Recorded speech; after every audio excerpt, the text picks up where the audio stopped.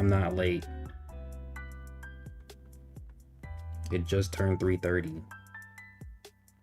The clock said 3:29. I started the stream at 3:29. It just changed to 3:30. And if I was late, who cares? No, I'm trolling. I have a reputation to uphold. If you're not late, you're early.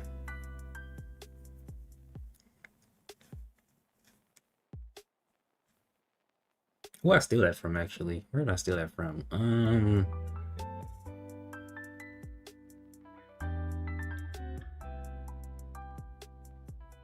I actually don't know who I took that from. Give me like 2 seconds.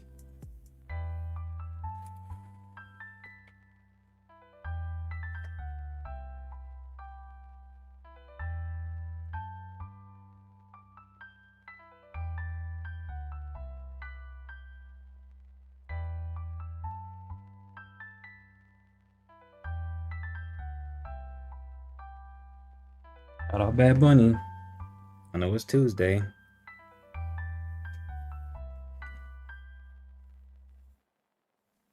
If you're early, you're on time. If you're on time, you arrived right. If you're late, you need to lock in. Actuals. What's up, Miles? What's up, Kleps? What's up, Faithless? I see you, Bear. I'm not sure if Jada is still here, but I see him too. What is good, people? I have a pretty decent, good stream planned. Let me go ahead and turn my headset on. Make sure it's charged. Check the battery. If it's not charged, I'll delay it. Delay the plan just a tad. All right, we got 50%. We should be good for like the next 3 hours. We should be good. I have a decent stream plan. If you couldn't tell by the stream thumbnail, we're gonna be looking at the second stream that Brent did when he drew the other Ilios vessels. However, at about like 2 hours in, he does a little Q&A for like 45 minutes. So like 50 minutes, I should say. No, 45 is good. Like 45 minutes ish.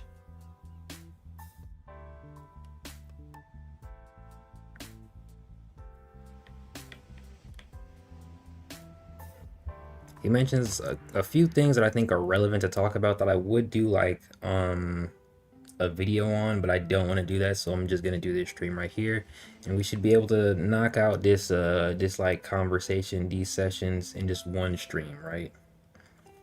And that way I can, I don't know, refer to this later on. You know how I do, I always bring up old stuff back up, like an ex-girlfriend who never moved on, right? Am I right? Am I right, chat? Let me stop. You say your messages are being buggy. Wait, hello, how are you? I'm good, thank you. We're talking to himself. Glad to be here early. What's up, Ainsley?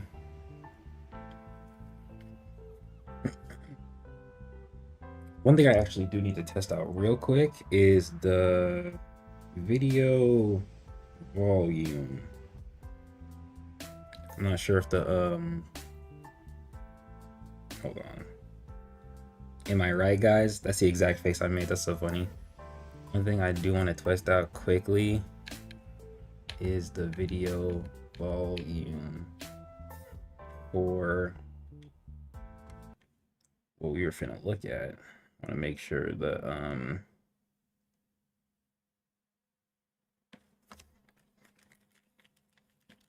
want to make sure it looks good or sounds good.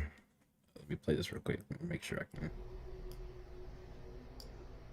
Y'all are actually gonna hear that double on accident, so it's gonna be louder. So let me go ahead and.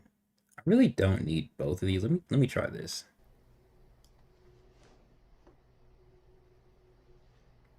What's up? That kid reminds me of the Ancient Ones. What's up, Young Lone? What's up, Mango?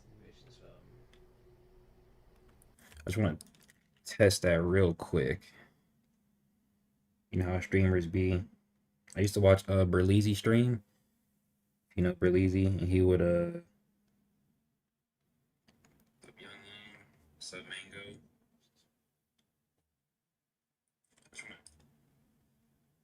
What's up? Hold up. Yeah, it's actually kind of quiet. So let me go ahead and switch to this one. Hopefully it's a little bit louder. It's loud in my headset. Reminds me of the ancient one. School. Simulations. A kid reminds me of the ancient one. School. I might have to turn it up a little bit because he's kind of quiet on stream. If I'm being honest, he's kind of quiet on stream. Simulations. A kid reminds me of the ancient one. School. I also don't want Sub Mango. He's kind of quiet on stream. Being honest, he's kind of quiet on stream. Kid. Okay, so what I'll do is, yeah, you see, you barely hear anything. Yeah, I'm seeing that too. Let me go ahead and scroll that up on this one, and I'll just use this little channel.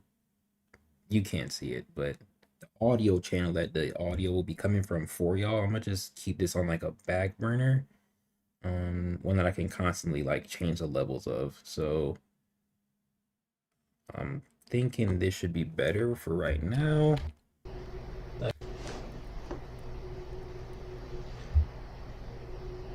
That kid reminds me of the ancient one. School. Simulations. Again, he himself is kind of quiet on stream, especially like in this early part.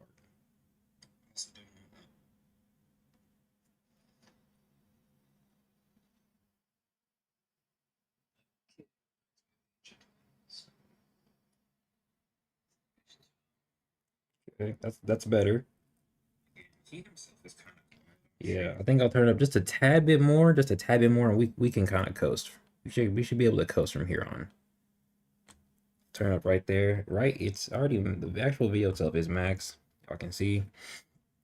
All right, if there's any other audio issues or it's like too loud or too quiet, just let me know.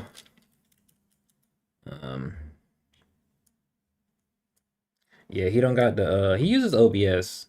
He just don't got the what's gonna call it setting. Oh, I need to change it to live chat so that all the chats pop up. Rank him like John Lennon is crazy. Yeah. Brent need tech support. All right, let me go ahead and full screen this, and we can really just lock in and coast from right here. And every now and then I'll just pause and chat. He does mention something about this right here that I think is interesting to talk about, so we'll talk about that right in a second.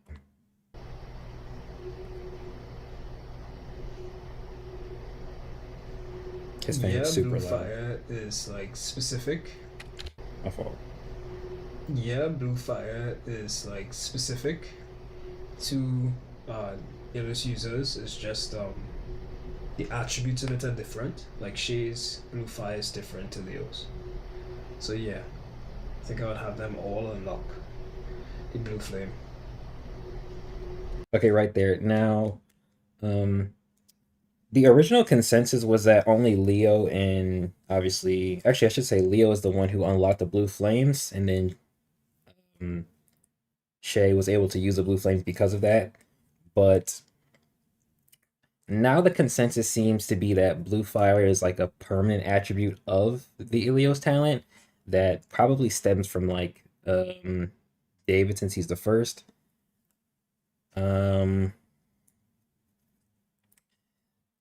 What he says is that the properties will be different or the attributes will be different. So Leo's is hotter, and then we know Shay's can protect his allies. So like he has like a passive ability to choose what it actually burns. And if I'm not really sure what that would look like for these these four.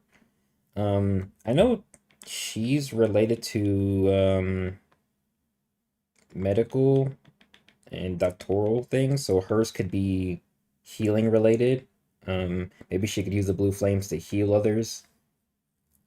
I'm not sure about these four though, and like not even a little bit. Like not even a little bit actually, because what could they do, or what could they have, or what attributes could they have personally, or desires that they could have that would change the blue fire to match them, right? If Leo's desire was to defeat Cain, causing his heat to be hotter than what it was at a base, and Shade's desire is to protect everybody around him, and not cause harm to the people he's allied with, um, what could these niggas possibly change the blue fire to represent, right? Um, you could potentially say that since his and this is just an odd guess. He also has the best design in my opinion. You could potentially say that his is related more to the state, and that his blue flames are supposed to sort of connect him closer to Ilios because they knew each other personally. But like, I don't know about these three. Achilles makes sense to have the flames incorporated into his defenses. That's a good point. Her nickname, the Lady of the Lamp, I guess, comes into play. Um, Achilles might have the best regen. Yeah, I guess you could say like the blue flames take on specific stat properties too, you know? Um this nigga's so clean. But that's about all I have to say about this though. I just thought this was something I missed originally when I first watched it. I did watch this last week. Um So I wanted to mention this first because I think it's an interesting concept that he doesn't have to do, but if he does it and he does show it, like let's just say in like a one shot, I think it could be interesting to see how each Ilios user differs, especially in terms of such a specific aspect of the talent, right? I think that is pretty interesting. When will this new audio season 4 is going to release? I don't know. Season 4 this year, of course. He don't know a lot of Just stuff. later on in the year, trying to perfect some stuff. This part is very interesting, and I do want to talk about it too. Hey, this is you. This is you, young. That's you, gang. Also, I wasn't here for this, which is the reason I watched it back. But I think this is really good for content purposes. So let's keep going. Shay's purple fire kills chi. So once you're made of chi, he can kill you. However, it has a nerf to it. Um, it uses all of Sahara's chi, so he can't like infinitely use purple fire. Otherwise, he would be AKA broken. So um, there's a limited, but it can literally kill chi. Like it uses chi as um, its oxygen. It's what sustains the fire. So yeah, it has to burn chi. It can't burn on its own. So even this picture with chi here, it's burning his chi. So yeah. That part didn't make sense, but essentially, we already know that the purple flames can burn chi itself. The way he talks about it makes it seem as though it's supposed to target almost living entities of chi, but that's not it's not how it is depicted, kind of, when we actually see it. Now, I will say the idea of it using all of Zahara's chi in one go is really good. It makes it so that he only has one chance to use it, and he can't use it again until insert time limit here expires, right? Um, that's a good way to nerf it. I think the idea of it only being related to curses would have been a little bit better. But this is still a good way to make it so that he can't do it all the time, right? The other thing I will say about it is it seems like I guess burning chi takes a lot of energy, which is why it uses all of her chi, and why, let's just say, like, if Andrea were to use Zahara, that sort of effect wouldn't apply because she's not doing something that takes so much energy, right? I feel like that makes sense. What he says about it burning Shay's chi didn't doesn't make sense though in the visual, if I'm being honest. Um, Mal said, if I remember, Mahalo said that Shay can build upon the techniques that previous bears used, like David Sling. It'd be the same if we didn't, or it'd be a shame if we didn't see more examples of that. Um, he said Black Caesar might have crazy destructive but power. That makes sense. Um, wait, makes curses relevant. But I need, oh, sure. Um,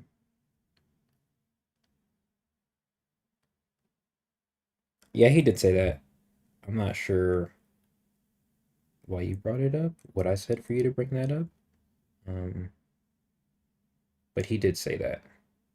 David Sling is an example, but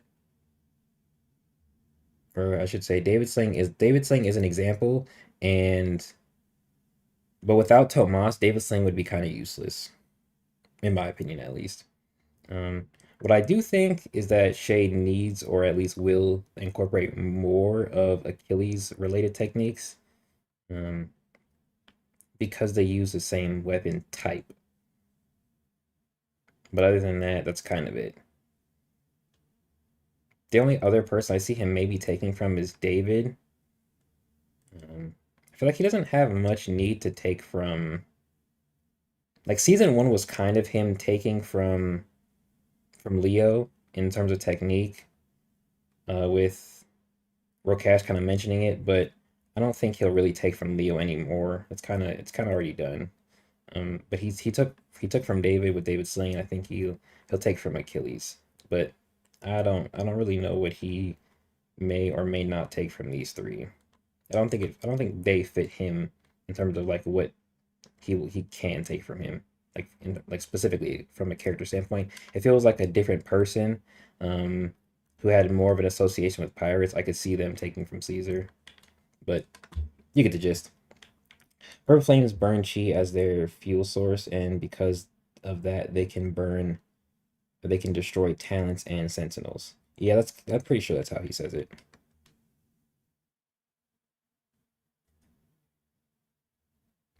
Interesting. Just interesting. Explanation. He needs to put that in the story though. Where am I? What was the last one I read?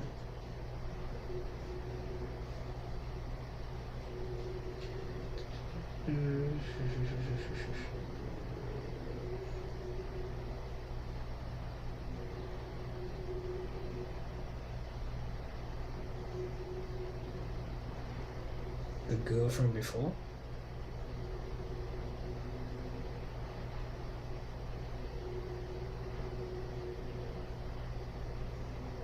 One thing about I don't like about this is that How he long does reads it take to everything finish a single episode? quiet as hell.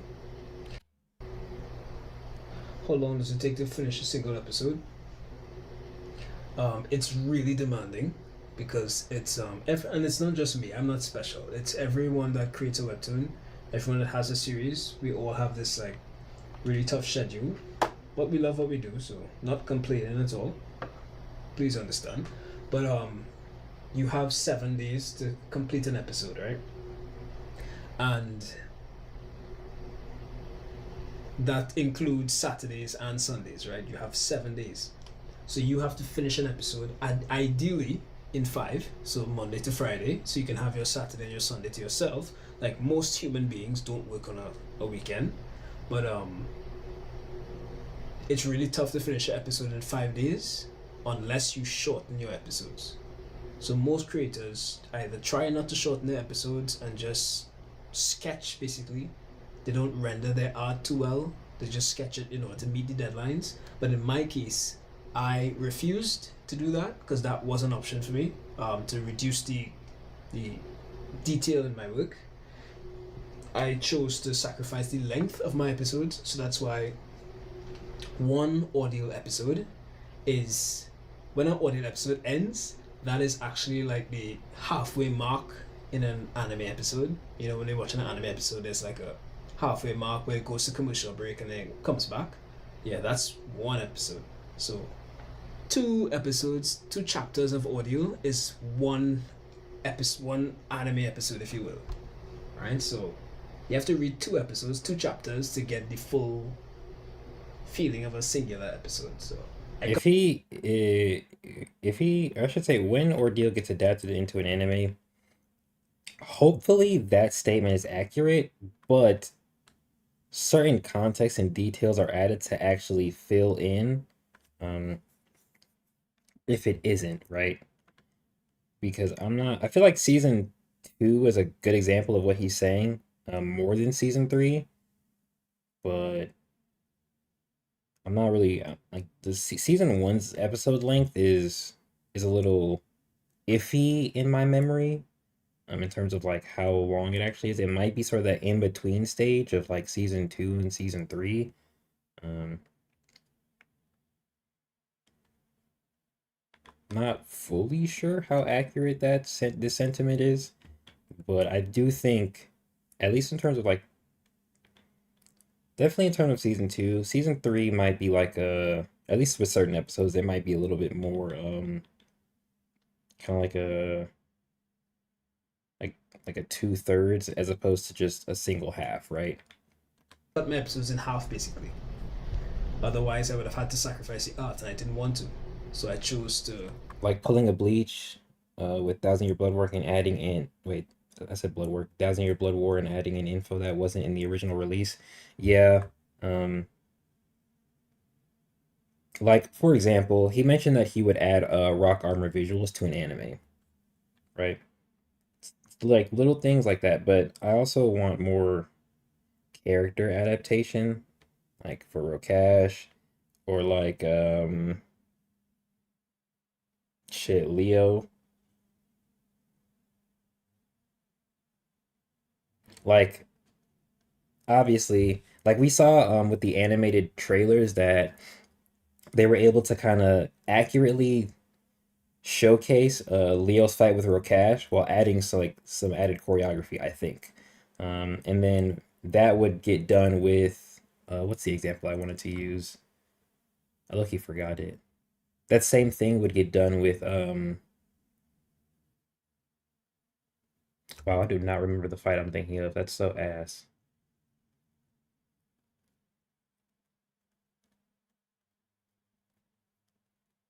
I guess that same sentiment would kind of be like during I think it's episode 17 where they're like showcasing their talents. There's like little additional things would be added, right?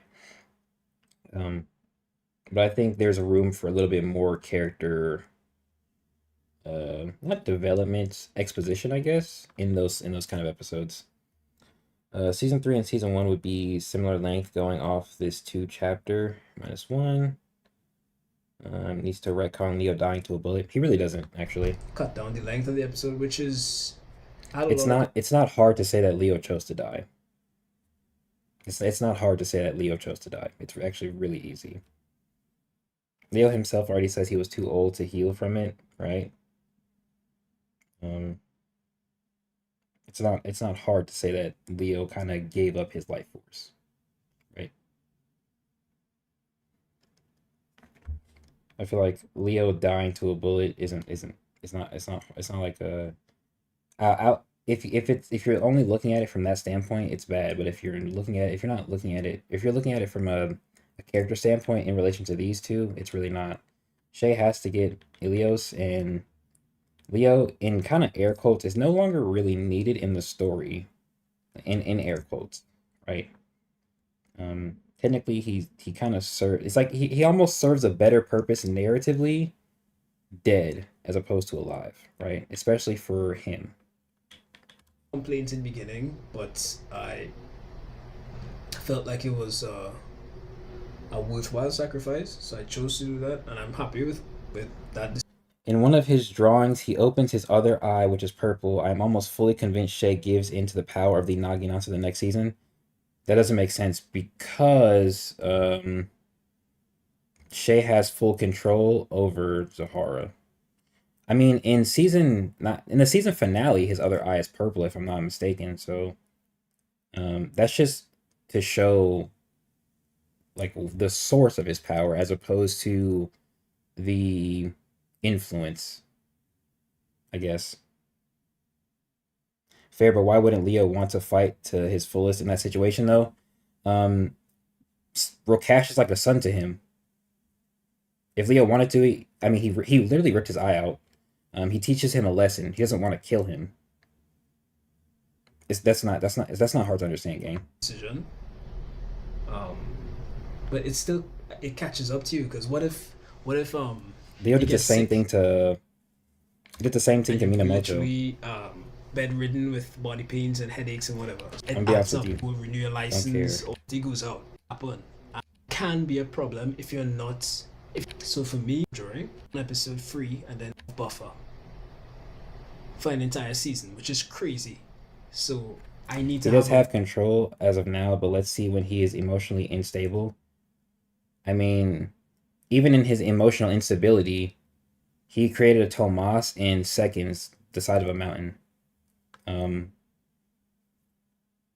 Zahara can't really do anything anymore because she's not a curse either. So she's not a curse. Like she's just another talent that Shay has control over. She can't influence Shay in a way that would see his body taken over as if it was a curse because she's not a curse anymore. That's not what she is. lot more, like maybe 20 episodes come York for live I'm be honest with you, I don't care about this part. interested in getting on webtoon. Don't be discouraged if you're times watching it time upon some trying to learn from plots that I wanted to because I had to cut season. I don't want what happened with season it time properly. Getting on webtoon, it just takes a lot of like I think this part is relevant. managing it time properly. So like for season 4, I don't want what happened with season 3 to happen. So I'm trying to learn from my mistakes because I had to cut season 3 short and I couldn't fit in a lot of the plots that I wanted to, and like Season 3 has a lot of like underlying plots that go under I should say underdeveloped. Ian's plot gets kind of rushed. Um, the Armageddon plot gets cut or like paused. Um, what's another one? Uh,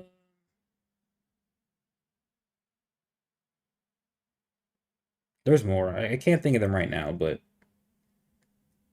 like I guess the McHale plot or like plot. Yeah, I guess I'd call it a plot. It goes unused. Um, the idea of like the world expecting answers gets kind of shunned. Um, the mole plot gets I don't want to say it kind of gets rushed, but I should say gets forced. It gets forced in because the mole plot it feels less apparent, or actually it's not even apparent for most of the season until like the tail end, right? And then whereas I guess season 2 sort of had it more sprinkled in. It's like oh, there's a mole, because this happens, or oh yeah, there's a mole because this happened, right? Whereas we kind of get that same concept when Aldrich confronts Hanjiro with the other heads, but it feels more forced in as opposed to, I guess, another sort of prior incident occurring in the season that would actually make him suggest him, right? Doesn't feel, yeah, definitely feels like forced in, as opposed to it kind of leading to that, right? Mikhail's entire character is blank as of right now. His apparent visions of the future need to be explored. What's up, Quake? Check out. Pretty sure you will like it. All right, I'll look at that after the stream. His apparent visions of the future need to be explored. Yeah, actually, I bring that up kind of in my review. His section is already done. It's already wrote, and like why his character is misused. Arcs, I couldn't do it because just time ran out on me. Like entire arcs, I couldn't do it because just time ran out on me. So to avoid that, I am planning to do season 4 in two parts. Part 1, take a break. Part 2. This is what I wanted to get to. So, he mentions this through, I think, again in this video, or like, yeah, like in the stream. He seems pretty set on doing season 4 in parts. In my opinion, season 3 should have been an experiment for that already, but he had already had the idea of doing this when it was brought up in the Otaku Fix interview like 2 years ago, I think. So for it to be now is good. I think season 3 could have been a better version of that experiment, as opposed to him doing it now with season 4 in a time skip, right? Um, Episode length. I talked about this with some others in the Discord, but in like a group chat. Brent is kind of more consistent when he has 40 episodes. He did 67 with season 2. So, um, no part should be less than 40 episodes. Like, none of the parts should be less than 40. Season 1 was 44. Season 3 is 49. So, no part should be less than 40. If any part is longer, that's good, but both parts should be bare minimum 40. And that gives us 80 episodes per season, right? Now, if he's able to like increase or I guess stay with the current episode length, that still gives us a lot of room for things to be messed around with in each episode. And I think there's also room for him to sort of shorten certain episodes to kind of extend others. I think if he did that more often than not, um, I think the series could kind of be better for it, right? For example, I know JJK, like anime episodes are usually like 24 minutes, 25 minutes, but JJK's episode with Maki was 28 minutes. So if he ever feels an episode doesn't need sort of all the exposition, he can kind of shorten it and then use that added time to sort of extend another episode, right? Um, and I think there are certain episodes in this season and season 2 that kind of showcase that sort of short to long episode sort of feel, right? Like this episode feels shorter and then this episode feels longer, right? He should just pre-write his season before the release date. Um, like part of it is kind of written. It's like it seems like only part of it is though, not the entire season. But I don't think he has time to pre-write the entire season or and draw. At least not the way he does it. If he does it now, like if that's how he's doing it now, but we don't know how his process looks, so we can't determine like what's the best course of action, um, in certain regards to like writing and drawing, right, and like the scheduling of that, right. Before they hired us. So I know it sounds stressful, but it can be at times. But remember, this doesn't feel like a job for me because I love what I do. So it's like a worthwhile stress, if you know what I mean. It can be stressful during a season. It really can. I'm not gonna lie about it, but not complaining as I Like a said. season had me stressed, bro. So yeah. We was doing the same thing for real.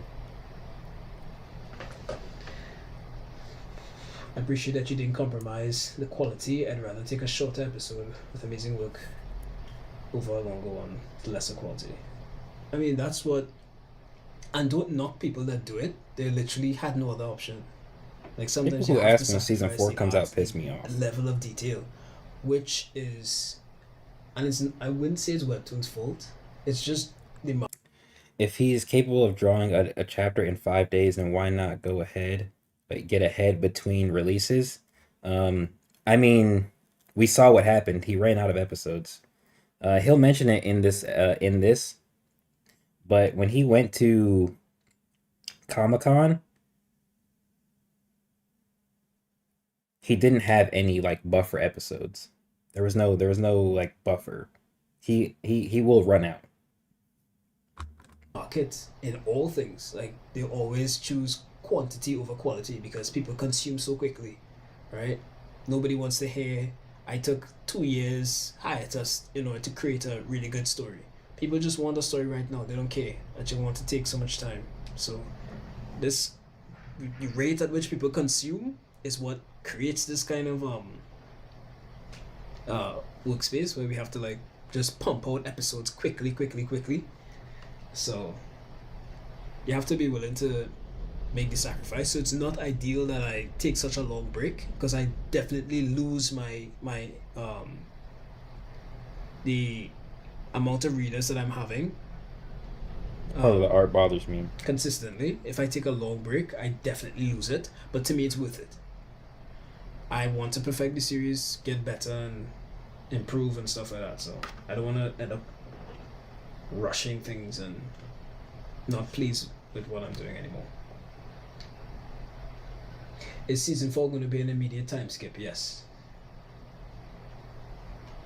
Season 4 in two parts, yes. Like how the last season of Attack on Titan was part 1 and then part 2. Yeah. Good So analogy. ideally they'll be the same length. So season part 1 should be ideally, this is just a ballpark number, ideally 30 episodes, then then And that's where he loses me. That's where he loses me. That's a horrible number. That's a horrible number. That's a horrible number. 60 max episodes when season 2 was 67.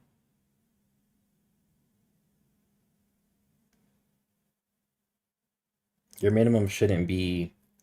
Wait, did I say 67? Yeah, 67. That shouldn't be the minimum.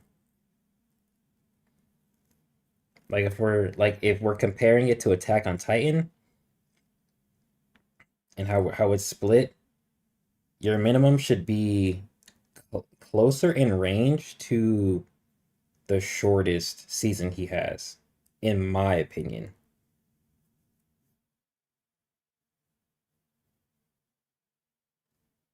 which is season 1, right?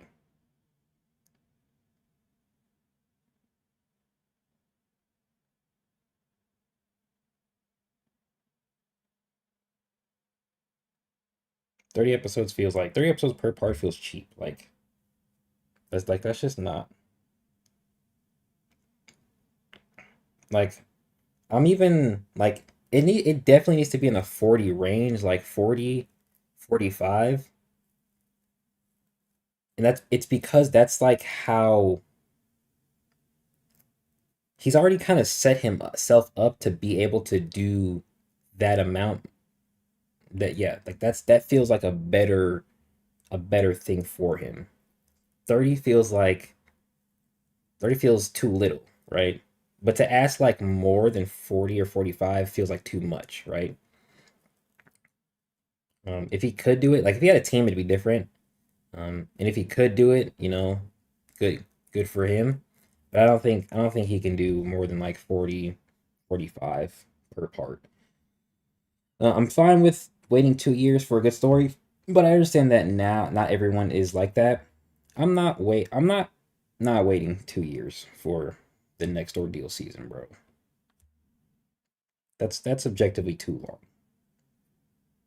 Especially if the seasons aren't like long enough to kind of compensate for that length. That's just bad. Like that's bad. Like we don't even have enough content to fill like a year's worth of stuff based on what we have right now. Like if each season was longer, like if each season was like double its length, it'd be different. Then we could wait like a year and a half, 2 years for the next season, right? But the way it's set up, it's just not gonna work like that.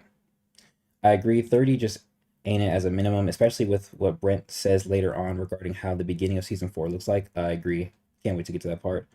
Um, he said ideally, implying that's the maximum he would do.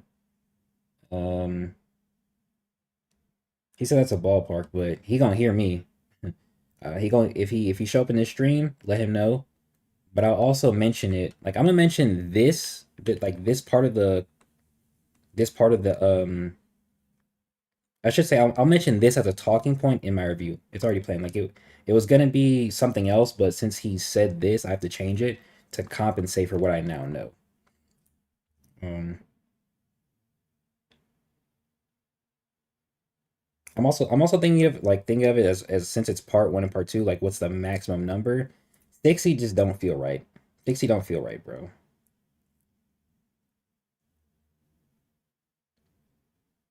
Especially because he damn near did that season 3 and season 2, right? Especially season 2 where he exceeded that. Even if the episodes were shorter, he exceeded it and he almost got to 70. And then season 3 he almost reaches 50. So to have a max of 60, it's not it. It's just not it. A break before part two, which is another 30 episodes. So the season should be like 60 episodes or so. Ideally, I'm just trying to. That's just a rough number. The number. Is new. Another problem with that number, in my opinion, is he has the capacity to write kind of in air quotes everything we need in one episode, right? Like he can actually take one episode and make it worthwhile in regards to information. Like 132, Vale's flashback, even part of is it, I think it's 155, whichever flashback Mur is in. Um, being able to kind of mix the art with the information in that length in just one episode, he's able to do it. So it feels almost cheap to just do 30. Adding a good like 10 more gives us more information to work with as readers. I think each season should be around 70 to 80 chapters and it can be split up into parts. Yeah, that's my ideal. If we're gonna do part one, part two, based on what he's shown, each part should be like 40 episodes. That gives us a good max season of 80 episodes relatively consistently. Relatively consistently. Manual is also going to be a battle shonen. If I do a new series, I would most likely do some form of action adventure, yes. I've asked before, but since you plan for season 4 to be two parts, will part 1 be within the current timeline of part 2? No. Season 4 is the entire time skip. It's the new era. It's Runenshi and all of it. So there's no more. Does the limit have to do with Webtoon? No. Anything in regard to season length and episode limit is completely up to Brent. Long The dreads. only thing Webtoon seems to have control over is how long Brent takes in terms of a break between seasons and when the season actually starts, right? Those are the only thing they seem to have real dictatorship over, right? But how long a season runs for and how long an individual episode is completely up to Brent as a whole. It's full time skip. Season 4 is time skip onwards. Okay, big information, season 4 time skip. But we already knew that. I don't think so. Other series have longer seasons and episodes. Most other series have better teams though. At least from what I know of. But I could be wrong about that. I don't know how many independent artists, what's up nothing, um can have such longevity by themselves for so long, right?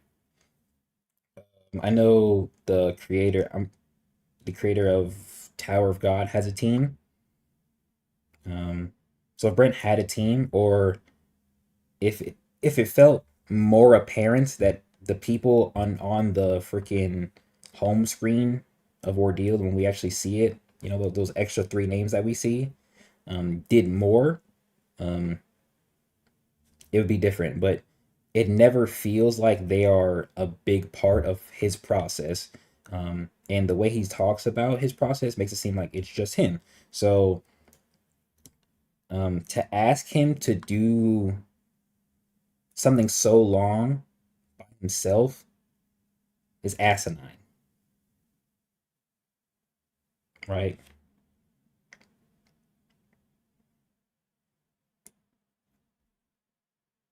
He has a lot of editors though. Yeah, see, exactly, right?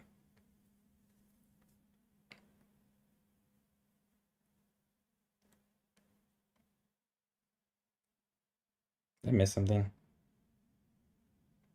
No, I don't think I missed anything else. Oh wait, this part. Skip. See, long dreads, it's full time skip. Season Yeah, this part. We already knew season 4 was going to be time skip. That was told to us during the Otaku Fix interview, so we already knew it was going to be time skip.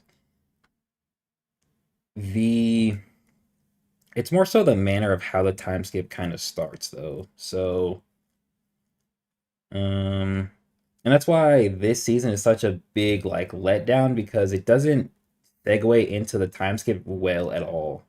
Like not even a little bit. So to do a time skip, it's not bad. It's not bad. It was already definitive, but it needs to be better at kind of filling in the gaps at the start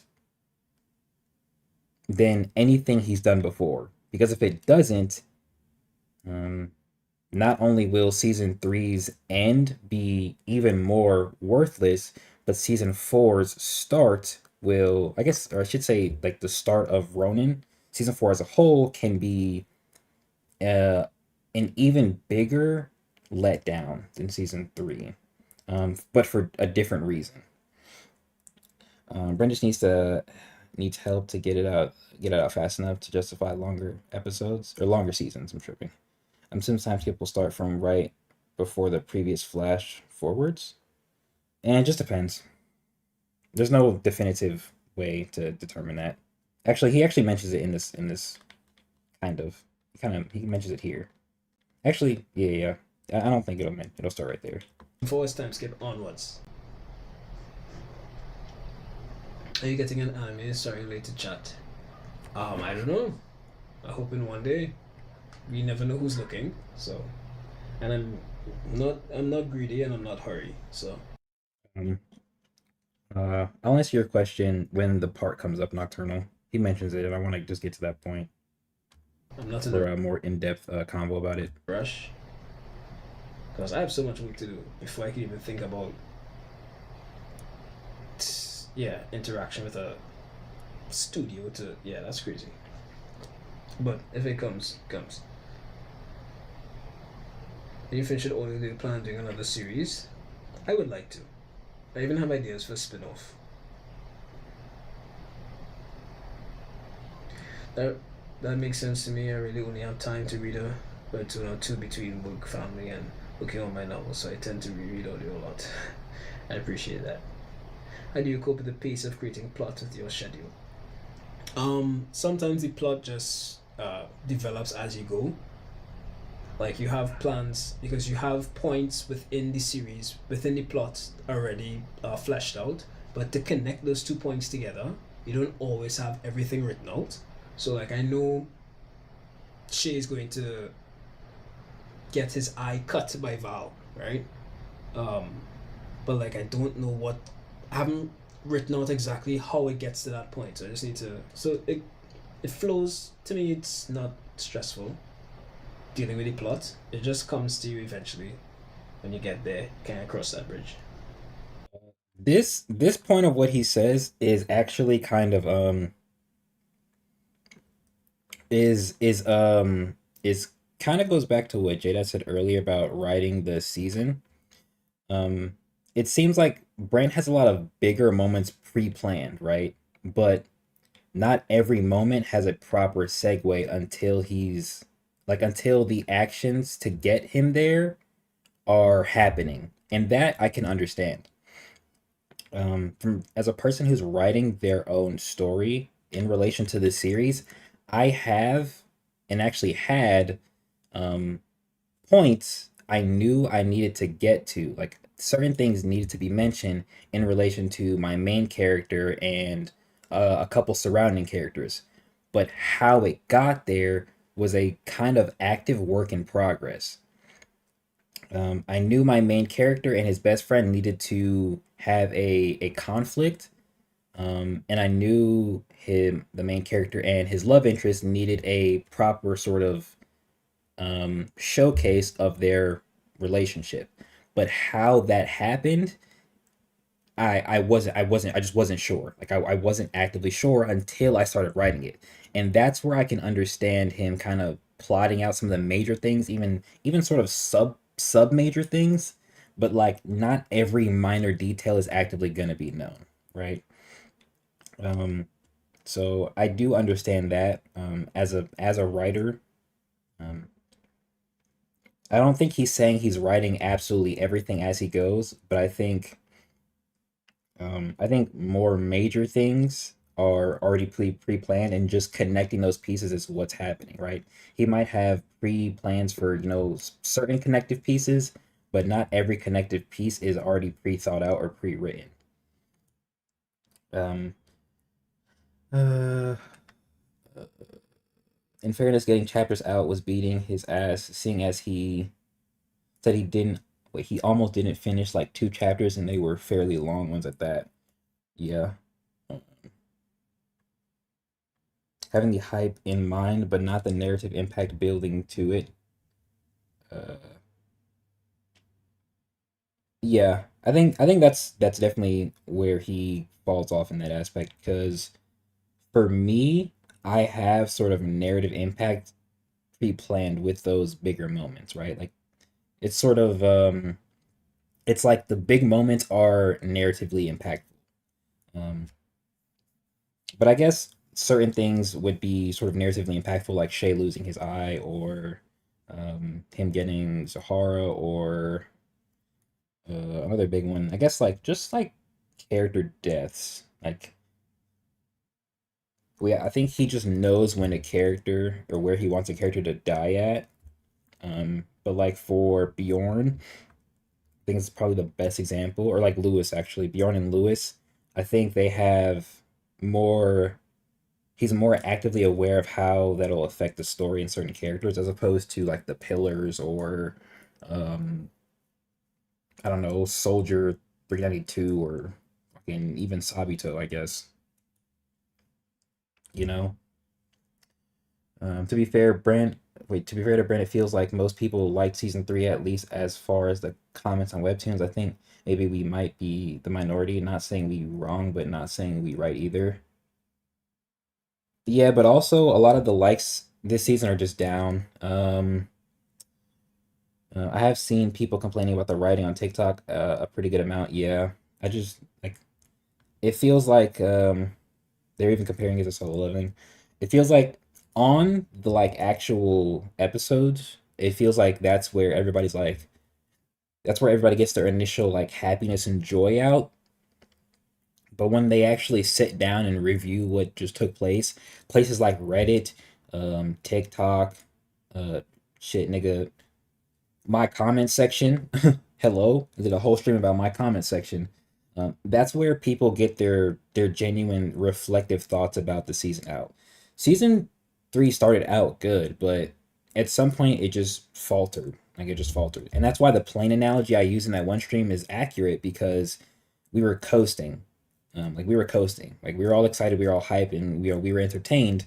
Um, but at some point, and I really want to say it's the Pillar's death that like really started the hit. That's when like the nosedive began to happen, and like everything after is just like horrible. Reading comprehension demon beating the ass funny. I understand having plot points set and figured out, but do that before you're actively in a time crunch. I don't know. I don't think you're like really seeing it, bro. I don't think you're seeing it. I don't think you're seeing it. Maybe it's just me. I feel like you think. I feel like you think all of his plot points are only brought up when he's like when his time is running out, which I don't think that's true.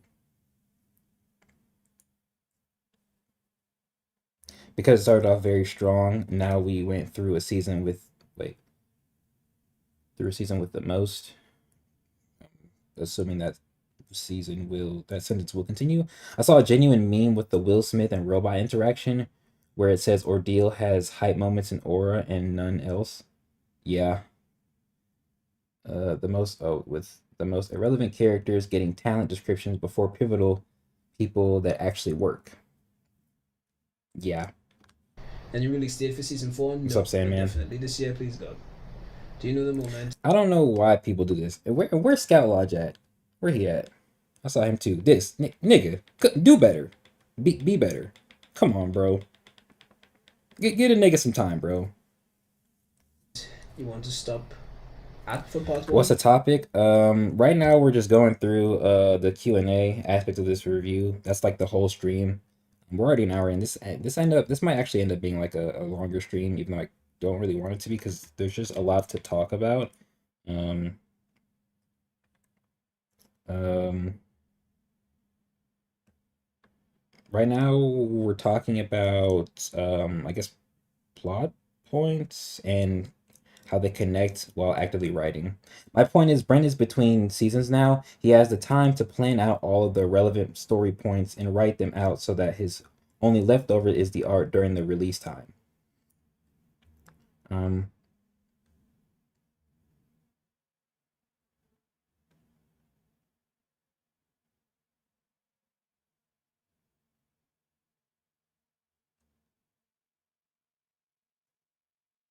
that's fair.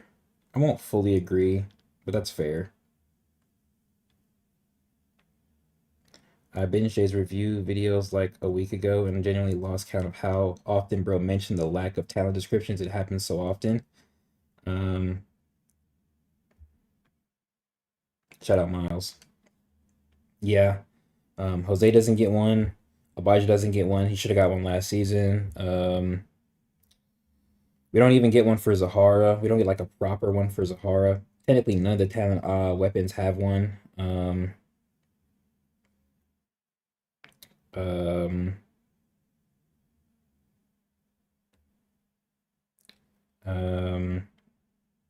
Lath gets one. What's his name? What's that guy? Lewis gets a new one. He gets a new description when he got one in the first season. Um, oh yeah, Minamoto doesn't. I'm not gonna say he doesn't need one. He doesn't like need one. His talent is probably one of the most simplistic, but he could have gotten one when he bursted in, right? Um, what's another one?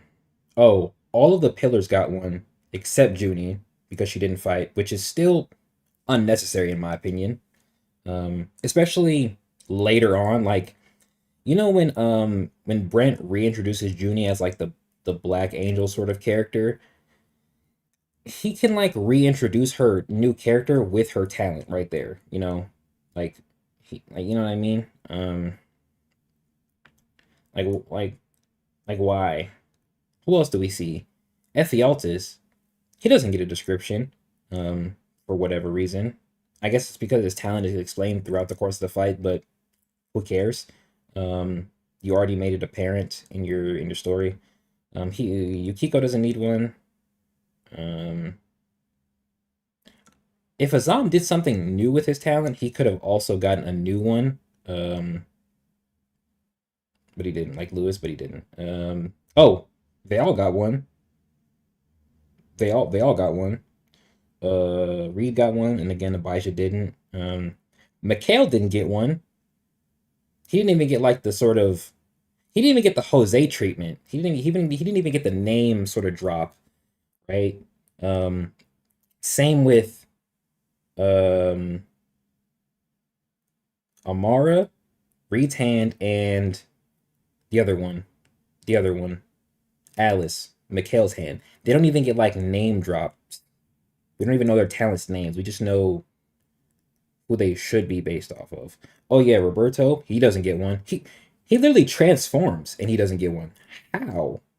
Like Vatic should have got one when second appearance. Yeah, like I don't even think we see. Yeah, he doesn't even get an initial description. We just know his talent. Like he doesn't get one. Like he doesn't even have the sort of base like original talent description that we got of Ilios in season one. Like he doesn't even have one of those. So yeah, he should have got one when we saw him. Yeah, like that's a big problem in the series for me because it's already like an established thing. So why not do it in like narrative ways? Yeah, they all got one like narrative ways where like we see character change, such as with Lewis or what could have been Junie, um, and then consistency with like Lath and Jose. Like you already put it in there.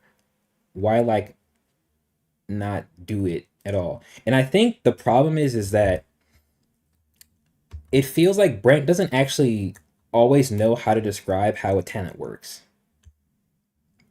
Like, if I'm being completely honest, it doesn't feel like Brent knows exactly how every talent he makes like works in sort of a describing way. So he just leaves out the description as a whole. Whereas he knows how Reed and the kid's talent works, so he put it in there. But like, does he actively know how Abijah's talent like works, like the intricacies of it? We know how Tyson and Elowen work, right? But does he know how the kid's talent works? Like the kid doesn't get a talent description. Um, Again, you can kind of argue that Konos doesn't need one because of like how the fight plays out and like his talent is described as it's actively occurring. But like still, right? But like still, let me go back up real quick. Uh, the perfect time frame to flesh out the direction he's going in. Yes, he's resting, but bro, you can have cliff notes bare minimum.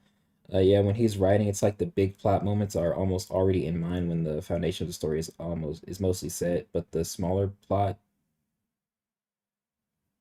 slowly glues those big things together.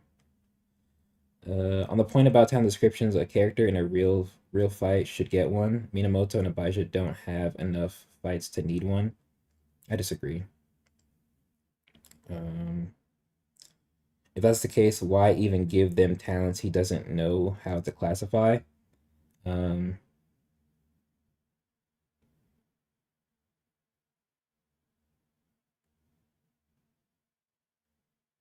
what does that say? That's funny. Um,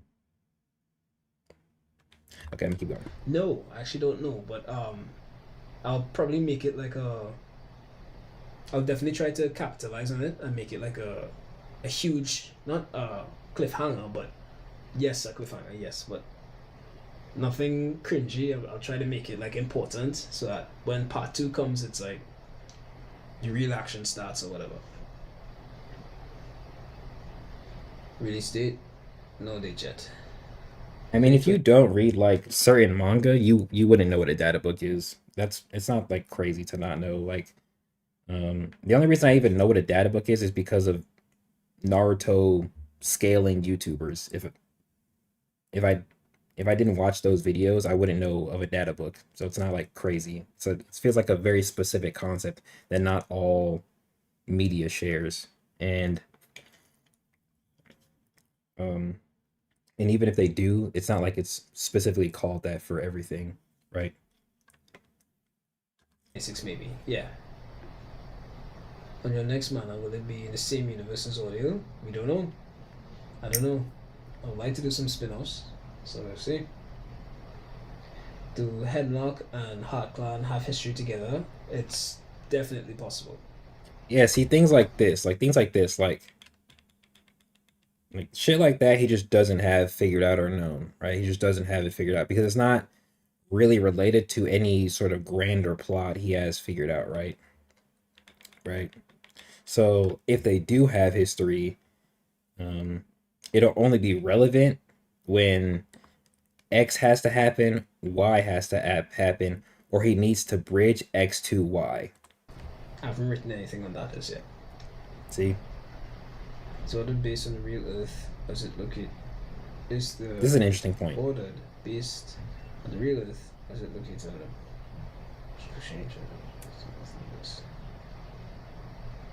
Fictional within the verse, Um, mostly.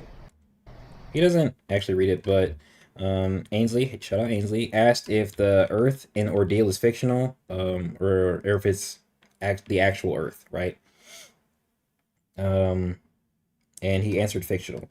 Um, it feels like he doesn't actually answer this question well. It feels like Earth in Ordeal is the same Earth, right? For the most part. However, there are slight minority and like little differences outside of like Kimyo's like locations that also exist, right? Um, I guess an example would be like Patmos, of course. What's up, Nara? That doesn't exist in Earth, like in our world, right? But there's also like the extra sites, like the sites we see in season three, like those places are also fictional. So I'm gonna assume for the most part the planet is the same. For the most part, the planet is the same, but there are additional fictional places um, that coincide with the new, I guess, verse he's writing, right? Which just makes sense, right? He wrote in Arizona, right? But Arizona also has, code bunkers, right? I think the sites are like the code sites are really good places of examples because those feel like new added locations that just wouldn't even relate to anything in the actual world. Um, yeah, for the most part, it feels the same, with like little added new things. Um, bro, your memory is on another level. It really is. I think I have better long term memory than short term. I don't know why you said that though. Obvious example of like examples like history being riddled with cameos, yes, based on our Earth, but with fictional additions and alterations, probably with some different moments in history that might shape it differently as well. Yeah, like I don't think World War II should just not exist. Um, if I'm remembering that right, like I don't think World War II, or at least like the same way, I don't think it can exist the same way. Wasn't that clear with Jack being in the war in season one? Yeah, kind of. But his question is says fictional countries too, right? Or continents. But Brent doesn't answer that part of the question, right?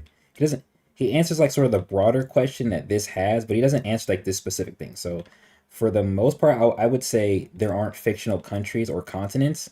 Um,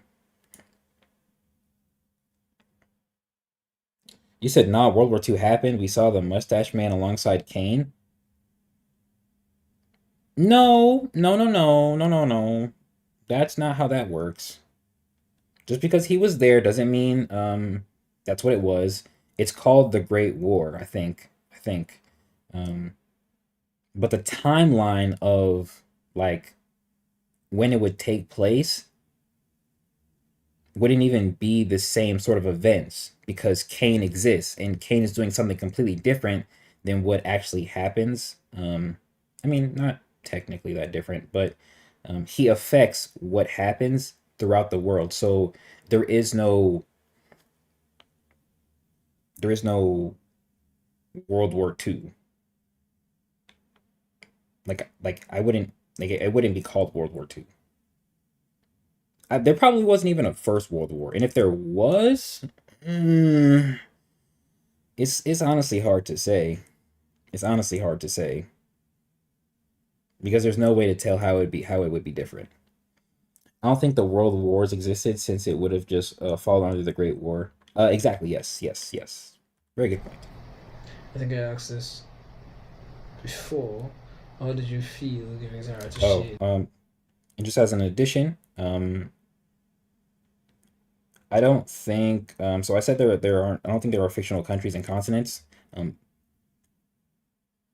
but from my standpoint, I would be like I would add not fake nations, but like I would add to existing land masses. That is something I'm doing. Um, Instead of letting Andrea tame her, are you cooking something for her? It was always like oh, this is a good point. tame her. Are you cooking something? How did you feel? I think I asked this before. How did you feel giving Zara to Shade instead of letting Andrea tame her? Are you cooking something for her? It was always like I heard a lot of people saying in comments that they wish Andrea kept Zahara, but that is why I introduced Zahara into the series for Shay, right? But she had to be tamed by Andrea. The whole arc of Zahara was always to be Shay's weapon. I just didn't know exactly because Shay's design, he has a spear and a shield, or staff, or some kind of spear weapon and a shield. That's his design. So it was always the intention. It wasn't right. And I have like a lot. Real quick pause. What he's saying right here is basically always why I thought Shay was going to get Zahara. Just to say that real quick. Better things in Andrea's chest, right? It's just that better things in right. And I have like a lot better things in Andrea's chest, right? It's just that I just wanted to focus on Zahara for Shay to have a connection between the two as well. So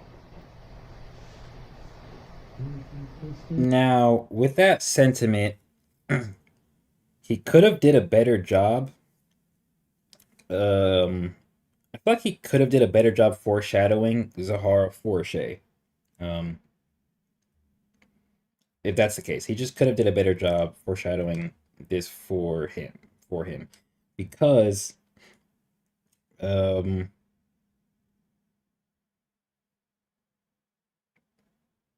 some people were surprised that he got her, and again, I always thought this was the sentiment, because of the prior establishments in season one. It was like it's like set up in your face a little bit, but not fully, right? So I always knew this was gonna be the case, but he still could have did it like better, I guess, in season two, to kind of get us that like, oh yes, Shay might get it in season three. You know what I mean?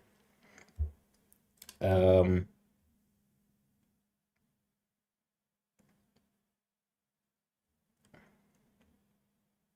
yeah. The only other thing is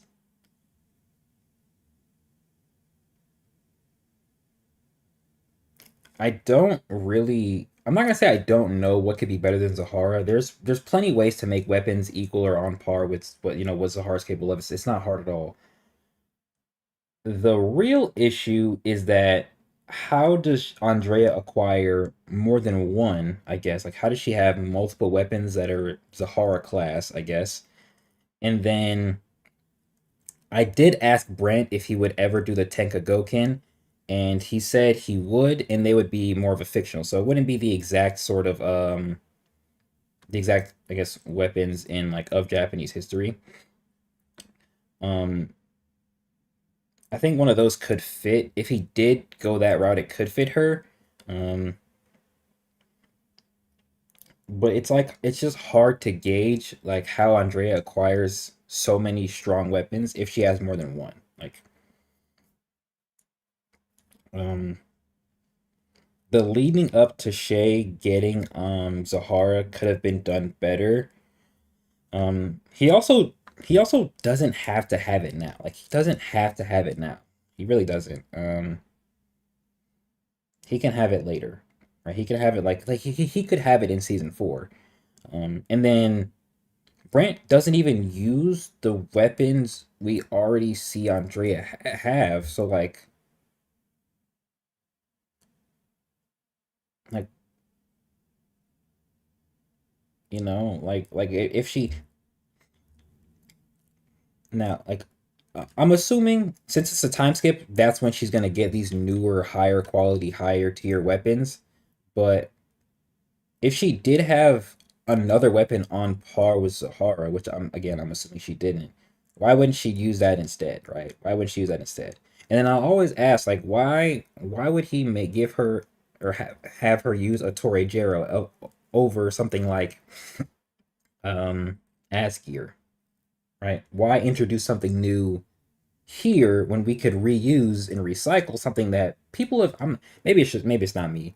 Or maybe it's only me. People have been asking for since season 2, bro. Like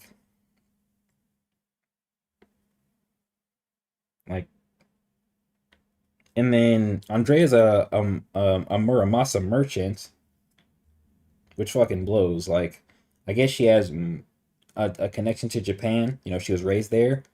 Um, but as a weapons master, you're telling me she has no weapons better fitted for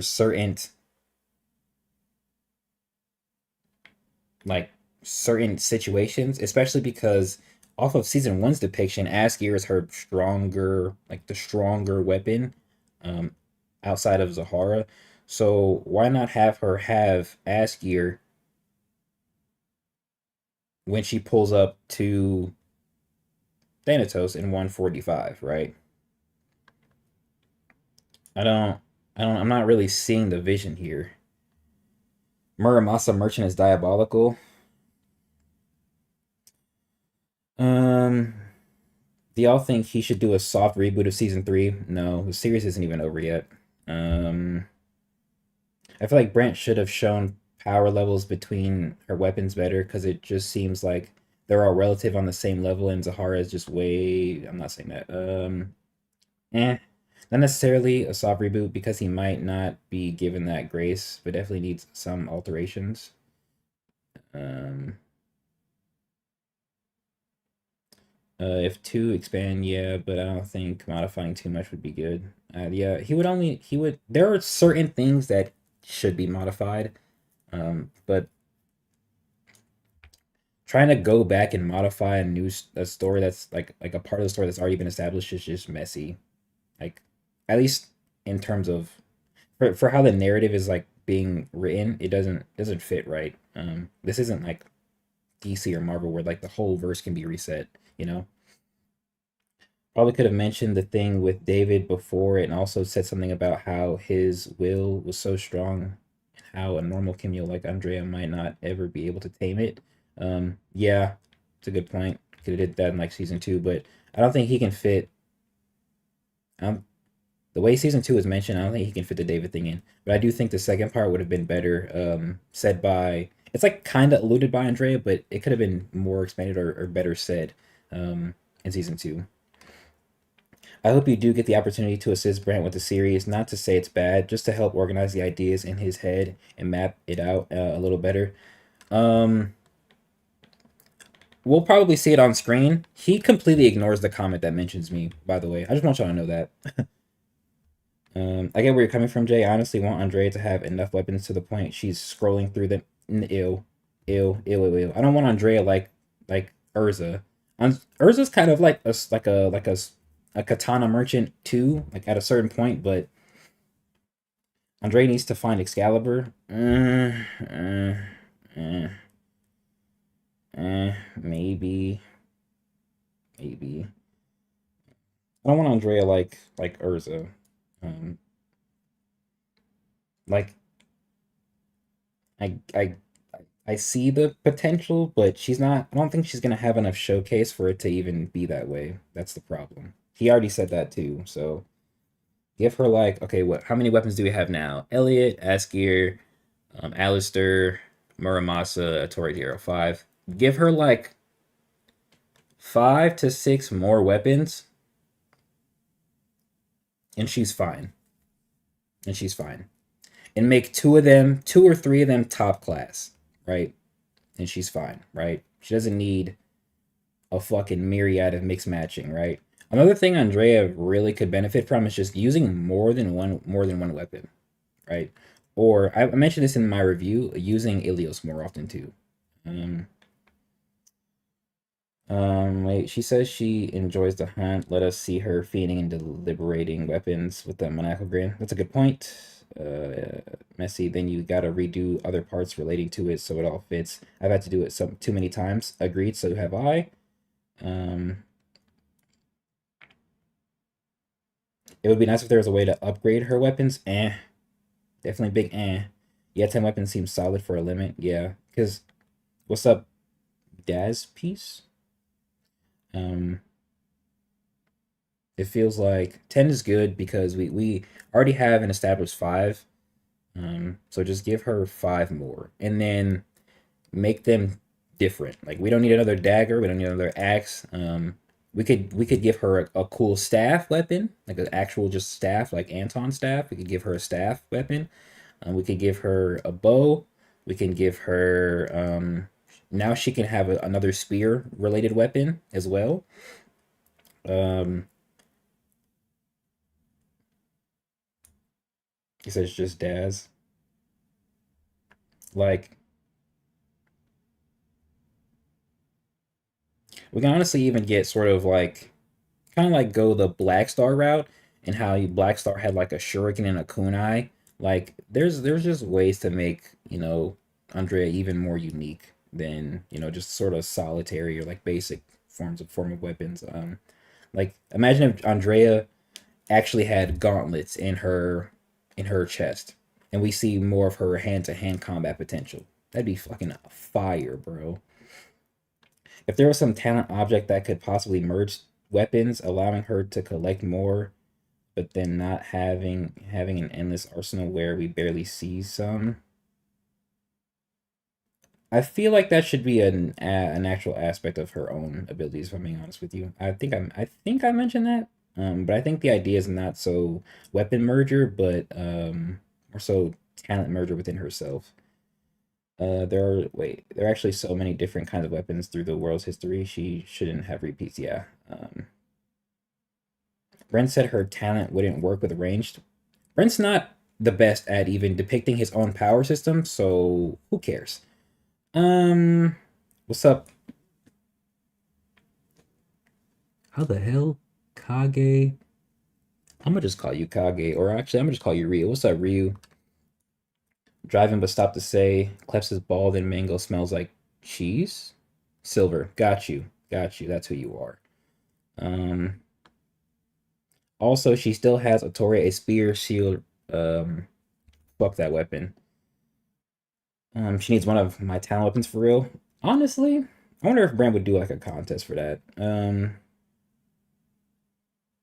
A hammer, a western longsword, a shield. Would be nice to see. Around the topic, how would Andrea grow her base talent and reach her chi limit? I don't really think she can. This is why what's her name? What's his name? Aldrich says her talent is like this is why Aldrich says the way she grows her talent is unique because her talent as a at a base out of all the wolf cubs is the worst. Like it's the worst, like objectively. Um if if any like regular individual got her talent, they wouldn't really be able to do a lot with it if they didn't have access to talent weapons and Pandora. So those things actively make her talent that much better, especially Pandora's chest because it allows her to split her soul. So and that in my opinion is what allows her to do the scaling, which allows her to actually become stronger. So all Andrea needs to sort of get those higher upper echelon weapons is weapons that are on the level of actual talents, right? Or weapons like weapons like weapons like Zahara, weapons like Vinter, like weapons that are high class and high quality, right? As if it were like a freaking RPG game where certain weapons are just better overall, right? You said she low key a nepo baby. Yes, but also no. Her being able to fully, I mean, she already does that. That's what the scales are. She already does that. She did that with Muramasa. She did with Elliot. She did with that. Like she's already done that. What she needs after that is either to be able to do two weapons at once so that she can kind of min max, or be able to combine that with her state so that like now she has a whatever buff on top of the state buff plus fire, right? That's what she needs. That's really it. And then of course, like I said, she just needs higher class weapons, weapons with more chi, basically that have better effects, right? You can only go like you can only.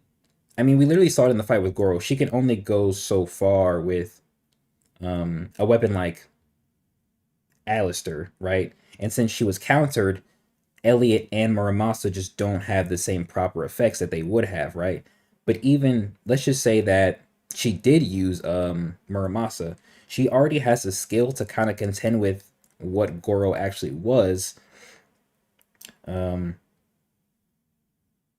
and if she didn't have the metal manipulation, she would literally have beheaded him multiple times over, right? And that was actually no, I wouldn't say before. Um, and that's she can do that.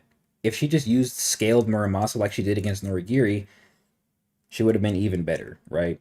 And then she does use the scaled version of Elliot, and she's able to outspeed him to a certain degree before he like reacts to her and grabs her. Um, and then like the fire doesn't bother him, so like she was just a bad counter for him, right? But against like another Kimyo of sort of that caliber in terms of chi, where she doesn't have to worry about losing her abilities, that just wouldn't apply. She got to fight like Bayonetta. I don't really know a lot about Bayonetta, so one thing I did think Andrea would do more of is switch more often. We see it in the fight with Goro. We do see it in the fight with Goro, but I do think we would see a little bit more active switching between like the scales and the abilities. I'm gonna keep going though. So we're going to be as long as season two or more, or short? I'm hoping it's a nice and long season. I'm hoping. Once This I nigga said, "Is season four going to be as long as season two or more or short?" This nigga's response was, "I'm hoping it's a long season." Like he's not the one writing it. could, because if I just try to like just just keep going without taking a break, I would have to do a short season. See you, Ronan. So I want to take a break in between the season. That's why part one and part two, so that I can make it nice and long, so I can tell all that I want to tell. Take my time in arcs and stuff. Honestly, say he said part one, part two. If he's gonna like do multiple parts, the episode limit doesn't really matter. But like, if he's gonna do multiple parts, he might as well just do more than two parts. You know what I'm saying? Like, in that way, so like for example, instead of doing two parts, just do three, and then instead of doing 40 episodes per part, um, bro did 68 straight episodes. By the way, the episodes were also shorter, so there's a caveat to that. Um, so like instead of doing 40, do 30, but do 30 in three separate parts, right? Like if you want to, like, I don't want to get too loud, but he has the capacity to like make the story or any season as long as he wants to. And he took like two breaks this season. If he can just 20 to 30, take that 20 number out of there, my guy. Um because if he does 20, then that's just 60, and he could just do that in two parts. But if he does 30, that's what 90? Now we're talking. Like, nope, keep going, man. I said 12 more episodes for those two parts approximate. I don't know what he means by that. But nothing's stopping him from like taking a break, like a brief 3 month period to kind of tell the story exactly how he wants to tell it. Like there's nothing stopping him from that. Like for at least from what I know. Like I don't know if like that's something or the webtoons would actually not really want 35 minimum if he's doing 2 parts, 40 minimum. Absolutely not. I don't ever want to see 30 in here again. If it's 2 parts, it's 40. If it's 3 parts, it's 30. Because that doesn't feel like enough. Like that's not enough to me. 40 minimum, 30 minimum if it's 3 parts. But again, there's nothing stopping him to just from what I can tell, there's nothing stopping him from like taking a 2 3 month break and splitting any season into parts, right? There's nothing stopping that.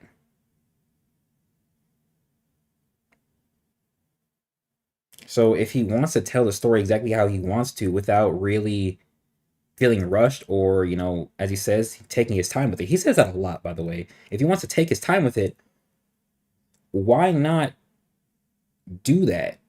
Nothing says that he has to stop the season outright. Nothing says that.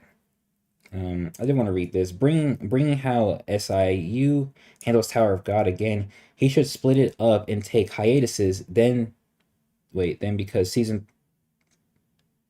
I don't think he went to say it like that. Season 3 of Tower of God was long as hell. Yeah, season 3 was super long. That's a good point. He doesn't have to stop any given season. All he has to do is just simply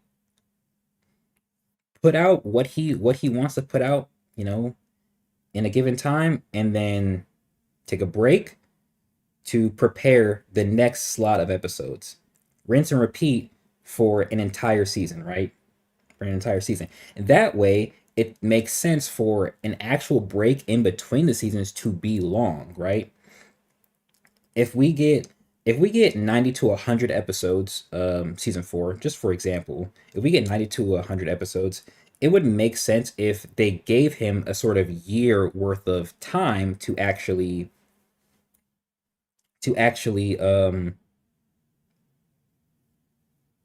develop the next season, right? Or he could pre-write a full season until he's satisfied and then draw it out weekly. That's not going to stop drawing fatigue though. Like that's not going to stop that. That's the problem. He's going to be fatigued from drawing. Pre-writing stuff doesn't stop fatigue. I can have 3 scripts pre-written, but it's not going to stop me from having editing fatigue if I'm staying up constantly doing it, right? It's not going to stop that. Anyone here read Hand Jumper? She takes breaks whenever she wants. It's a good ass story too. Never heard of it. Hand Jumper had like 4 hiatuses in the first 40 episodes. That's really funny. Wait, I want him to make each season closer to 100 episodes and split into two 4 parts. He spends 6 months planning this season anyway, which is a problem.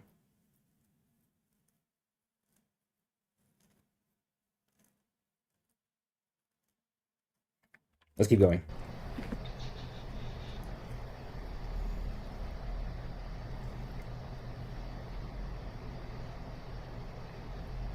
So, okay, random, let's bear my mind for a minute. How does Yawn's regeneration work?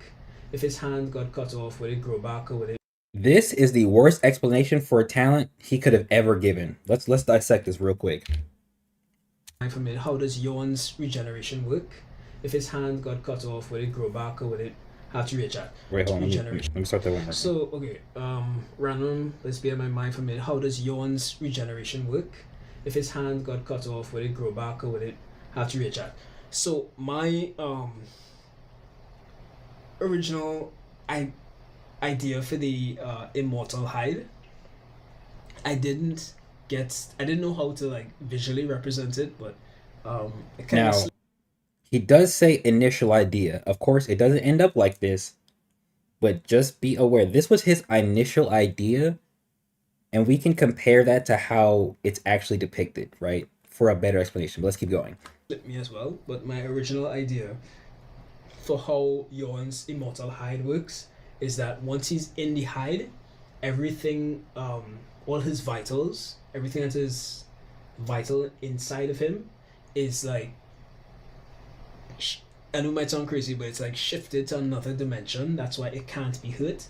So you It's not that crazy if you know of Obito in the Kamui dimension. It's not that crazy. The problem is the talents type doesn't fit how we see it in the actual story. Like this concept fits a different type compare as opposed to what we actually see, right? can't stab him in his heart because once he's in the hide, his heart is in another dimension, and the body itself just repairs itself. So if you cut off his arm, it will grow back.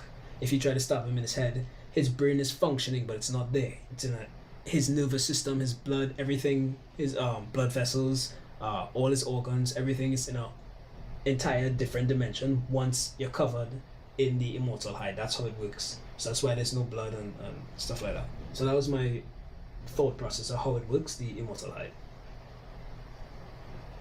Are you planning on joining the Wolf Cubs during a live stream? I can. Okay. That was it. I thought there was more. Um, that's not how the hide works according to how we see it.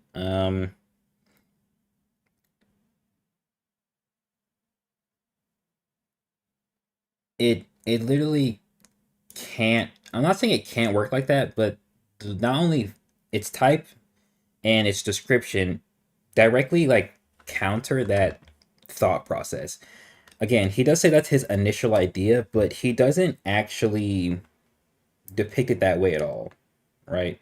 I want to go to the funeral where we actually see his description. I'm not sure if this is this episode or the following one. Um, okay, it's the following one because I want to actually look at the description, right? Come on, let me scroll, please. Right here. Okay. Did I go past it? I did. Okay, right here. Hide and power. Lord Grimson possessed the ancient talent Immortal Hide. The user dons himself with the blue skin of the Jotun. This skin prevents all fatal injury while sworn. This is honestly a fine enough description on its own, right? Um, this is honestly enough. I think the reason we have like the concept of regeneration is because the hide restores itself, which we've even seen Tevin's hide do, so that doesn't really need its own explanation. Um, if Bjorn were to allow Veil to actually cut his hand, it should just not get cut, as opposed to it growing back. There's no reason for regeneration to be a concept associated with Bjorn's hide because that's not how it's functioning, right? That's not what's happening when it's worn. The skin or the hide is preventing injury. It's simply not allowing it to affect his body, which is okay. We can say it just like that. The hide literally doesn't allow attacks to affect his actual body.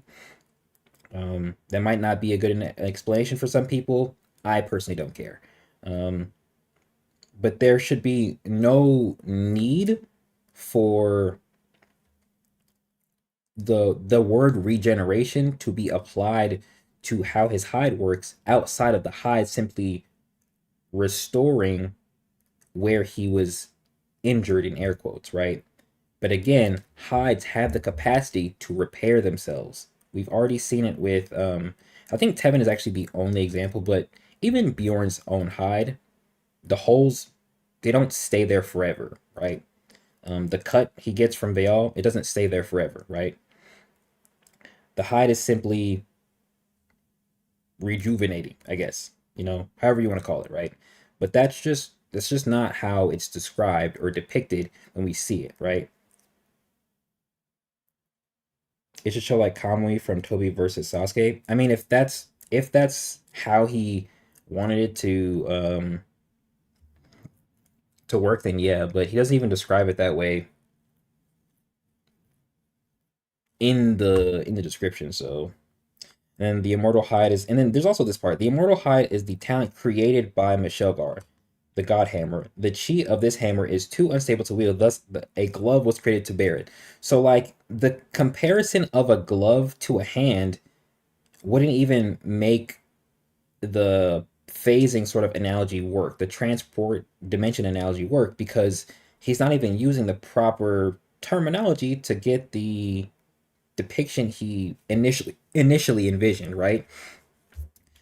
I mean, everybody here has worn a glove before, whether it's to stay warm from the cold, whether it's to touch something that's unsanitary. Um, I was gonna make a different analogy, but that's not a good idea. On my everybody that's watching that's 18 plus, if you're a male, you know exactly where my mind was going. But let's keep going. Um, all a glove does is protect you from outside sensations, right? And that's essentially what the hide does. That's essentially what the hide does. It protects him from outside sensation. It simply doesn't allow outside injury to occur, right? And this is fine. Like this is a fine description, and this analogy is pretty good in my opinion for what we actually see. But the way he described it here, horrible, like horrible. And the only reason I say that is because if that's how he wants it to be depicted, he didn't do a good job, right? But if that was his initial idea, and then do I know anything about the next season? Yeah, we'll get to it. Actually, I'm just kind of chatting, but we'll get to it. There's certain things he says. Yo, had to dip out what I missed. What we yapping about? Hey, bro. Hey, you really would have got the joke I made. But anyway, um, right now we're talking about how Brent depicts Bjorn's hide, or how he like explained it. I'm not gonna go back, but just know it's really bad. Um, But to close this part out before I continue, yeah, if that was how he wanted to keep the hide going, or like how he wanted the hide to be depicted, he should have done it like that. But he made the hide completely different, and then he made an analogy that sort of capitalized on his in-story depiction, right? Um, but yeah, let's keep going. You're an awesome author, man. Listening to the fan base is key. Thank you. I hope to. I am taking notes, from the comments and stuff. Well, this is nothing. Wait, you are awesome author, man. Listening to the fan base is key. What's up, Lamont? Shout out nothing for this comment, or this chat. Um, Brent is not a bad author. Brent is actually a pretty good author for someone who is an illustrator, right? I mean, plenty of mangaka draw and write their own story, right? So Brent is not a bad author. The problem comes in, and I'll get to this part in a second. The problem really comes in when fatigue takes over his capacity to write, right? Or time management takes over his capacity to tell a proper story, right? Brennan's not a bad author. I just think the things he wants to tell or the ideas he has needs to be fleshed out far more than what is actually being shown in the story.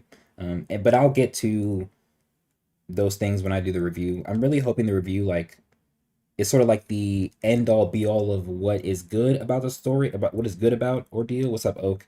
And what is bad about Ordeal, especially in terms of this season, right? Um, I'm really hoping that can be the sort of plaster of like where he went wrong and what not to do again and what to enhance. I will of course talk about season length, and I will talk about plots, and then I will of course bring up the sort of season 4, part 1, part 2, sort of concept, right? Um, yeah, but Brent's not a bad author, and since Brent is, I'm not gonna say he's so connected to his fan base. He doesn't talk to us all the time. Like it's not like he's like talking to us like, um, insert analogy here, but he does actively hear and actively like interact with us, on occasion. I mean, he has stream Q&As. He did a live Q&A in Discord that one time that I recorded. He did a couple contests that I wasn't present for, but he is tapped into his audience, right? So his ability to actually listen to his error and fan base error is really good. It's really good. Um, I don't know how many. Actually, I'll say it like this. There are a lot of sort of minor voices he can listen to, and I don't want to diminish like anybody's like actual opinions on the ordeal as a whole or Brent as a whole. Um, but I want to say it like this. There are a lot of voices Brent could listen to, but not every voice is actually going to help enhance the story, right? But there are people like me, like Nara. There are some TikTok creators out there who are probably credible. I'm not on TikTok enough to actually know, but there are probably some out there who are credible and like have big platforms for Brent to actually listen to. So what I think would be really good, and this is another big reason I think the season review is something I really want to do, is so that the bigger voices in the community can project how we feel about it, and then everybody in the community can sort of comment on what's being said in the video, and then Brent has a more categorized um, piece of media to take notes from, right? As opposed to just hearing a whole bunch of complaints or glaze um, from the massive media sites that he has, right? um, but yeah, let's keep going. Where I missed and what I could do better. I actually do write them down and try to. Do you already have entire She's new team figured out? Yeah. I had this really cool. I can't. Wait, what did he say? Was that team? It's like I have entire She's new team figured out. Yeah. Oh, I this. had this really cool. I can't. It's like I can't talk about it too much, but I have this really cool idea for Shay and his team, one of his teammates, and I actually got in contact with another um, creator because it was like a Appreciate potential that, collab, but young that one. didn't work out. It was a brilliant idea. I still have idea to like make something work, but can you talk about your drawing journey and what advice you would give to those that want to follow your path? Um, ooh, to cut Oh that short wait. because Wait, what was the question? Where was it? we'll be This. Now, narratively speaking, I'm not really sure how the sort of new Shay faction team will work, especially if there's going to be more characters. Like if Junie is still a part of it, by the time we see the other three that are more notable and more known with Ronin. Um, in terms of scaling specifically, because the girl's a minor, and then the nigga's a cowboy. Who knows how his talent works? In my opinion, he kind of got like a semi like cloak and dagger thing going on, specifically with cloak, um, visually. But then I don't even know who I can relate his mouth appearances to. Who knows? And then there's the ancient one, who's bare minimum royal level, bare minimum. But he has the experience, so he should be a god tier level cameo. So it's like, how can that function if the scale of the team is so vastly different, right? Um, Holy smokes, W Cloak and Dagger mention. Cloak and Dagger is my favorite top five Marvel heroes. You said genuinely thought I was the only one who knew about those two. You must not play Marvel Rivals. Plenty of people know about them, G. Let me chill. Um, yeah, I'm just not sure how like team ups can work throughout the like scaling, the potential scaling difference, right? Especially with the girl, because again, she's a minor, and who knows what her talent can do. But even compared to like if Shay's the strongest, and then it's the ancient one, and the midnight Robber, I think his name is the Midnight whatever is the third strongest. The girl should still have less experience than the others. So even if her talent's strong, she shouldn't be able to like get in the mix the way they can, right? Right?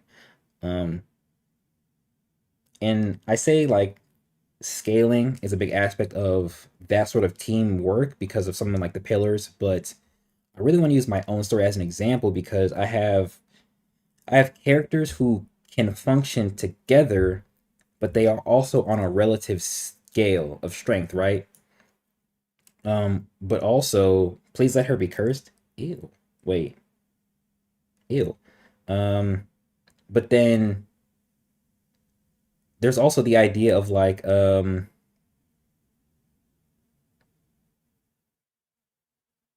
also the idea of like what's the word I'm looking for?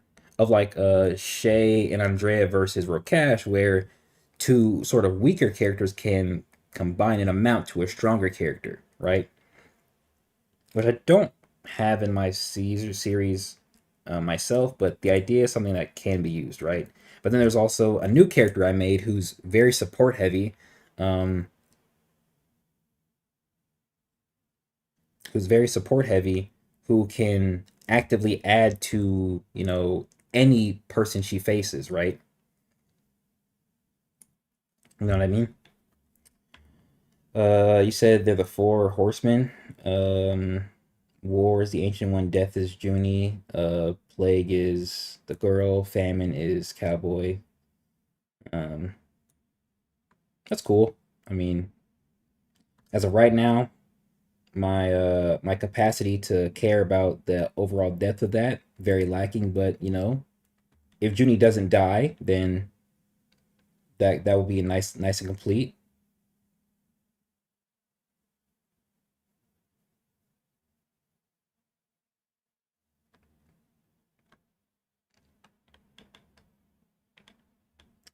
Is there something else I missed? Wait, watch that girl be on the same bullshit and be stronger than season three Wolf Cubs. Oh, what's up, Chef? Chief? Chef? Also, what about Ian Anthony Hoff? He should be at least round table. Round table? Come on, gang. If you're gonna use the term, use it right. Level in season four? Yeah, probably. I said my bad. I'm not engaged and I looked at her as a support cameo. The girl, she definitely has a toxic related talent. The girl in your story is her talent like Zahara? No. Her talent's like Jade from Warframe. Yeah, I'll give you that. She's like Jade from Warframe. The my main character's love interest. Sheesh. My main character's love interest is also support related too, though. So, well, half at least. Actually, they're both half. They both have another talent type outside of support. But no, they don't work like Zahara. Well, yes and no. Yes and no. Yes and no. Yes and no. Um, the one character. But the other one no. W support talents. I main Jade. Yo, she's my favorite right now. I'm not gonna lie.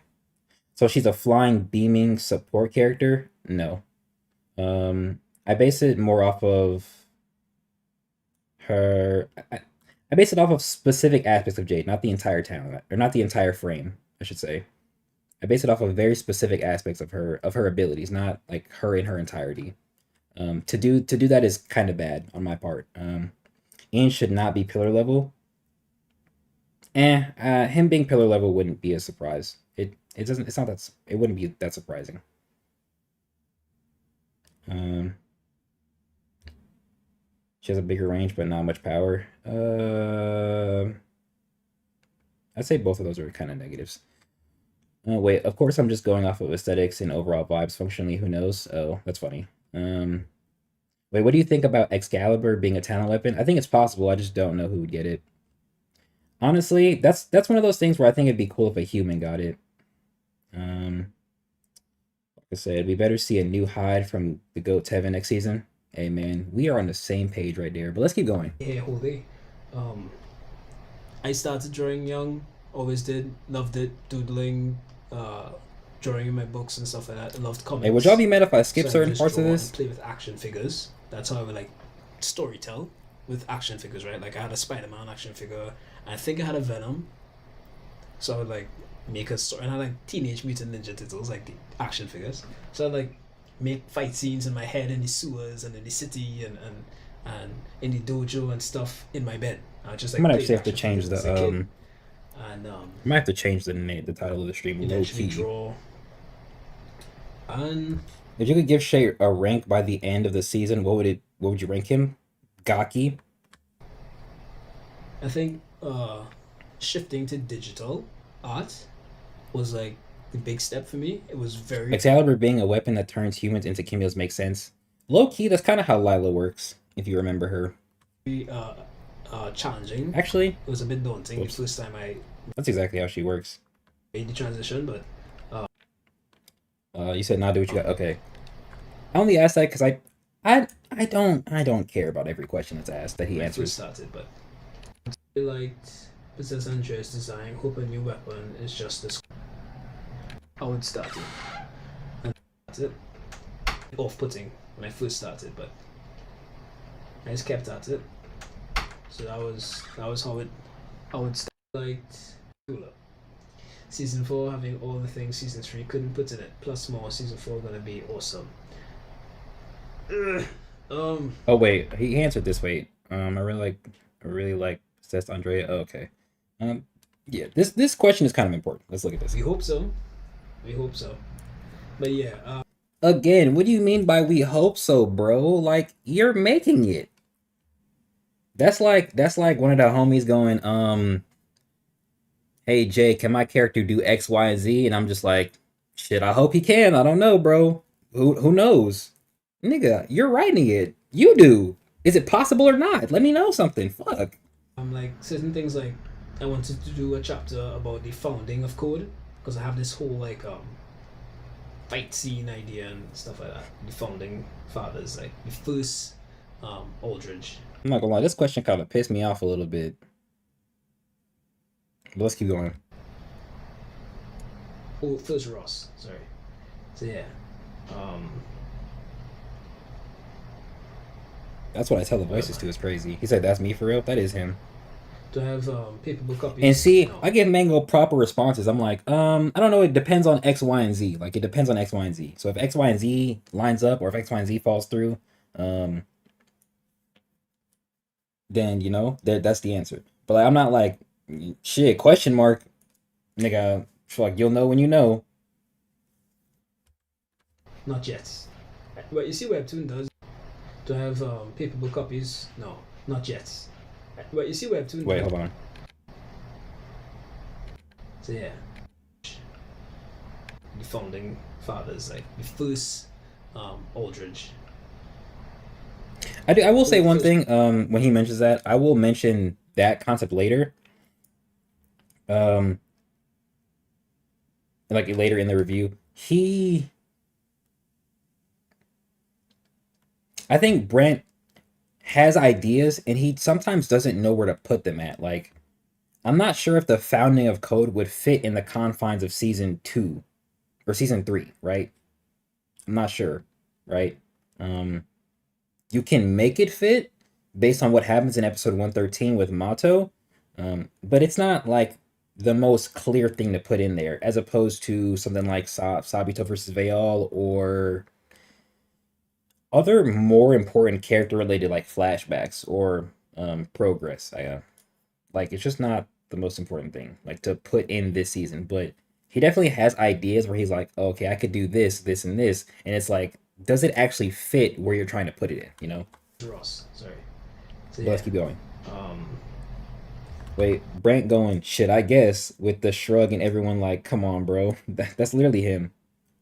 Like at first I thought he kept it ambiguous on purpose, but now I think we're giving him the idea and need time to think it out. Shit, probably.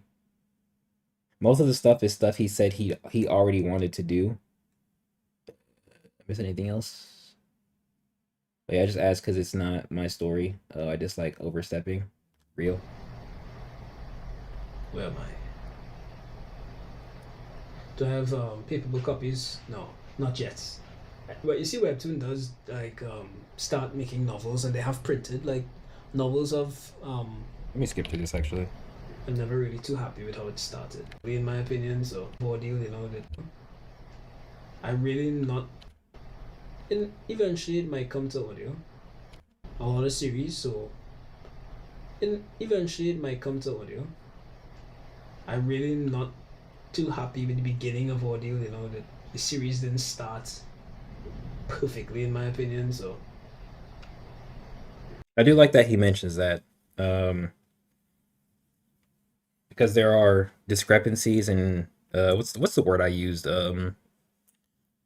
Not inconsistency, contentious aspects of this the first season. Um, that I think could be like expanded upon.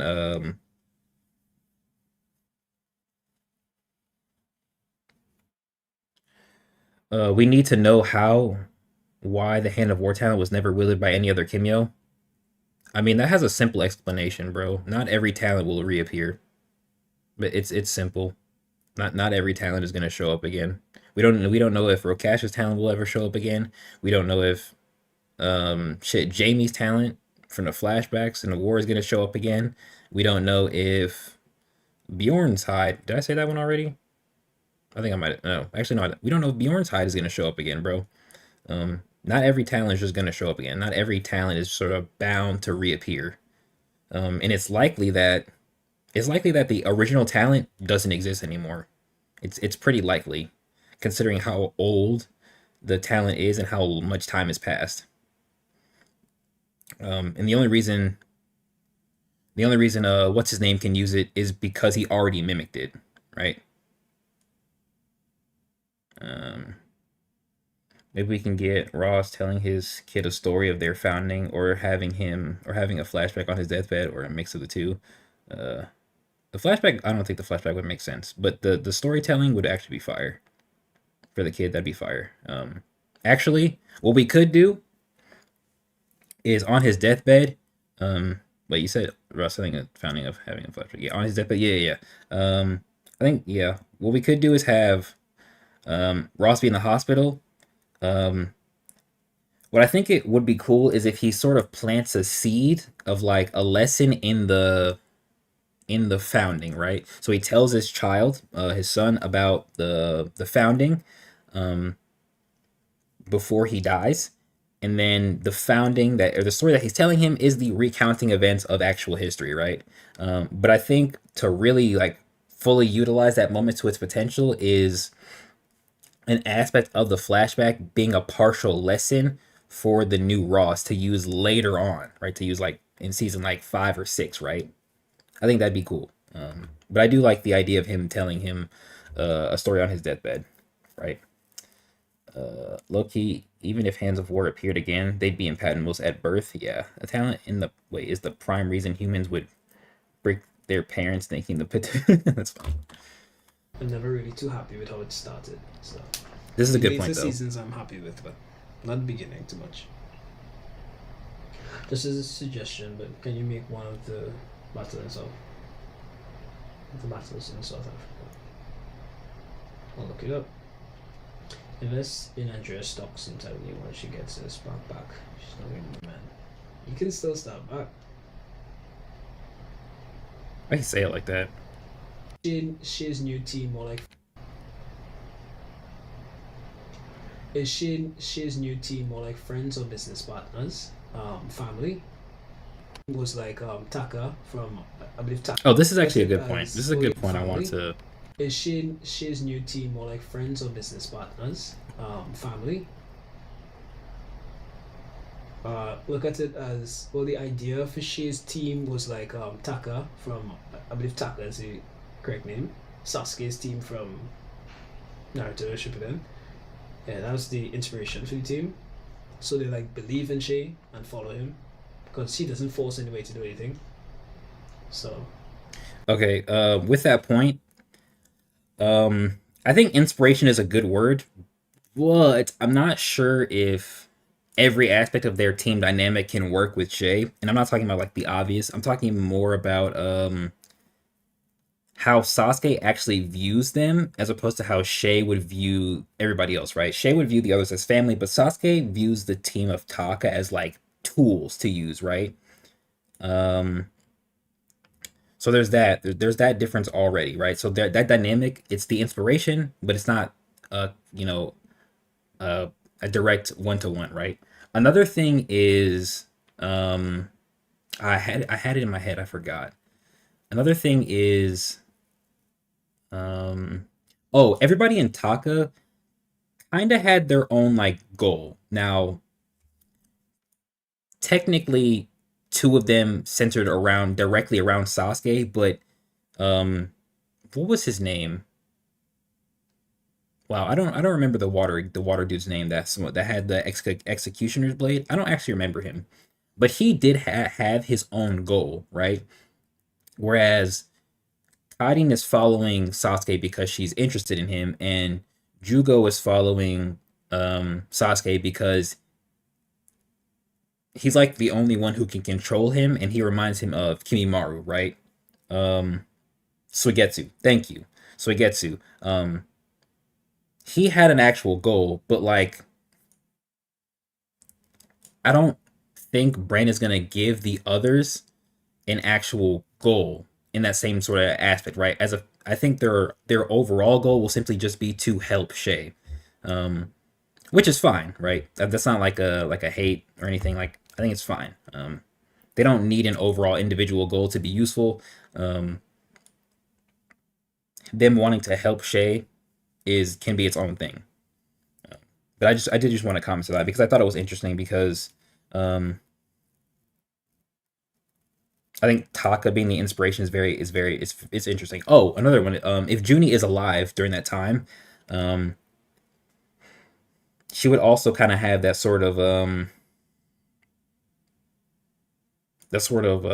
no, actually her goal would be more like Suigetsu's than anybody else, right? Because the little girl wants to help Shay. She says that in season two. We don't know why the ancient would be helping Shay. That's going to be an interesting conversation. Same thing with the Midnight Robber. Um, right? I feel like he could also be another person that can have his own individual goal while on the team, but for now, everybody outside of Junie is a sort of I just want to help Shay because I believe in his mission, right? Whereas Junie wants to help Shay, but she also wants to seek vengeance, right? So I'm not sure what that's gonna look like for her, since I don't think she's not gonna be able to get vengeance on Thanatos directly. But if Junie were to face a sort of Captain Gaki level threat, I think that could be a somewhat good place to sort of use her and kind of have her team up with one of the other members for that sort of like um vengeance sort of goal, kind of. Um, I think the old one will need his own goal because it won't make sense otherwise. That's fair. We do know Shay crosses paths with Vatic, so most likely something with Patmos, I guess. And thing with the ancient one though, he didn't seem interested in battle, right? Yeah, no, he was and I do I have a character like him? I do have a character like him. I'm actually gonna have to write him soon. Um yeah, he's the type of person who's already fought and sees sort of no progress in fighting, so he steps away, right? Um, I kind of have a character like that, though. May actually pull up what I said about him specifically in the writing because I think it feels kind of I think it feels good for what I said. I think it fits. Okay, more or less, he's gonna say, if you fight long enough, you lose the things that matter to you, and all you have left is solitude. I feel like that doesn't that's pretty fitting. I'm not gonna lie. I feel that feels kind of fitting for the ideal character I have for him, right? Um, right. He's a solitary individual. I like the way that sounds. based on certain experiences. Um, I'm gonna expand on his lore a tad, not like a lot, but like enough to where he feels like a character who, if he lives or dies, you're not like, well, who the fuck was he? You know what I mean? Like, he also relates to other individuals that are relevant. Behemoth, no, not him. Um, related to more to Zadari and not Leon. But I don't. Yeah, but you Normango know what I mean by that. Wait. I think the Midnight Robber could be here for the love of the game or to break the system that put him in Patmos to begin with. Maybe he can be a foil to can be a foil for KCG/code. That's pretty good interpretation. Keep And going. obviously, there's a new addition to the team ever so often. So when somebody new comes in, Wait, uh, the people there kind of can we get a hint on his talent? He's an elephant. help them get well acquainted and acclimated. So He's elephant related. The point he makes about a new addition to the team makes it feel like instead of how Sasuke actively seeks out the members of Taka, the members of his new team are individuals who sort of gather to him over the course of the time skip. Um, I'm kind of hoping that that's part of the things we'll get in flashbacks, so that it makes sense to kind of see them. And I think it would fit better that way as opposed to him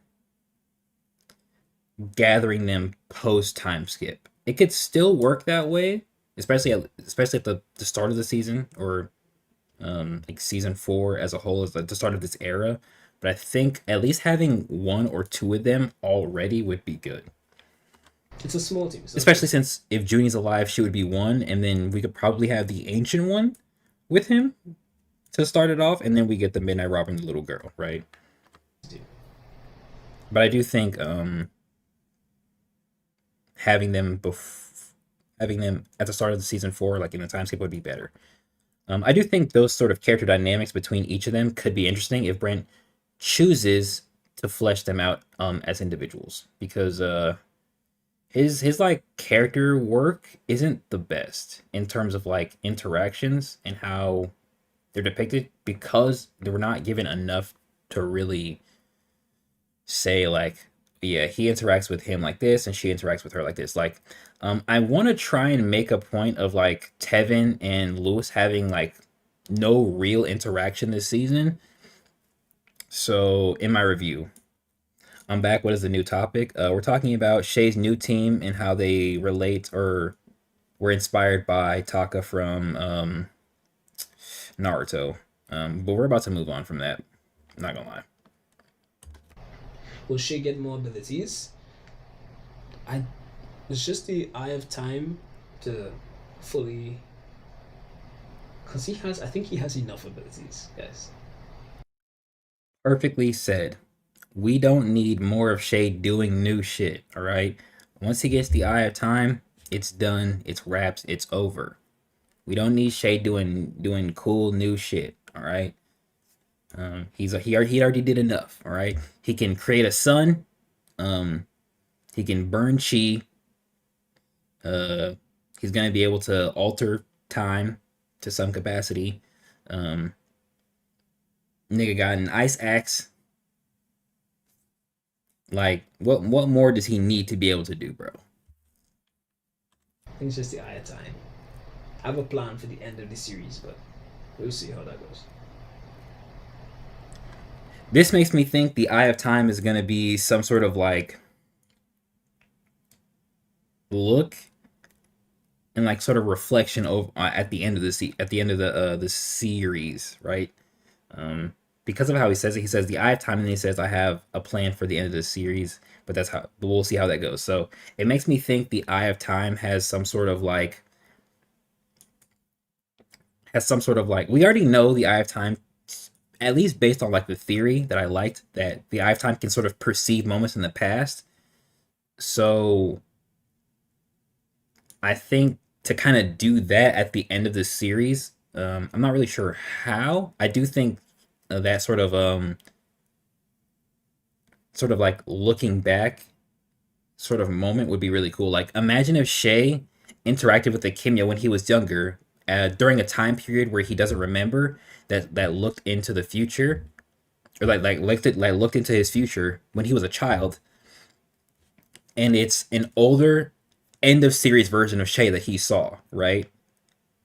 And then the individual who interacts with Shay as a kid, um, says something to him that he's just remembering, sort of at the end of it, right? I think that'd be really cool. Better statement is how Andrea gonna get buffed. We already had that discussion. You got to go back in the stream, gang. Um, or I should say when the stream over. We 2 hours in. Nah, bro, give Shay his own teleportation and planetary awareness. And if serious, we still gonna have mountain level GT. Meanwhile, Shay destroys the galaxy. It's funny. This Breath of Kai, I don't know why people like that so much. You Where see the people? Breath of Kai talent, my Kingsman again. I can't make a note to it if I remember. I should take a note of that. I know people like Where did he mention that at? Well, where was that at? I don't really care about the Breath of Kai. it. Cameo abilities can be anything. So Wait, oh, literally whatever. how do you come up with different Kimio abilities and their names? It's not hard to make a talent. I do it. I'm gonna say I do it often. I don't do it as often as I did before. The hard part is actually explaining what it does at a base, and I don't know if Brent is like the best at doing that.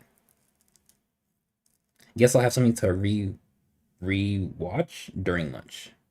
Did y'all talk about Shay's brother? No, he doesn't have much relevance in this video. You could think of, you can make that into a talent. Cool, or something that is cool. That would be ideal. I would like to do the Sabito versus Val, or Okay, wait. that would be ideal. That is in its name, if possible. That would be ideal. We're going to see more of Heart Clan members. I would like to do the Sabito versus Val. Wait, he said, oh, are we going to see more Heart Clan members? Okay. How he got his scar.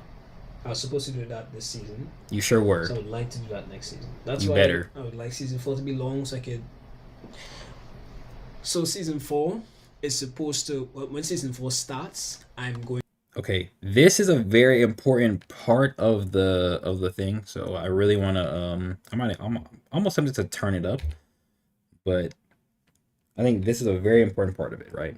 Okay, we're actually 30 minutes into this part. It kind of finishes up like right. We got like another like 11 minutes worth of actual video, So season 4 is if I can supposed do to. math. When season 4 starts, I'm going to like show what happened during the time skip. So Okay. the beauty of having a time skip is you can just show snippets of what took place during the time skip, not just the result. So season 4 will have a lot of where she was, what he was doing during the few years that he was making havoc. So I can like fit some time skips and some flashbacks into that whole portion, which will be the first part of season 4. Where am I? Okay, so if you didn't catch that, the first part of season 4, depending on how he does it, will be flashback oriented, and this relates to. It's been a minute. I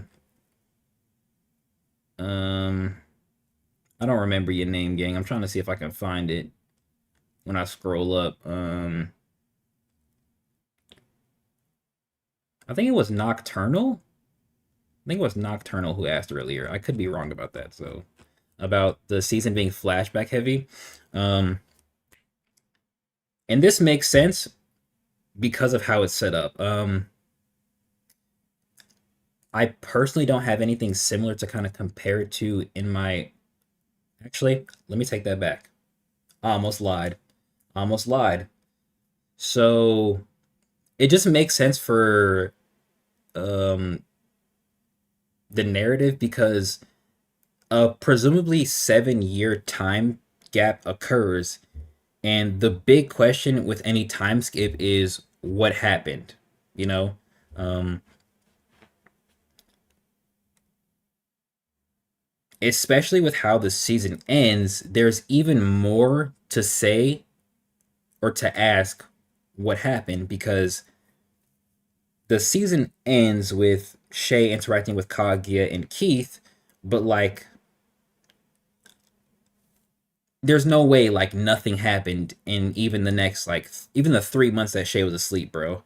So the big question we're all going to be asking is what happened, right? How have people changed? So I know he's going to start the season with flashbacks related to what Shay's doing, but I really wish he would start the flashback with seasons related to other characters before he gets to Shay, right? Um, I think season four, at least how it starts, is going to be a mix of like Shay doing something, a flashback, Shay doing something, a flashback, kind of like that. He does say something else that I'll get into later when it's brought up. Um, but it would be overall better if before we get to like what Shay has been doing in a flashback sense or what Shay had did in a flashback sense, we get to see what Tevin, Anton, Yukiko, Andrea, if she's not with Shay at this point, and Azam had done, or like sort of critical things they had done over the years, right? Like Tevin becomes a god tier, but the really big question isn't how he becomes a god tier. In my opinion, it's sort of what is the reason they chose him. What did he do? And at what point did he achieve the strength required to become a god tier, right? And why did they actively make it him, right? Did all the other GT fall? Um, did a lot of the hands fall as well? Is it because he's has a relation to Leo? Does he just have a sort of overwhelming power presence like Kofi that they kind of almost need to put him in the top 10? And it would, if they didn't, it'd be like a disrespect to his power almost. Like that's kind of the questions I want to be asked when we look at characters who have been essentially missing, right? In a manner of speaking, right? So I like the idea of the season starting out with different moments in the past. Even if it's like not overall um like whole flashback related episodes, even if like half an episode is a dedicated flashback before it relates to something that's happening in the present, um kind of like I guess Mers flashback. um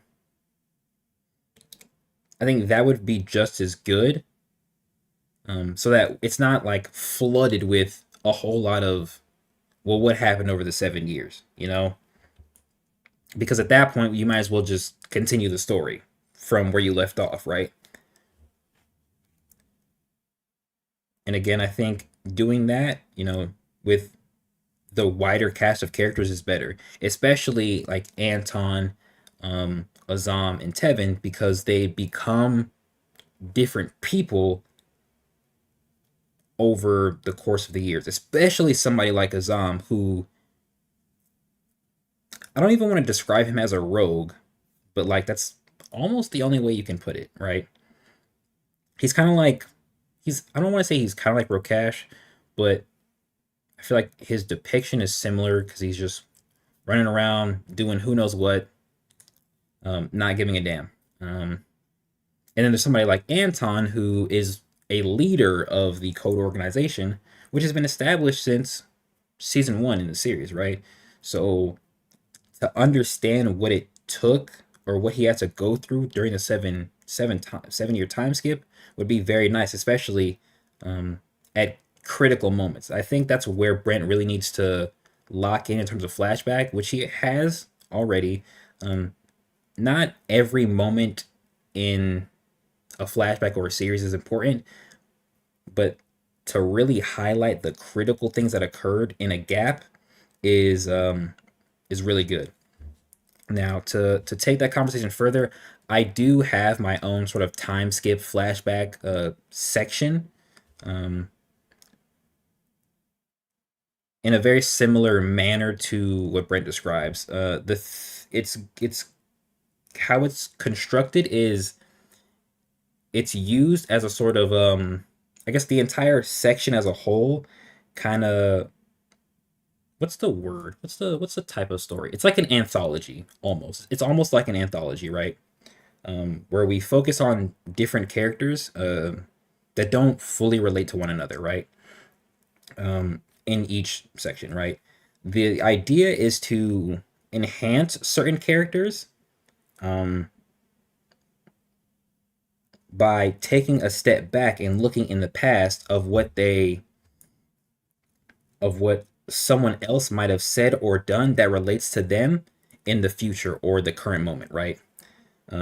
For example, the mentor character of my story says and does things, or I should say, is told information in relation to another character and does something for his own child that is prevalent in the current time, right? So what I'll do is I'll take a moment to establish what he said in a past moment, and the next part will be the current moment where the characters he affected or did or said something in relation to will now be using that information themselves, right? And then I'll do that for another character, like Faceless knows about Julia, for example. I have to establish Julia's backstory, right? I also have to establish what she's been doing and how her life has gone for her to be relevant and for her to make sense a little bit later. So what I'll do is I'll introduce her at a certain point before we get to that sort of flashbacky moment. Then we'll look back on who she actually is and why she is the way she is, and then we'll look at what she had been doing up until the current moment in time, and then we can kind of look at what she's gonna do or what she's plotting um, toward the future, right? I feel like if Brent kind of does something similar to that, with very key aspects, of course, he doesn't have all the time to show everything the way I could because it's simply just writing. Um, but if Brent does something very similar to that, it'll be damn near perfect. To be fair, looking at another thing, a lot of characters kind of seem directly involved in parts of impacting the next generation. That's true. Anton may be involved in teaching the new Ross. Shay Ronan impacting kids as a sort of hero vigilante. Tevin teaching Yukiko and maybe Elon Jr. and who knows who else. I need Tevin. I need Tevin to start his own dojo so he can come for full circle. I need it like I need a Latina, bro. Like I'm not gonna lie. I think it's the best way to end Tevin's aspect of the story off. We also do need to see him teaching Elon Jr. though. That's blatant. It's actually it's a missed opportunity if it doesn't happen. Like we already saw the same thing with Leo and Lewis, but Shay isn't around to teach Elon, and it's not like Shay, in my opinion, would do it anyway. It better suits Tevin. So Tevin was also training with Lewis. Tevin also trained, Yukiko. So it fits his character so well, and then it would literally just be a repeat of what Leo did with Lewis, but with another generation of individuals, and it's perfect, right? Um, it's perfect. I'm starting to notice a trend with you mentioning Alice. I mentioned Alice way earlier.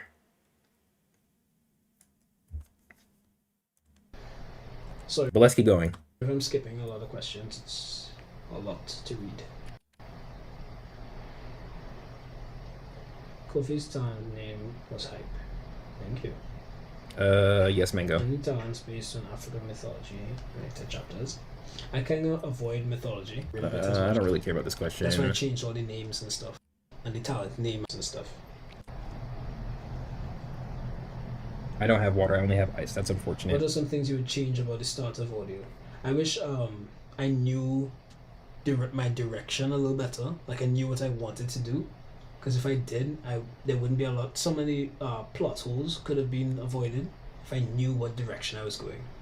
I would change the pacing a bit. That's because I want to see more from her, Miles. She's my favorite hand outside of okay, if Orion is my favorite male hand, she's my favorite female hand. I just want to see more from her. Plus, she's supposed to be, hopefully you can hear my air quotes, supposed to be Latina, but you know how Brent get, bro. He forgetful. I definitely change dialogue a lot. Needs a lot of work. Um, I do think she's a good candidate for like replacing her hand in terms of like morals though as well. I think she can offer up something. I think she can be a direct like replacement for Mikhail. and I put a lot more action in certain scenes, in certain arcs. Just not too pleased about it. I get I've seen it like every day for like the past few years, so it's monotonous to me. But I just not. I'm just not 100% satisfied with the beginning of audio. I wish it could have been better. With that, I do like that he acknowledges that again. I think he said it earlier. What I think he or what I wish he kind of did more of is I know he's trying to establish the story like as it continues on, but I wish he would kind of take some time or like do a like little one shot or something like a one shot, two shot, whatever to add to the aspects of season one that are contentious or are a little um I don't want to say hollow, but are a little like less that kind of have less value than other aspects, right? A big one is Rokash, specifically his flashback in relation to the other Kimyo, Jacob Kim Lee. I think that's an aspect of Rokash's character that's outright just missing, and it should have been in season one, right? But there's other aspects like Leo dying. I think if he took a little bit of time to sort of explain like Leo's sort of thoughts um, on as he was dying, but also sort of once he realized he was shot, he could kind of in air quotes use this as a way to pass on the talent to Shay. Um, you know, I think if he's dissatisfied with it, I think there are at least certain aspects of it that he could fix um, without like fully needing to expand or kind of make it an intricate part of the story that he's currently writing, right? I do think there are some things he could do that can just be kind of on their own that are canon, but that don't really need, I guess, to fit in the active story right now. They can be their own thing in relation to fixing discrepancies or things that he doesn't like about season one. Again, I did ask him if he would redraw season one, and he said that would take a year. So it's like, are you dissatisfied with it and you going to do something about it, or are you just going to stay dissatisfied, Gangy? Like, what are we doing, sir? There's so many interesting characters with almost Sorority's out. Maybe somewhere down the line, interesting characters with almost. Have you thought about expanding, hiring more artists? There's so many interesting characters with No. almost Sorority's out. Maybe somewhere down the line. Definitely an option for future. I wish he I wish he would consider this more. He says it's an option in the future, and I think I did ask him about having or hiring someone to help him draw. I think, um, but I do wish he would consider this more often. Like all he, I mean, he still has to pay them. Like he has to pay them. I don't think Webtoons would pay them, right? He has to pay them, but you never know. A deal could be made. The intricacies of it can be worked out. But I do wish he would, hire at least one more individual who's who he feels is on his caliber, whether it be coloring wise, whether it be um I guess what is this term? Not physique. Anatomy wise, like he just needs someone else to help him artistically. Um because it frees up more of his own ability to write, right? And then it also helps sort of take off some of the fatigue that he would experience during the season, right? Um, he could have as much as he wants planned out, but he still has to draw all of it. And if he wants to draw a whole bunch, he's gonna need some help somewhere, or he's gonna be burnt out just as fast as he was this season. I do wish there were. He also has an active community of artists. Like a lot of the people who read Ordeal are artists. So to almost kind of not say, um, to almost kind of not say that he can't find anybody would just be disingenuous and an outright lie. Um, there are, I think Ronin, Shadow Ronin, has one of the closest art styles to him that I've seen from the last the last whatchamacallit he did. But a lot of those people are also really good with color, you know, in my opinion. I think there were some really good perspectives in some of those arts too. So it's like he just needs more. Like, and then you said even just flats and renders. Yeah, like even if he still draws things like things like this, like the actual characters, to have somebody else that can just do the background setting of where he wants to fight and he can, add to it in the active art process would be really good. Like it's just one less thing he has to do. Just have to figure out when to start working on trying to incorporate a new assistant into my workflow. Like when do I start? Do I start on season three? Oh, whoops. Season four, sorry. When do I Yes, try to make that work? Yeah. because I'm not saying season 5 would be too late, especially if he does do multiple parts to make the series as a whole much longer. But it's better to attempt it now and then figure out the pluses and minuses as opposed to trying to do it at the second to last season of the series. Like it's almost like I'm not gonna say what's the point, but like my nigga, why didn't you just do it sooner, right? Even if you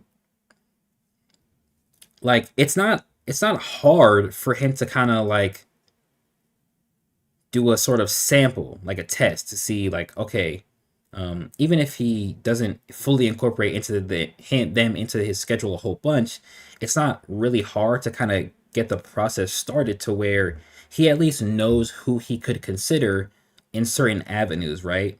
Um, in my mind, I'm not saying it would be like a draw this in your style sort of thing, but like in my mind, I can see him trying to see who can mimic his art style the best, who has like really good use of color, who can render a background for him, right? Like um so that way he at the very least knows like who he can reach out to at any given moment when he's a little bit more fatigued, or he just doesn't want to do this specific aspect of the episode, and he wants to focus more on such and such and such and such, right? But yeah, he definitely needs to like consider this, and I will mention him getting somebody to help him draw in my review, so that at the very least it's just a bigger voice who also feels that that's a proper opinion. Oh, what's up, Dragon King?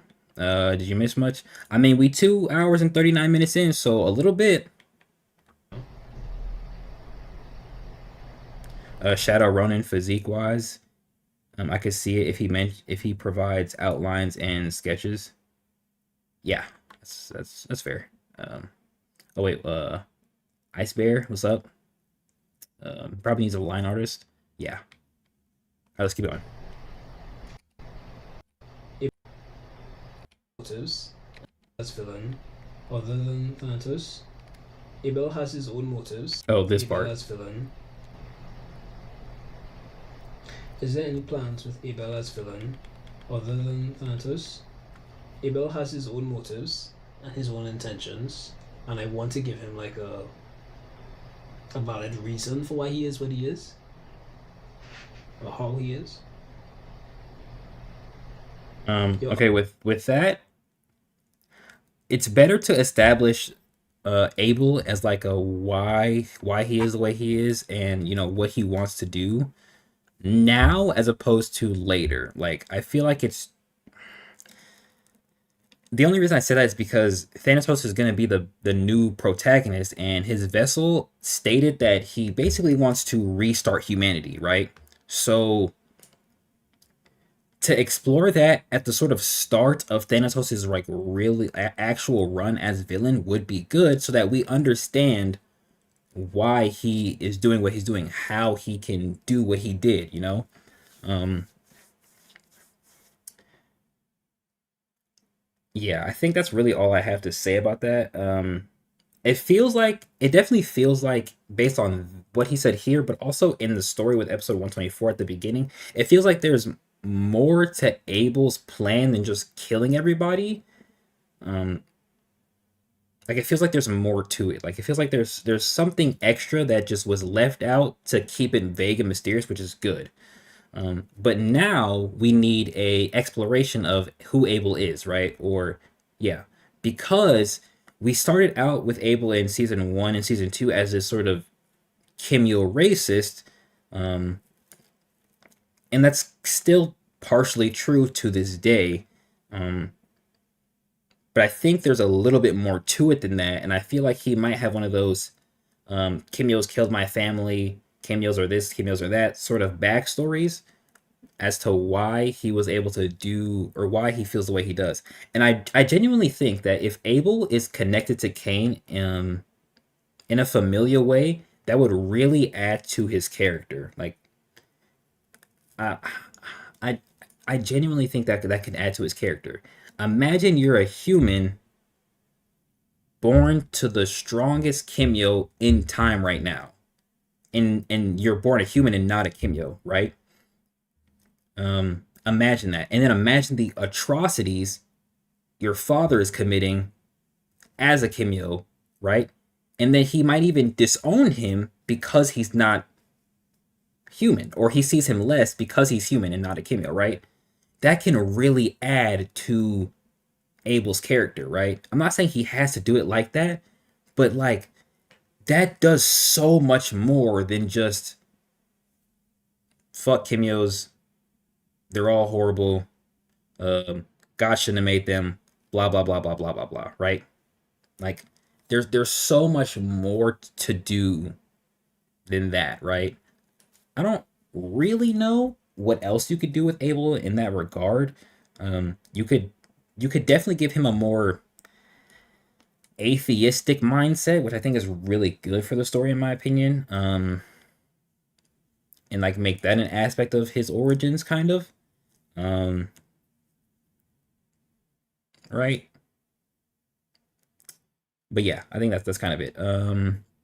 Basically what DC and Marvel does, where they have one person do illustration and another do inking and final line work, and another do flats and renders. Okay, able needs fleshing out. I just hope it doesn't boil down to a Kimyo was mean to me, therefore they all need to die. That's funny. And you said basically born a failure. Yes, I think that start to his character is far better than a Kimyo fuck my wife. Now everybody gotta die. Like, nigga, what?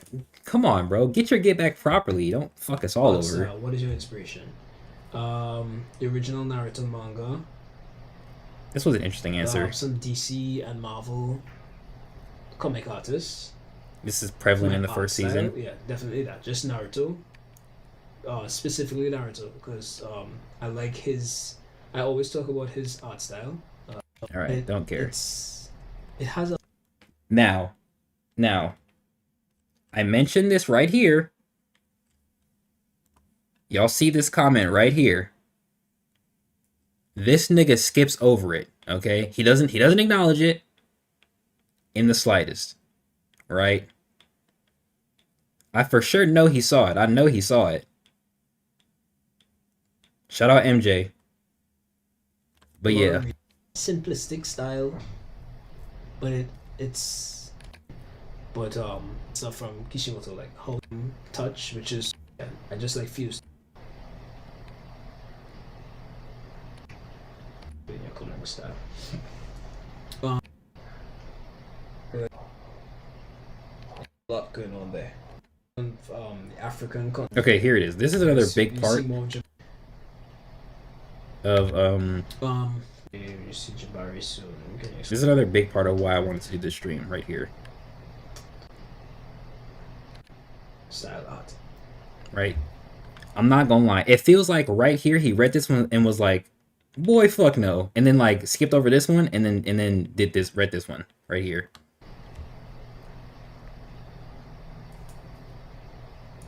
Oh, hold up. Give me one quick moment, chat. One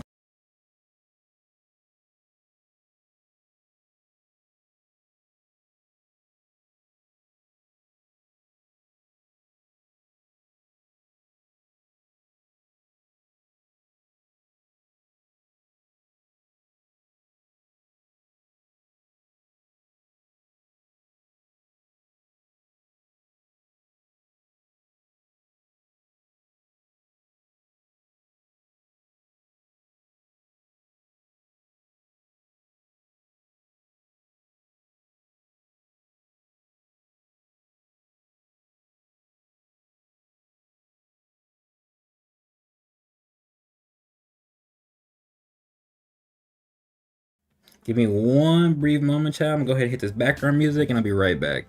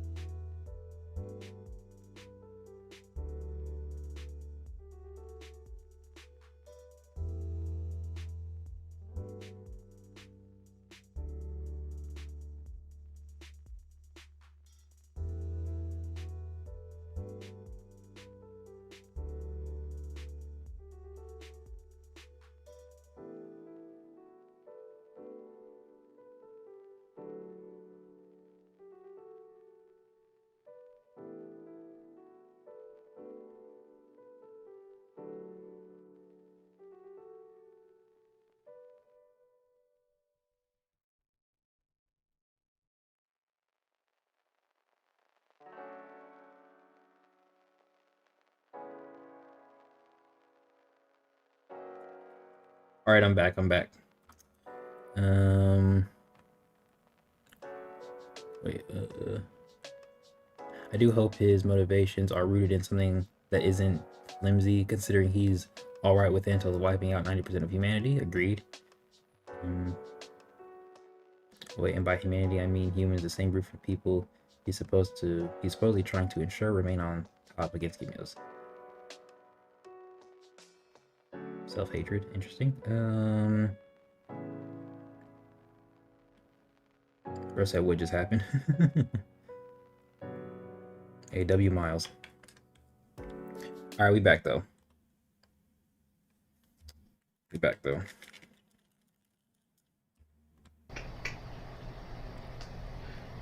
Egyptian mythology. You see Jabari soon. Can you explain your See, I told y'all he ducked this whole question right here. He said, MJ. He said, Jay the God tier assistant. Fuck no. And then he read this one, and then he read this one. He didn't even answer this one, I don't think. style? Once again, trying to avoid mythology. Okay, so I'm capping. He did answer this one, and then he just completely ducked me. But it's okay. It's okay, Brent. It's okay. We see more of Jabari. Yeah, Jabari starts off season 4. Okay, that's a very big and important aspect. This is part of the reason I want to do the stream again, because he just told us one of the hands starts off the season. He said, Jay the God tier assistant, fuck no is crazy. I mean, he ducked me. He ducked the question. He didn't even acknowledge bro's comment. He said, and then he read this one, and then he read this one. So, you know, he don't want help, and that's okay. He don't need my help. He gonna hear from me though. On YouTube. I'm gonna be talking to him on Discord. I'll just be asking him random questions, but I haven't talked to him in months, so it's all right. So yes, Jabari will be starting out this season again. I agree with you, Miles. That's not something I was expecting. It is interesting though. I talked about it. I think I talked about it, some of it on the last time I streamed, with Vayal potentially doing like a siege on Africa or something like that. Hold on, I think let me see if he says anymore. Yeah, there'll be a lot of the African continent in season 4. Yeah, so he says he basically says a lot of stuff is going to be happening in Africa, which is also really good because that's just a continent that hasn't been touched since the end of season 2 and partially in season 3 with like Kevin, you know, and Jabari and Zuri there. So I do think going to Africa is a really, really good aspect of like world building, especially from the perspective of like Jabari, who doesn't like technology and things like that. Can you ask him if he finna give Elon Jr. a sword because he has to have that has to happen? I can. I don't really want to because he's been ducking me. Exhibit A, but I can. I might even suggest it since he gave fucking Stone Will to bitch ass Thanos. Oh, I'm so mad he did that shit. But yeah, season 4 being in Africa, like a central area in Africa, is really cool. We've been to Japan, we've been to Greenland, we've been to obviously Trinidad. We've now been to the States with Arizona, the Bermuda Triangle potentially with Atmos. I definitely think it's time to visit the motherland, and the fact that he's like focusing on it there is really interesting. He said Elon Daddy technically has a katana, so if he trained with Lewis, it'll make more sense. That's the reason he mentioned him getting a katana, because his father has one.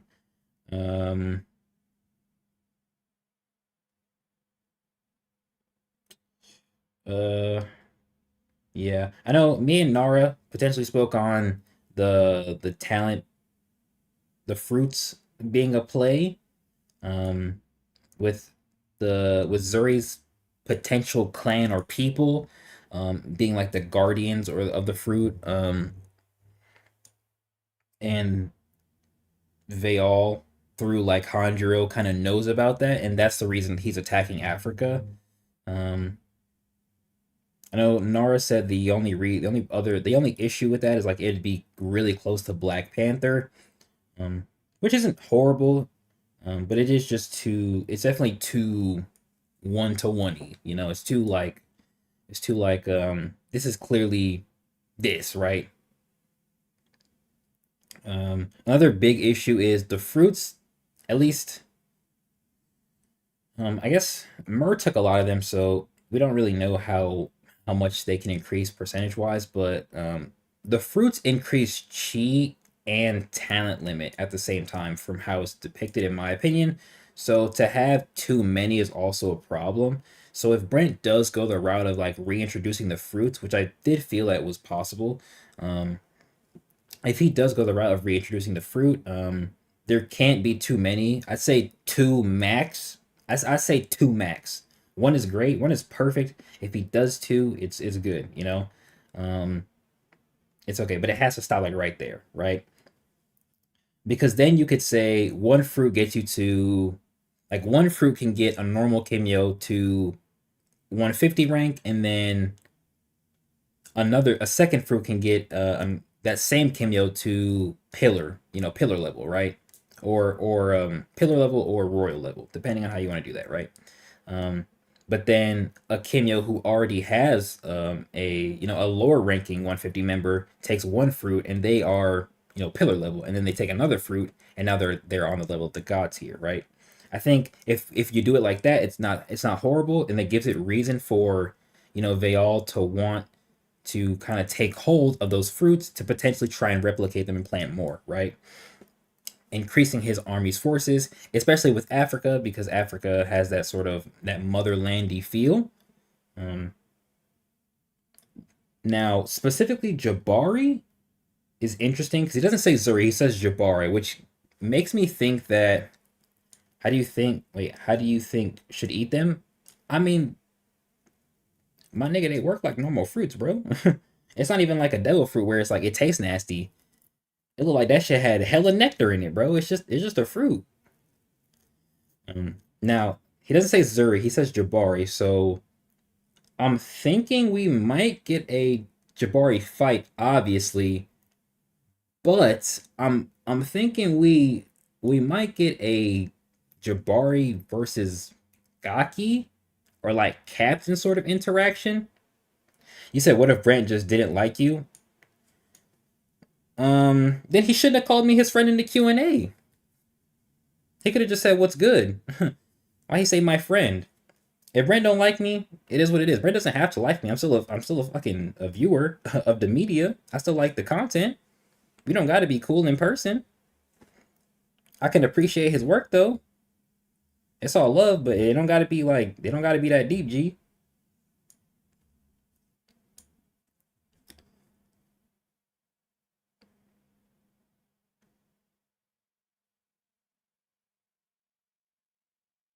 The fruits reminds you of ambrosia in Greek mythos. There's probably some inspiration there potentially. Um,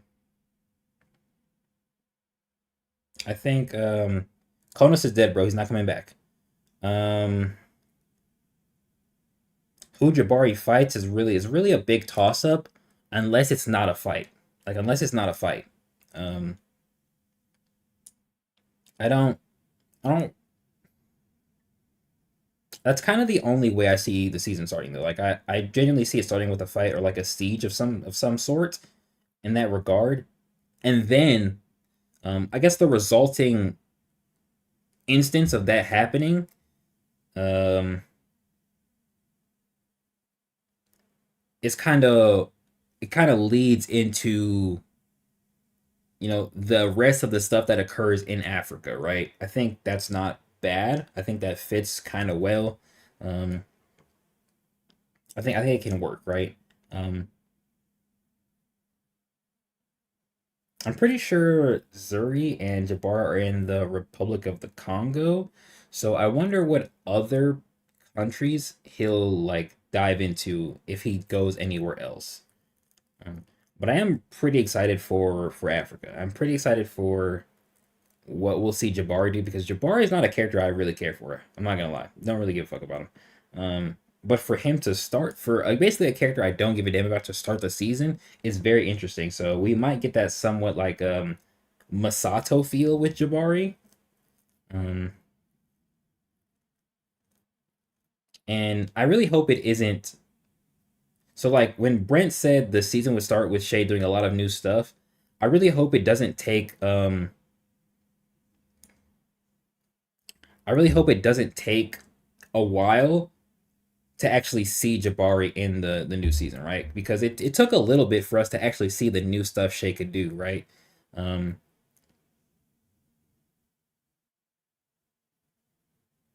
so I hope the season actively starts with Jabari, and it's not like a he's not just saying this. And it'll be like a few episodes before we actually see him, right? And he's just at the start of the season, right? Bro's just gonna be complaining about screenagers? Question mark? Kevin is highly unstable due to Leo's death. Uh, okay. Um. Okay, I'll come back to that one. Mainly how the G4 are Greek mythos adjacent, and how ambrosia is what the deities ate. Okay, okay. Said you get that vibe too. The Beast Gaki, the Beast Gaki be a good fight. I mean, if the Beast Gaki kills, if the Beast Gaki kills, oh, screenagers. I get what you mean. Okay, if the Beast Gaki kills Jabari and Minamoto, that'd be great. That'd be great. That'd be great. But I don't know, man. We can't have two niggas fighting to start the season. That's a bad look. Um, Wait, okay. Is there a way Konos could be swayed to fight alongside Shay's side, or would he just be in the core and the Earth? He's in the Earth forever, gang. Um, Methuselah couldn't even reach him, so they had to kill him, right? If he could be swayed, he would have been. Bro said Kevin's a drunk. He said bro made a new slur. That's funny. Um, uh, Wait, you said if you become Brent assistant, do you want to get paid for it, or would you just love his work so much? No, nigga, I need my money.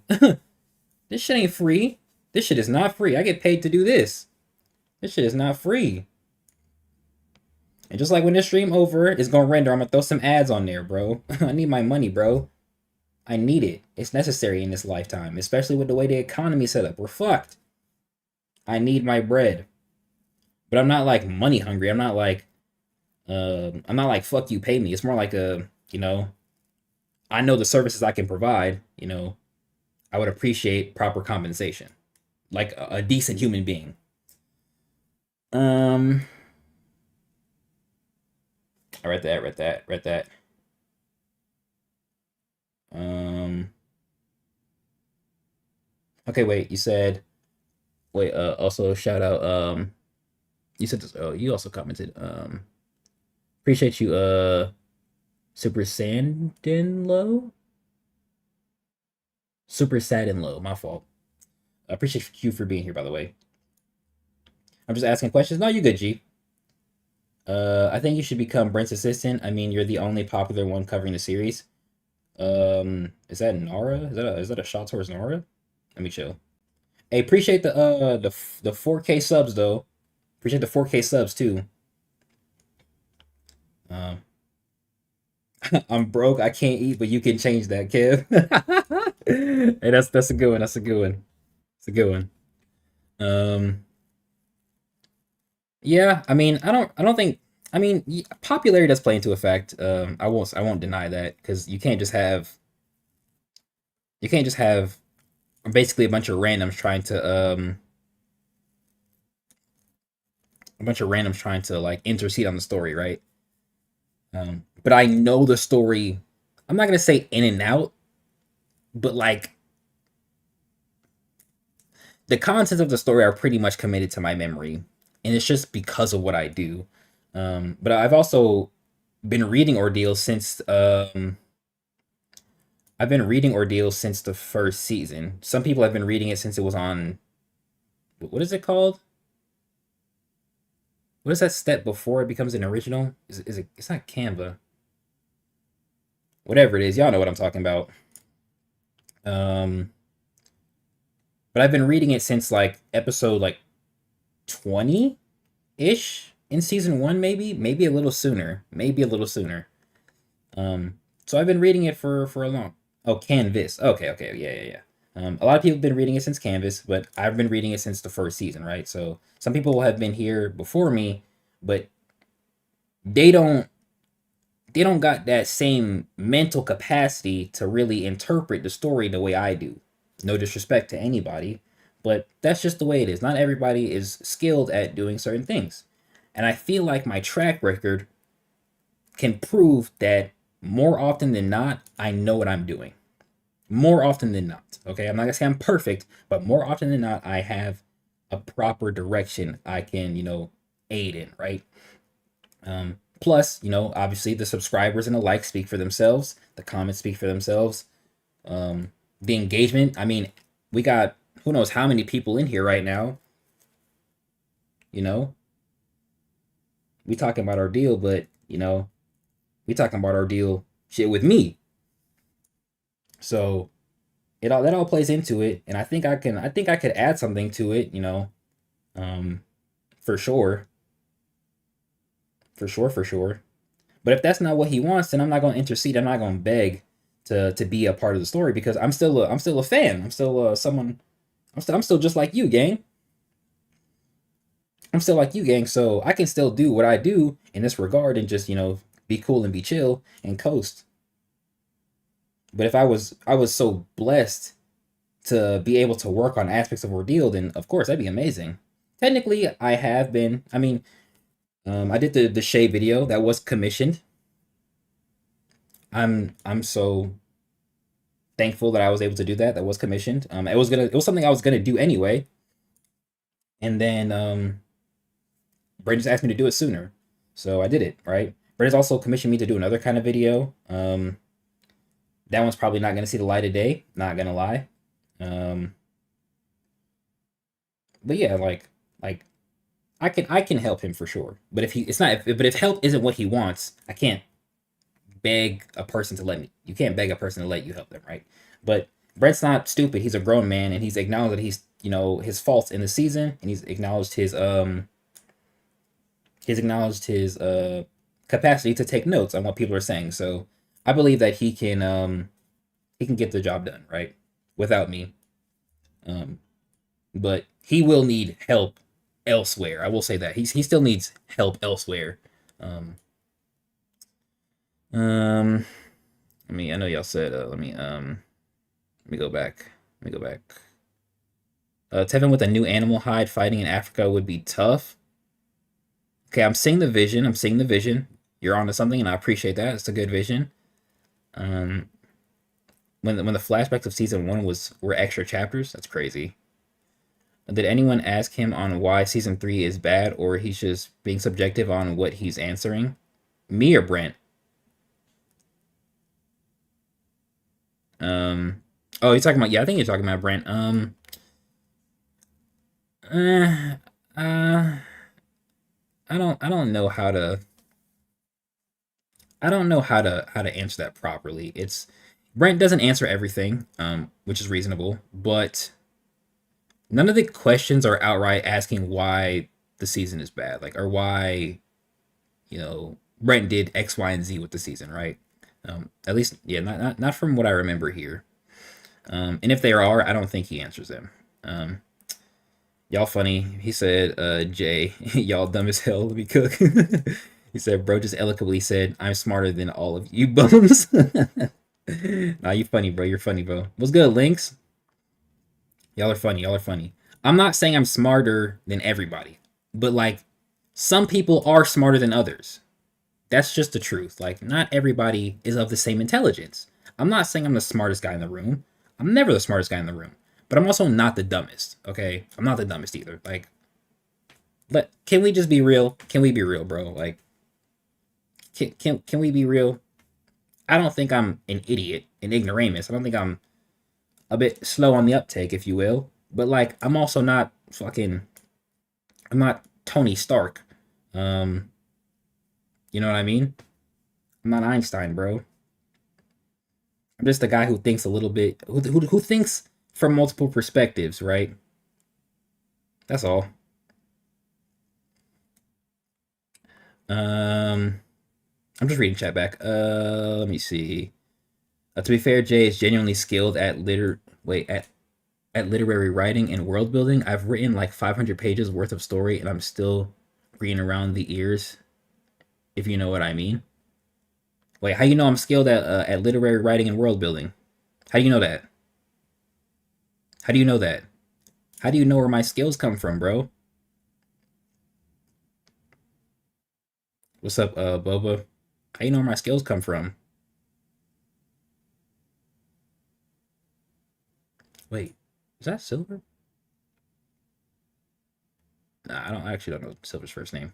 Um, Wait, 6 seasons, so he's just gonna skip characters we don't know. He has too many characters to cover in 6 seasons. I mean, the amount of seasons doesn't matter if the episode length compensates for it. But right now, the episode length isn't compensating for it. Mango said, Jay is good at writing. I've read his work. Peak. I appreciate you. He said, we're glazing random people in 2026. Huh? He said, I prove his point. I think that's funny. What's up, Petro? Wait, I love all of your content. I wish I was caught up right now. I got to chapter 145. Oh, appreciate you for being here for one. Yep, and I got that playlist for you to binge, bro. Go ahead and watch that. And then you can also, so not only can you rewatch my season reviews in a playlist, when you're finished with your own read of the season, you can rewatch, or you can watch me reread the season in a separate stream related playlist. You know, plenty of content out there. All right, let's get back though. There's a lot going on there. And continents in season 4. There's a lot going on there. And my coloring style, I try to do realism, mix realism with Don't very care. thick line art, Don't care. realistic color. Don't care. How do you come up with cool character designs? You can make anything. Don't Lot. care. And you think of like a whole design to go with it.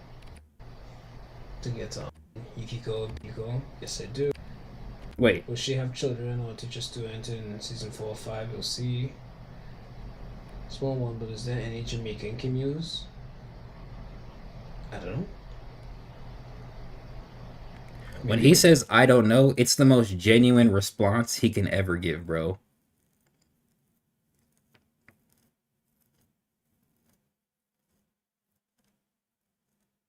Oh, you said they glazing you like they know you're in real. Wait, you in IRL? Nothing wrong with it. I mean, I do know. I talked to a few of them. Brain for brain? Pause. Yeah. Why did you say that? Why? Why did he say that?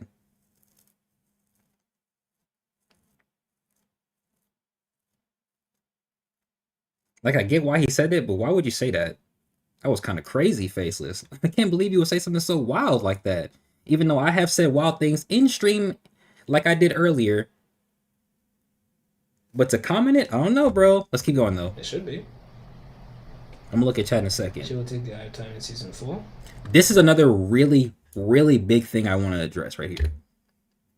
Before I do that, let me read this chat real quick. You said mainly the points brought up in your reviews, the criticisms you offer genuinely make sense from an in-universe standpoint and track across the entirety of the season. Appreciate you, appreciate you, appreciate you. Not trying to glaze, just mentioning the consistency with Jay's work. I appreciate you again, G.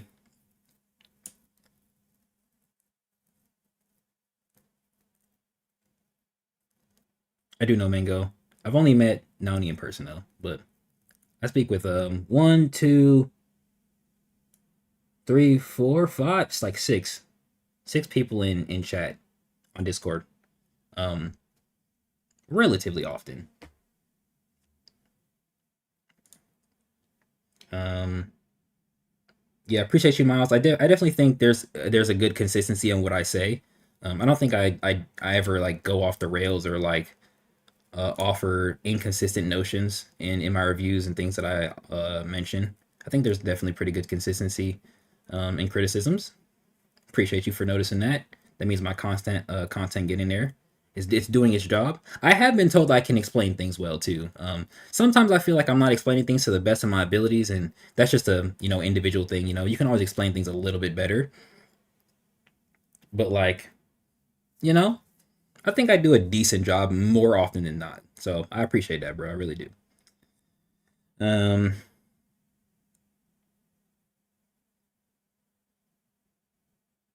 let's keep it going. Could be. She will take the Eye of Time in season 4. Oh right, yes, this one right here. Shay will take the Eye of Time in season 4. Listen to what he says right here. Yep. Season 4 is how he gets it. I like how you said take the Eye of Time. I hope my free. All right. In my opinion, this is probably one of the most important parts of this Q&A. He directly says that season 4 is when Shay gets the Eye of Time, so either he's gonna have it in season 4 and we're gonna see him get it, or we're going to see him get it by the time the season actually ends, right? So that's very relevant. He also notes the active commenting and wording of take. So it's very clearly implied that Shay doesn't just acquire it, he takes it from someone else. This means that either Masato is alive or some unnamed heart has it, or we might even have a Gaki related character who has the Eye of Time that Shay actually defeats and takes it from. I'm not sure how I feel about that, but it's possible. It's not impossible. Okay, it's definitely not impossible. But so season 1 is Shay getting Ilios. Season 2 is Shay getting Vinter. Season 3 is Shay getting Zahara. Season 4 is Shay acquiring the Eye of Time. Okay. I like that he also mentions that I like that he mentions that Shay is getting it, right? I like that he mentions that Shay is getting it in this live stream because it directly clears up the idea that people thought Shay had it already. I don't know why niggas thought that. I'm not gonna call anybody out their name. I'm just saying to think that Shay had the Eye of Time when we actively never see him acquire it, it mind blows me. But now we have a direct statement here of Brent confirming that Shay will take the Eye of Time and acquire it in season 4.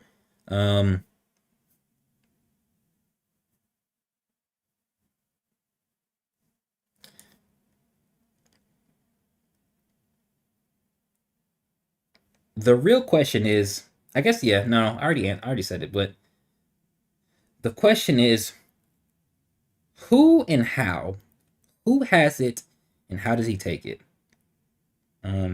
Because if it's not a talent object, right, he can essentially take it from whoever is kind of wielding at the time. But if it's a talent, how does he almost force a talent transfer, right? And then, like, again, who would have it? Let me look at this right here. Why is he getting the Eye of Time? Though he's already overpowered. It just completes Shay as a whole. There's nothing you can do about it. It just completes his character. Masato is in a coma theory got more kindling right there. Potentially, but it just depends. I think I brought up that idea in not during the reread, but during the looking of the comments of either 160 or 161.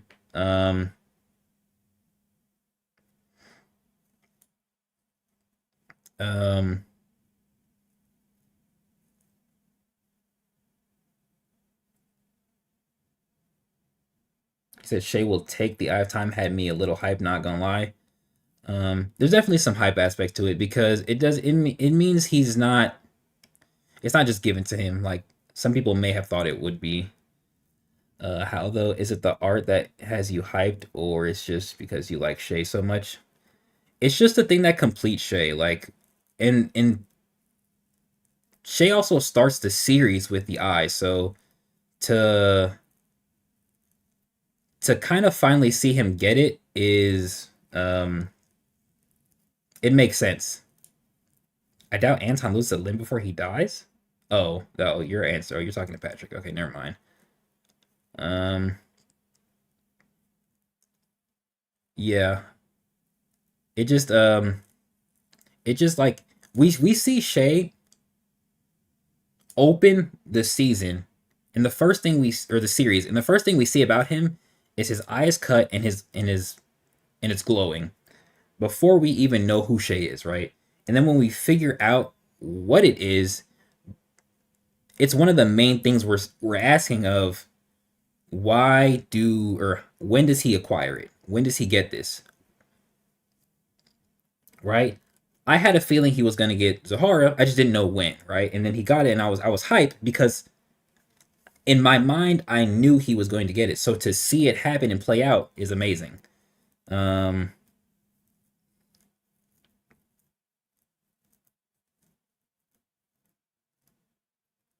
Um, there was no way for us to predict that Shay would get Ilios, so I can't make a point there. But yeah.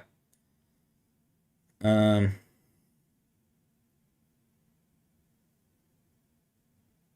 how can you compete? Wait, how can you compete characters that's already busted? I'm confused. You gotta expand on that one, bro.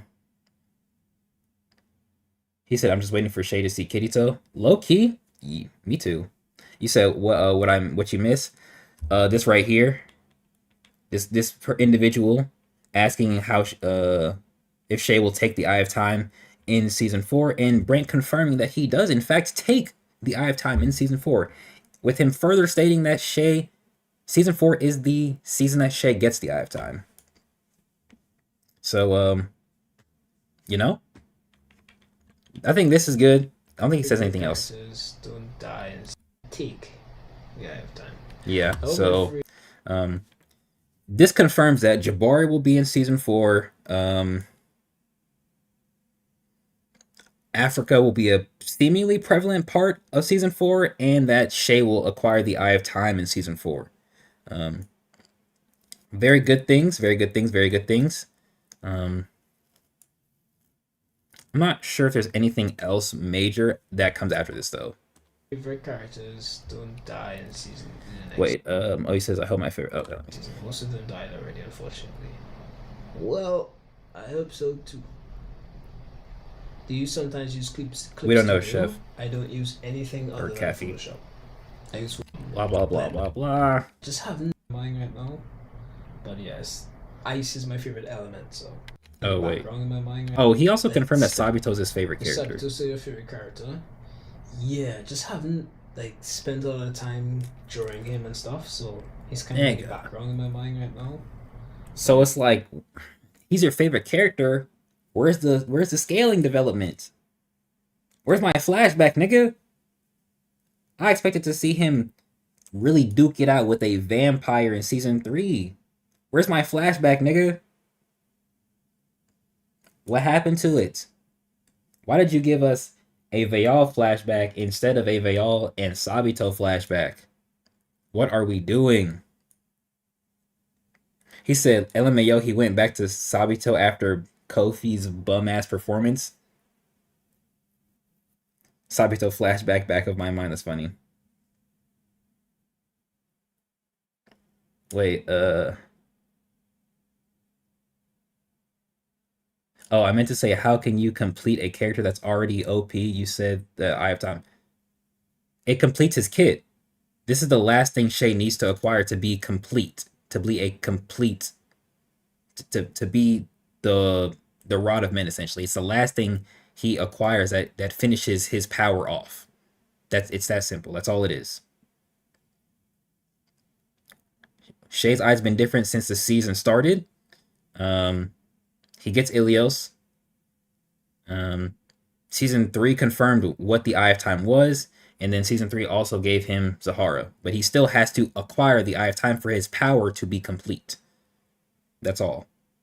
Once Shay gets the Eye of Time, there's nothing truly new or fully new that he will acquire, or there shouldn't be at least. There should no longer be anything else that Shay needs to get to amass more strength to compete with, the antagonist that is Thanatos. It completes his power. It finishes his power off. That's all there is, bro. Um, why would Kaguya go to Shay? We don't know. Yes, ice is my favorite element, so ever since. But you did another art contest this year. Oh right, I did an art contest. I should, yeah. I'm sure you guys would like to have an art contest. I think I had 5 winners last time. This season, we know. I was there. Uh, whichever one you want. Poster of season 4. Art Massacre ever be shown? I would like to do some good flashbacks. I like a flashback of like what's his name? Malhazar stuff. So. Hold up, wait a minute. I like a flashback ever be shown. Will the Hardclan Massacre ever be shown? I would like to do some good flashbacks. I like a flashback of like what's his name? Malhazar stuff. So. Hey, he just like me forgetting his own characters' names. So now we can't be for sure on when the Heart Clan Massacre will be shown, but there's potential for it to be in relation to when Shay gets the Eye of Time. There is potential.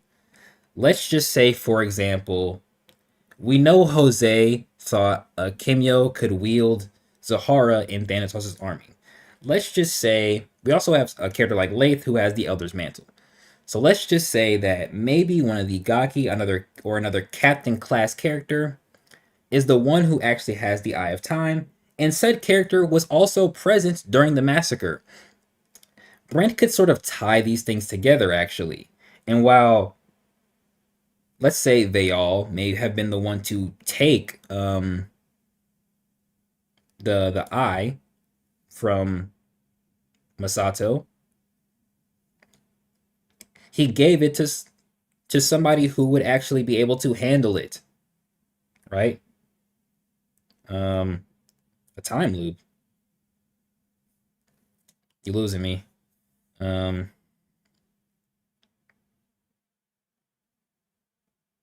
simply allows, two connective points to come together. It doesn't have to be like that, of course, but it essentially kills two birds with one stones. With one stones? It kills two birds with one stone without too much overall or grand inconsistency, in my opinion. Again, it doesn't have to work like that, but it is possible. We still don't know when the massacre can be shown or would be shown.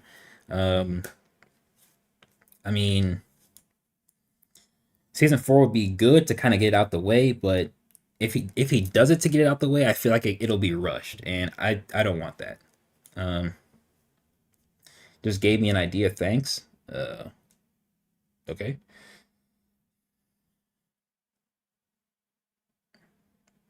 Wait, you said Kaguya flashback is needed much more? It depends on what his flashback relates to.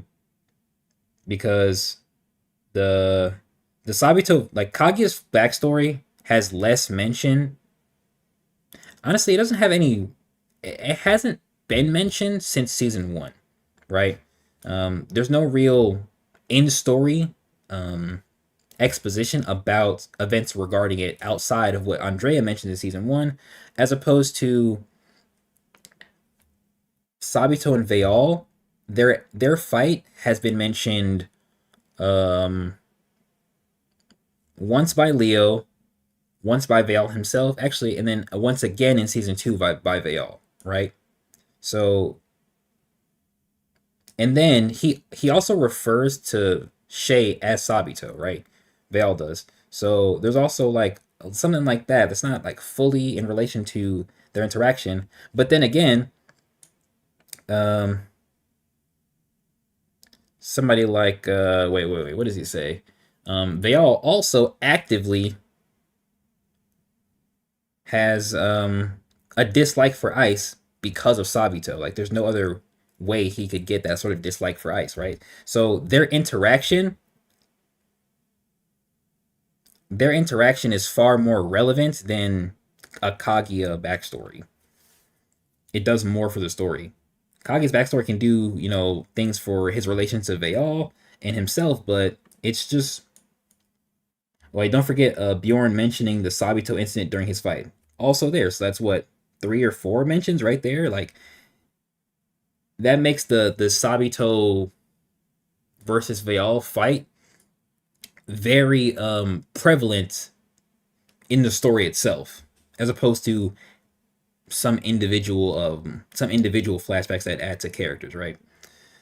Patrick, Jay, I have a theory. Remember when Kirito said that someone manipulated Kono's vision to look at his loved one? I think that it is a Gaki we haven't seen yet. Think about it. It's possible. Um, it could be the puppet Gaki. That wouldn't be horrible. Um, not like not a crazy impossibility, but um, there's still room for like a Dr. Hanzo type character to do something similar. Um, issue with that, Patrick, is that Kirito said it was some guy, meaning he doesn't know who, so it wouldn't have been a Gaki. That's not technically impossible. Or that's not technically the case. How old is Kagi again? He's older than Sabito, and Sabito was as old as like Aldrich, which Brent said Aldrich was like 60 something. So he's like probably 60 something. Maybe even 70 something. You said Kagi is the best character in Ordeal. All right, we'll move past that. When Shay gets the Eye of Time, he will get a connection to his grandfather. Talk to him a little bit. Tell him what happened. Know this. No, wait. Know this. His grandfather would leave the Eye of Time. I like that because it adds to what the Eye of Time can do in relation to the past. Um, I don't know about the second sentence though. Wait, where Shay found it is also explaining how he either died before or during the massacre. That's good too. Loving this talk. I want to see Kage's Black Mask. You and me both. Um, the massacre could be shown when Shay takes the Eye of Time, and maybe we get a flashback about how the Eye of Time got to where it is currently. Yeah, that's kind of what he said. Wait, so the Gaki got amped by Veil Blood. I was confused on the Gaki. Yes. Damn Ordeal characters looking youthful. Absolutely.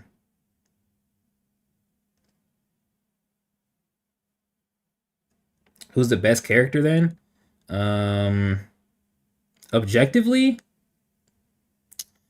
uh,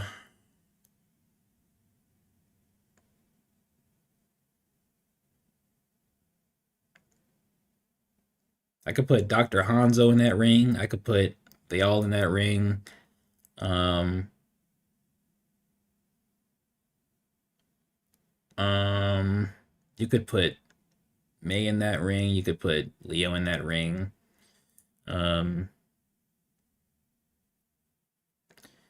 I don't want to put Shay in that ring because he's the main character, but eh. Uh, yeah, those are who I would consider for like objectively some of the best characters in Ordeal. They do a lot for the story as a whole. They as individuals are somewhat interesting. Probably Ilios. Oh yeah, you could put him in the you could put him in there too. You could put him in there too.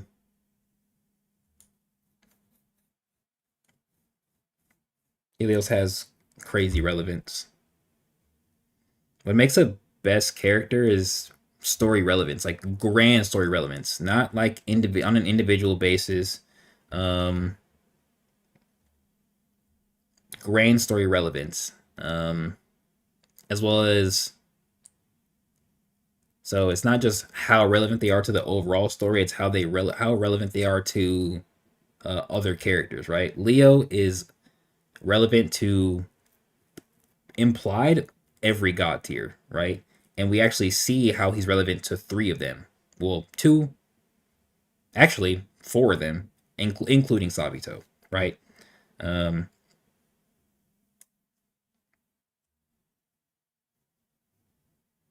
see, you're using I don't know, some point. So Goku's the best character in Dragon Ball series. Then, um, honestly, he's a contender, and it's not because he's the main character. He's a contender, but it's not because he's the main character. Um, obviously, Goku has crazy plot relevance because he's the main character, but um, if you understand Goku's character, if you understand Goku's character and what he does and what he tries to do,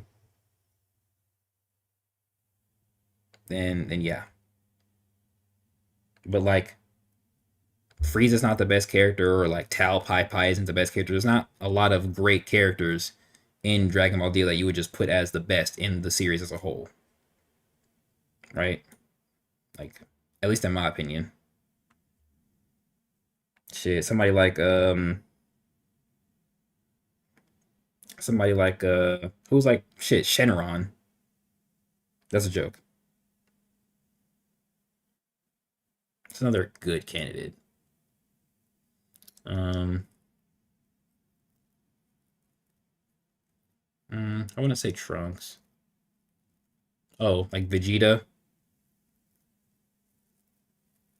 I wouldn't say Piccolo. He doesn't have the same. Honestly, Vegeta's not a bad contender.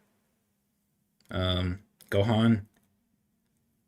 Yeah, see, that's the thing. You said for me, but we're trying to be objective, so it's not based on personal opinion. I'm trying to give objective opinions on like at least what how many characters there could be, like a pool.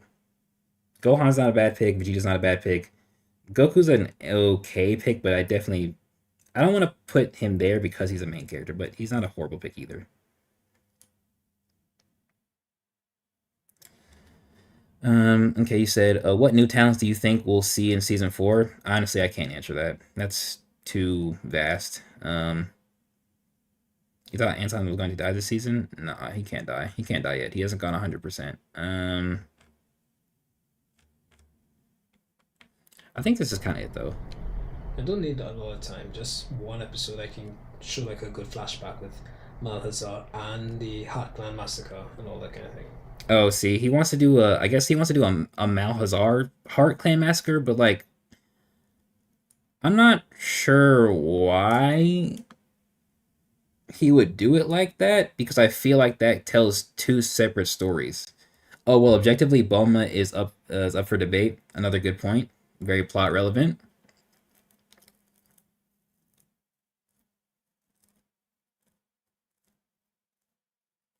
Um, yeah, I think two separate stories are told there, and I don't think you can. I don't. Maybe it's just me, but I don't think you can correlate Malhazar and I guess his time period and what he did to the actual massacre, especially because something like Stone Will and the the call it? What is his name? What's his name? The Merlin Stone. They're they're not relevant to the massacre either. So I don't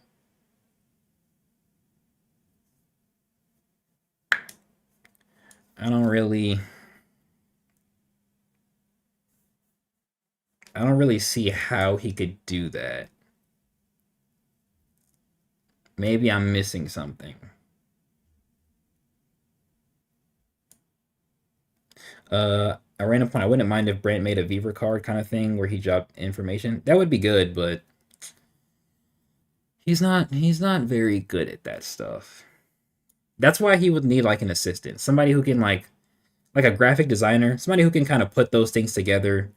Let's just say Brent drew like a kind of like what he did at the end of this the flashback with Leo when he was a kid, like that kind of stuff. It'd be kind of like that basically. Um, yeah, it'd be kind of like that. But like as like a whole, I think like a sort of like a graphic designer would be kind of cool to do something like that, right? He just Brent gives them like a doc full of information, and then he all supplies them a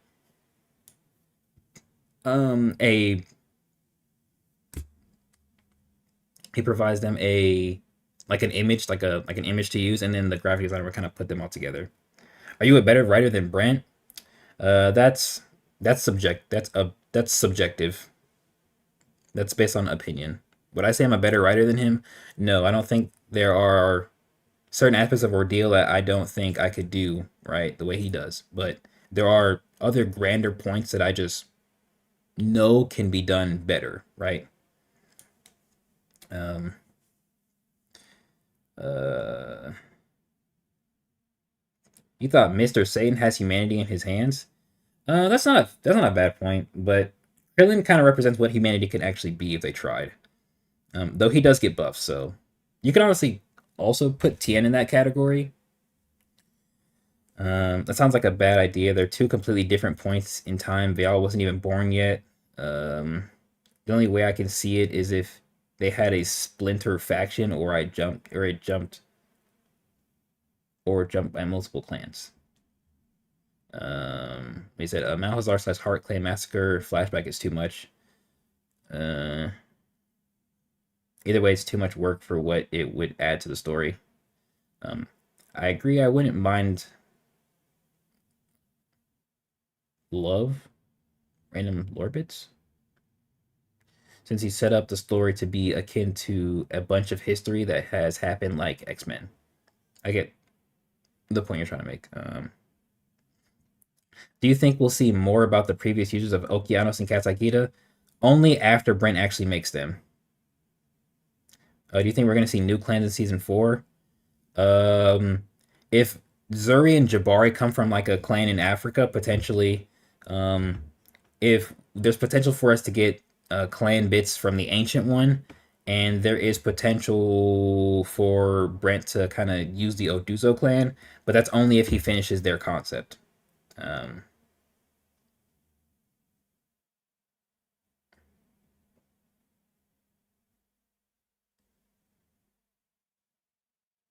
Samson from the Bible is Katakita's vessel. That'd be kind of cool, especially if Katakita's Or talent is please power make and related. create your own Kimio art contest. Should that be an art contest or should that be All right, brother. to Is there anything else relevant here? I think this is an it. animal? But when I first started, I was really into urban animal. Yeah, this is all, bro. Um, 2.5 hours plus. yeah, I think this is it. Let me look at any more of. Okay, late. Good. I have to have a fight for each of them. Wait, I have like where? a fairly the Gautier and the. This point here too.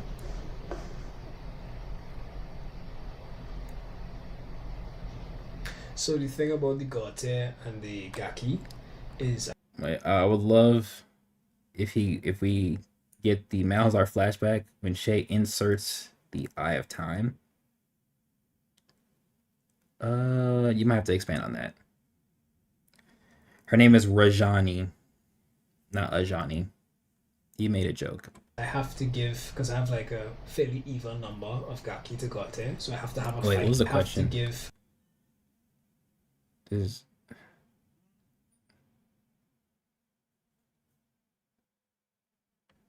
I don't know what question he asked. Because I What have like question that was asked in a thing relation to about that. the Gautier and the Gaki.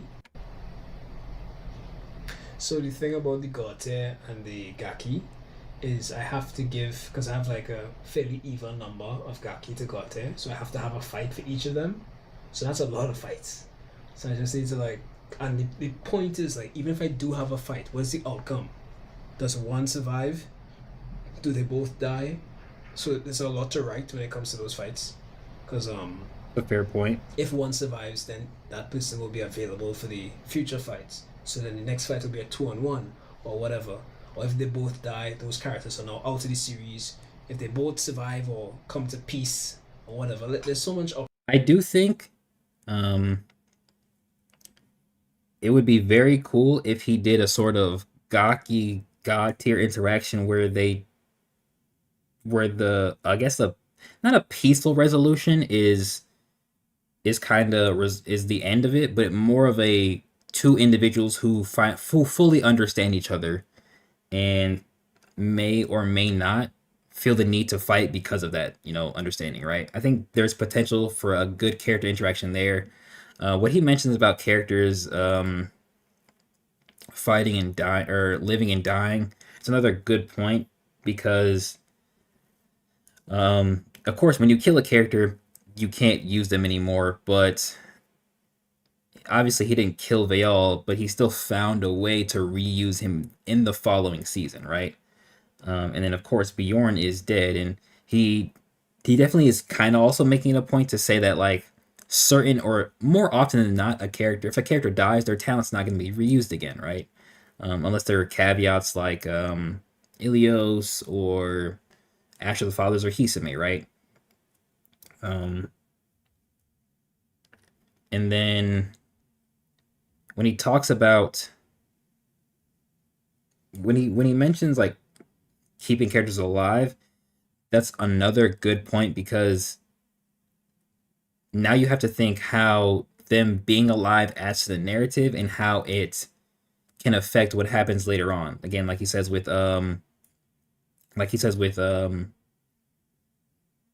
the like they'll be available for the next fight, right? So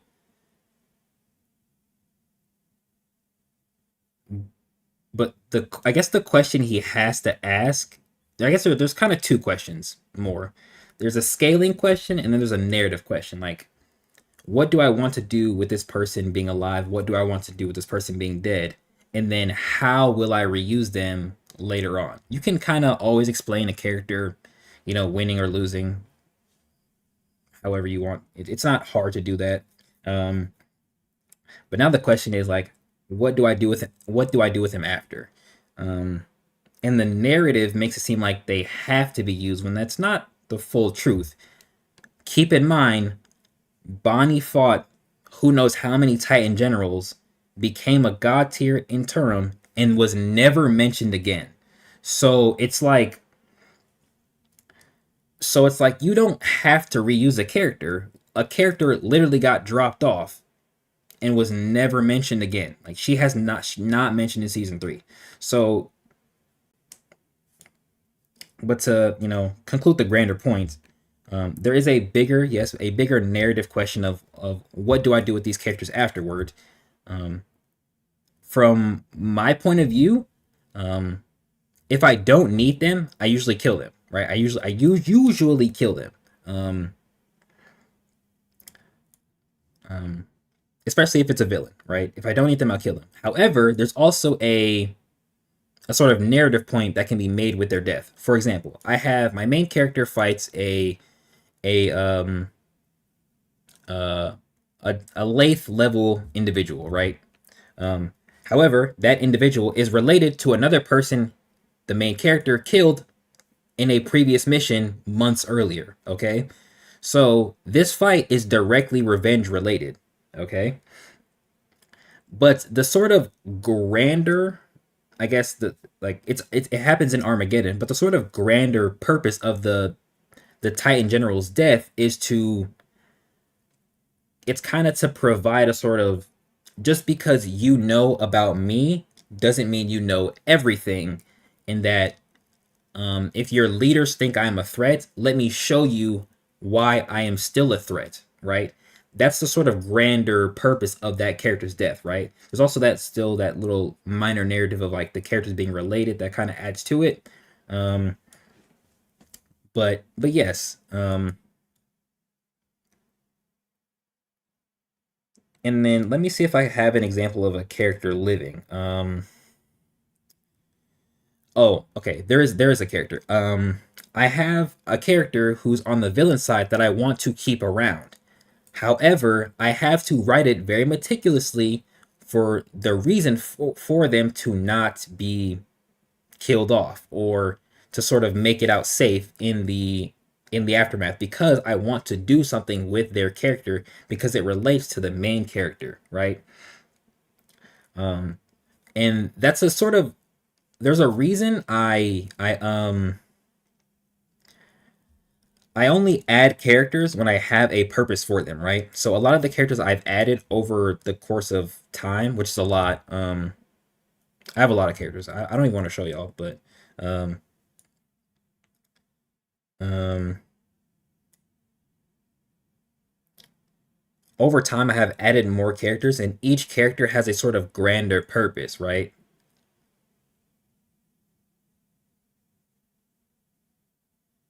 What do you think happened to Shay's arm? It never shown that it got destroyed. It was crushed under rubble, and he couldn't save it. There's nothing he can do with it. It doesn't really matter. It was cursed. Um, but yeah, I mean, I guess that's the grander point of characters, right?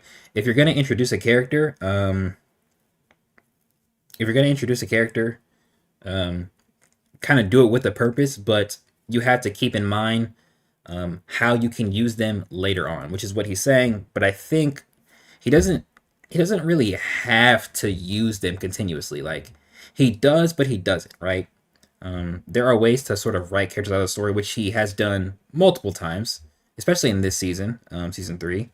So I feel like it's not as difficult as he's making it out to seem.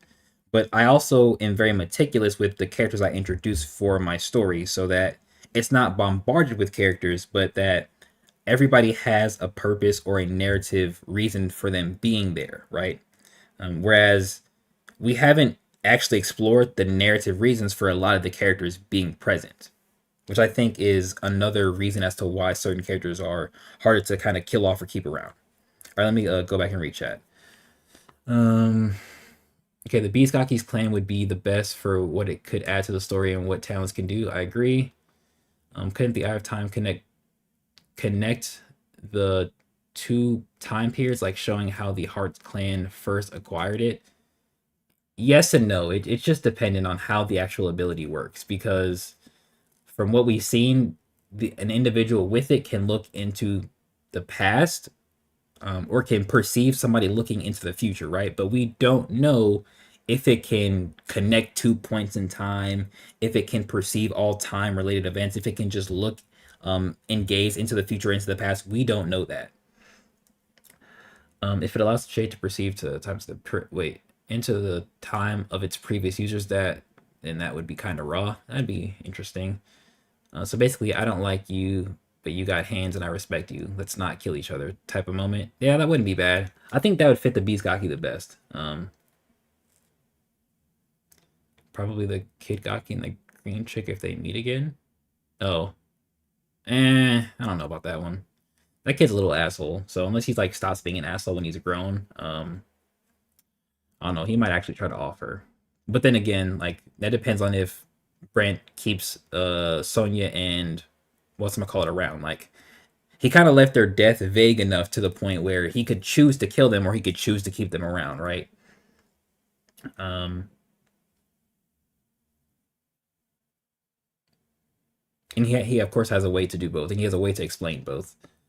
It'd be funny if there ends up being a pair that's just running a friendly fade to the end, like just throwing hands for the love of the game. I'd enjoy that. Uh, wait, the one up for dead characters is that their life not seen can be story plot or character development moments, like with Leo's cub training flashbacks. A younger rank one, Leo, anything. Yeah. Do I have flashback related moments in regards to character death? Oh yeah. The the main character's mentor. But I actually mentioned that early in the stream too. So long as they serve the purpose you gave them, then it doesn't matter after that. Exactly.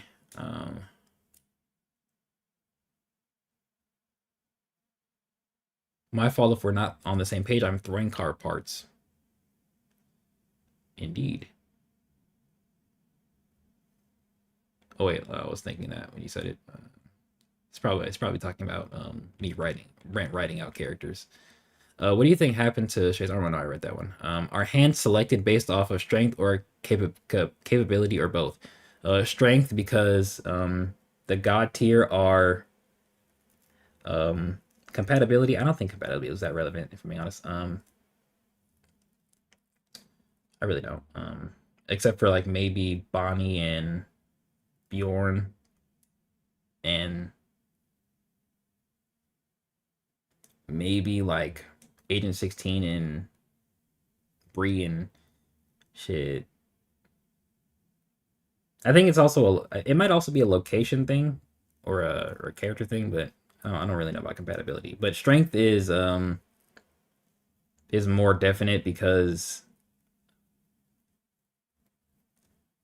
they are directly assigned to them. So they're probably looking at, okay, out of these individuals, who's this strong and who's this strong, right? Um, the ranking system is just bad because we don't know how any of it works, so it's not as definitive as I would like it to be. Leo's hand was dev compatibility based off how the story played out. That's true, mostly because it's two characters who are in that. I don't. You don't have to work for us, but we appreciate that you help us often. You know what I mean? Like close associates, but they don't have to. They don't actually work for code, right? Oh, these names get sucking corny now. I'm not gonna lie to you, bro. When does it end? I think this is it Proceed though. with these fight. Um, so definitive things in season four. And I said it a little bit earlier. Jabari opens up the season. We're gonna get a lot of stuff in Africa. We're gonna get the Eye of Time. We're gonna get a fair amount of flashbacks. I could still do a video that kind of dissects the specifics of those topics. Um, um,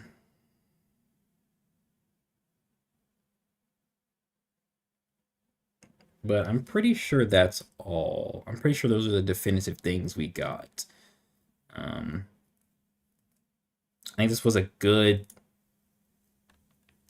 Q&A, good discussion related topic right here. I might actually end up changing the what's gonna call it. Does it keep going? So that's how it gets the whole mother cheese. Oh, maybe he does keep going. Wait, hold on. Maybe he does keep going. I thought he stopped. Ready? I'm all of them figured out actually, I should say. Just figured out already. 90 maybe options to do with these fights. I'm trying I to have speed through this though. 90 maybe not so much. Like 70% of them like figured out already. I'm all of them figured out actually, I should say. Just not put on paper exactly how the fight will go. I just know who's going up against who. For the most part, I'm kind of changing it as I go because I'm introducing new God tier characters. When I say pause, I'm introducing characters that are potentially God tier. So, um, yeah, they will assist in some of these fights, and then they have the hands as well to make Um, the fight. when he says something like that, I kind of think of Ian. Kind of think of Ian. Kind of like Dean. He could keep Dean alive, if I'm being honest with you. Dean could be alive. So things like that. Like this kind of goes to show that like he knows sort of more major and definitive things, but to get there, um,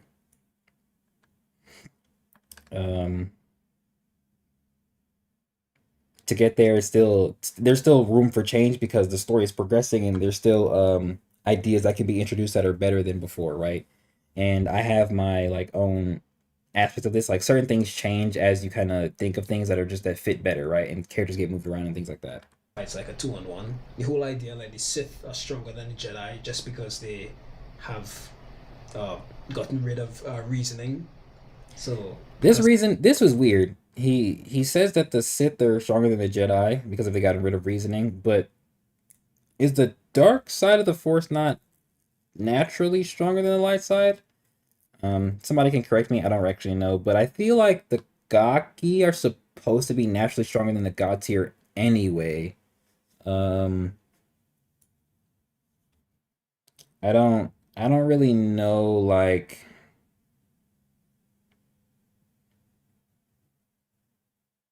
I don't really know if this reasoning is the best. I feel like they should just be naturally stronger, or at the very least, they should just have more chi, which should just by proxy make them stronger. I don't really know how else to say it. They have the rational.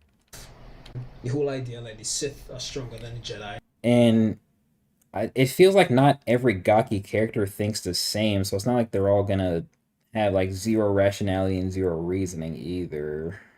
But I could be wrong about Just that. because they have Darkseid is naturally stronger because of the evil influence, yeah, but its power with a cost is how it's portrayed. Um, the Darkseid is more unrestricted. Um, I don't know. I still feel like that's not the best analogy in my opinion. It's not the best analogy because it doesn't like I feel like it doesn't fit the same way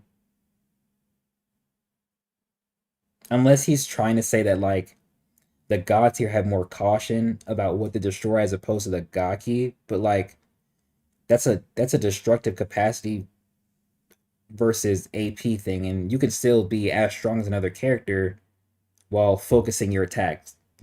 With this being the literal example, like this is a perfect example of like focusing your destructive capacity into something that can harm your opponents. I'm not really sure if that's the best analogy. uh, gotten rid of reasoning. So because they have no rationality, that makes them stronger because they're more dangerous. So so the two I on I one. I kind of get the like they have less rationality, they have less care, so they're more dangerous. But like in terms of power, I feel like in this series at least, it doesn't fit the best. Like it doesn't fit the best because there's just there's just I don't know, like there's just a better way to scale it, I guess. The light side has limits, dark side has no depths. He said, it is, but you need to let go of reason and dive deeper into your ambition to get more power." Yeah, and that doesn't fit as well in this series. At least from what I know. I might be wrong. Y'all can correct me. But like, yeah, see, for Ordeal, it's less moral in how far they push. It's like it's more of an active intent of like to become stronger and how far you can actually push your individual strength as opposed to the voices. They're boosting me. Let's keep That's going though. usually how it should go. Was I lying? Cronus is stronger than Thanatos, right? Um, What do you say? how to say?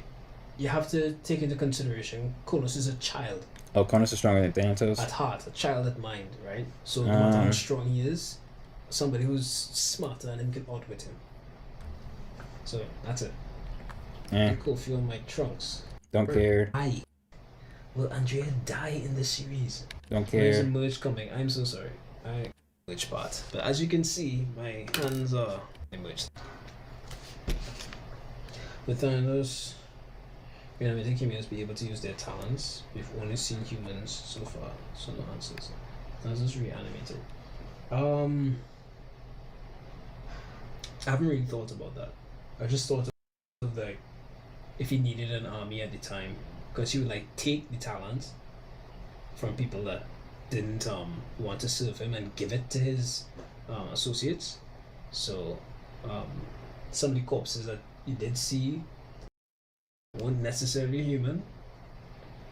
So that's This feels like a potential way to bring dead characters back. The problem then becomes now we have to kill Thanatos because if we don't, they're not gonna die. You know what I mean? Like, right? Like the resurrected. Like, it also feels like it doesn't feel like he could bring their talents back to them because they're now being fueled by soul energy or aka his chi. So unless their body can use the ether, stay with me, unless their body can use the chi that's coming from the ether to mimic their talents in a way because it's in their body, and it would just be different for every reanimated corpse. I don't know about a character having the same, they're like a dead character who got reanimated by Thanatos having the same talent, right? For example, let's just say Thanatos brought Sabito back. I could see a reason, or I could see it being explained that the ether kind of having chi. Actually, no, no, no. I should say it like this. Yeah. If Thanos was reanimated Sabito, I could kind of see an explanation as to how Sabito's body using Thanatos' chi allows him to mimic the talent he once had, while the actual talents still exist, right? Similar to Konos, but still slightly different, right? But I'm not sure it would make the most sense for a Kimyo reanimated to have their talent again. I feel like it would just be their body and maybe their base level strength increase. It's a point to delve into for sure. Do you have any characters in the history of audio who you don't think you'll get to dive into, but you really like? Like an ancestor, da da da da. These characters here, the vessels. So, like, I could It's think of like a personal backstory for each I could tell, and if I did a chapter for all seven of these characters, that'd be 7 weeks away from the main point, the main plot of the series, which is not ideal. Yeah, see, and with that point, he doesn't have to write stories for every one of them. He doesn't have to. He can. People would like it if he did, but um it doesn't have to be something he puts in the season though. Like it doesn't have to be something relevant to the active story, right? It doesn't have to be. The way Ordeal is set up is like a lot of things in the story can be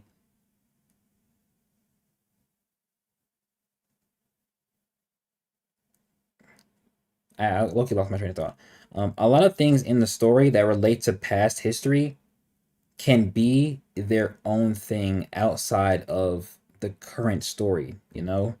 There are a lot of historical moments I think directly relate to the season or the series in the future, but like not every single one of these niggas has to relate to what Shay's going through. Not every single one. Maybe him because he interacted with Ilios. Obviously him because he's his mentor. And obviously him because we know of lore bits related to Zahara. But like these three, they probably won't have any like relevant moments related to Shay, right? But it's not hard to, I guess maybe after a season is over or at the end of, the series as a whole to look backwards and go, okay, I still have these characters. Let me give them more depth. Kind of like what um, Kishimoto did with the Minato one shot. Like yeah, we have lore on Minato, but let me actually go back and give him more lore that adds to him and surrounding characters related to him, right? Um, so we could get more lore on Achilles. We could get more on Caesar. You know what I mean. Like it's not hard to kind of write something that doesn't relate fully to what's currently happening. At least in my opinion. That's kind of why one shots exist. And then he doesn't have to put it on like the Ordeal official site. He could put it on Patreon, right, and just say it's canon. But uh, like he can put it on Patreon. He said that one shot was well, I'm a Minato Glazer, so I loved it. Um,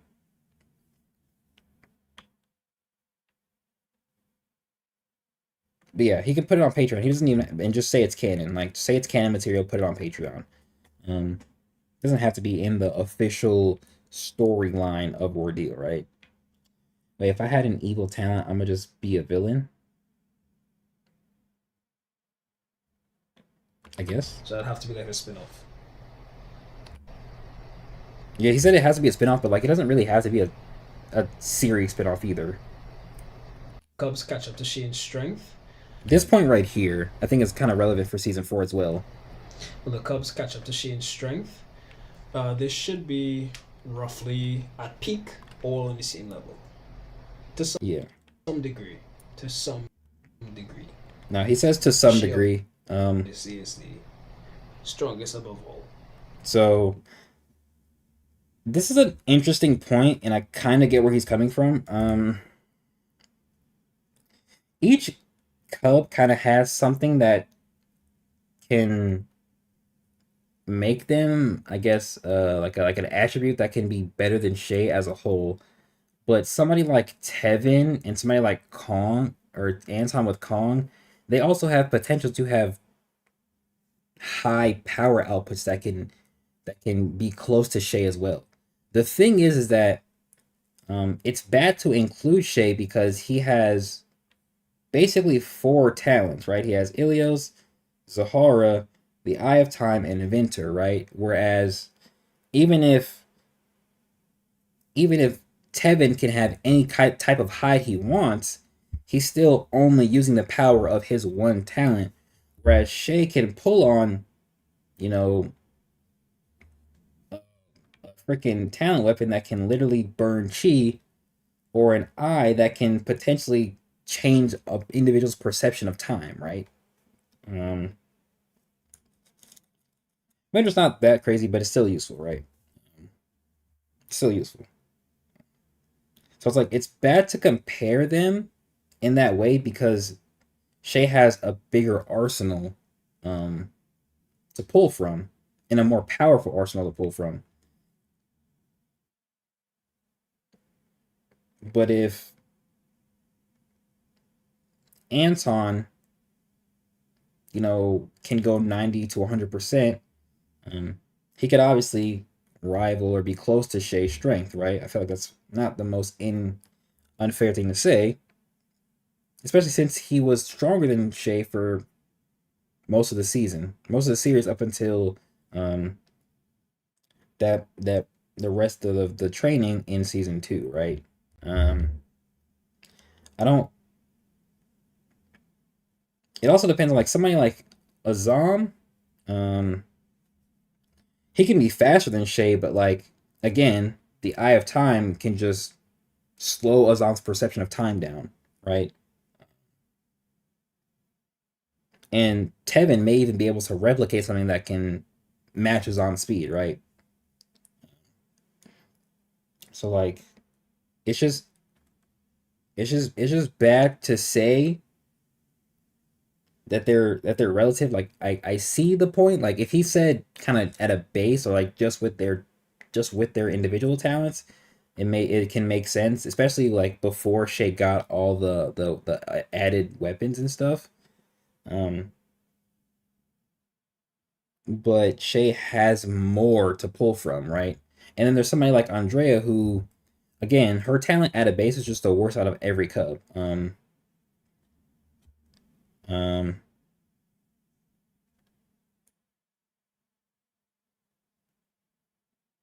like she actively needs things to be better, and then there's still potential for her to grow in my opinion, but like just because she can doesn't mean she will, and we don't know what she would even need to be more comparable to all the others, right? I think Shay was built to counter everyone for real. Kind of. Um, who do you think is going to kill Vale in season four? It's kind of a toss up. You can do Shay. You could do honestly. You could do Yukiko, which I talked about. Um, a little unknown.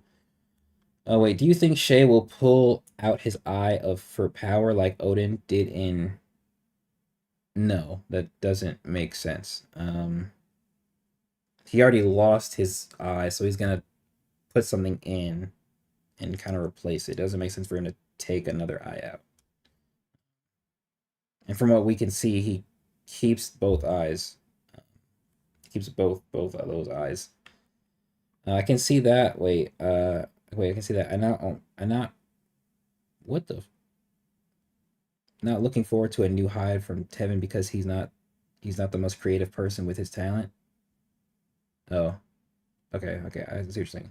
Wait, what would happen if Azam had enough chi and ran for a long amount of time? he would just be running. I don't really know what you expected me to say from that. He would just be running. It's not like he's gonna get faster at any certain point. Um,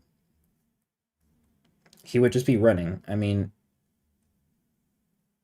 it just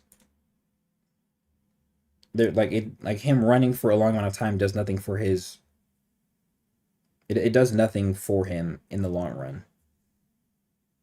Like if Azam had infinite chi, he would just basically never have to slow down. But that doesn't mean he would get faster either.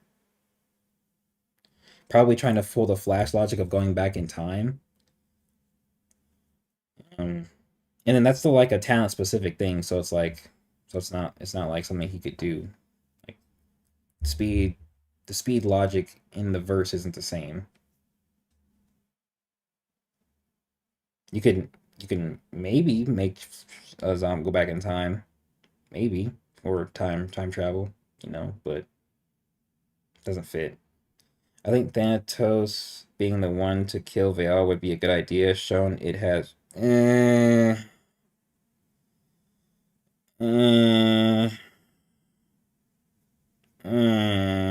I don't like that. Kenny would get faster and faster until he ran out of air, not back in time. That's not how it works. After Azam uses sort of like the max potential of his talent, he doesn't get any faster. From what we've seen, he doesn't become even faster. That's not how that works.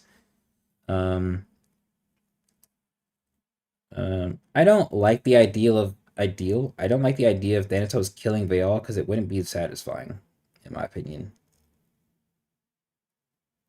It adds to the story in a unique way, yes, but I don't think it adds more than like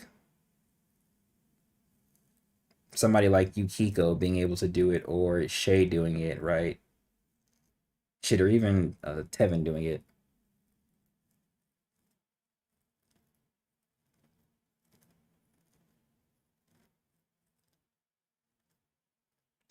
Maybe not a full-on living talent, but something that functions on its own passively out of Azam's control. Yeah, okay, I'm gonna keep going.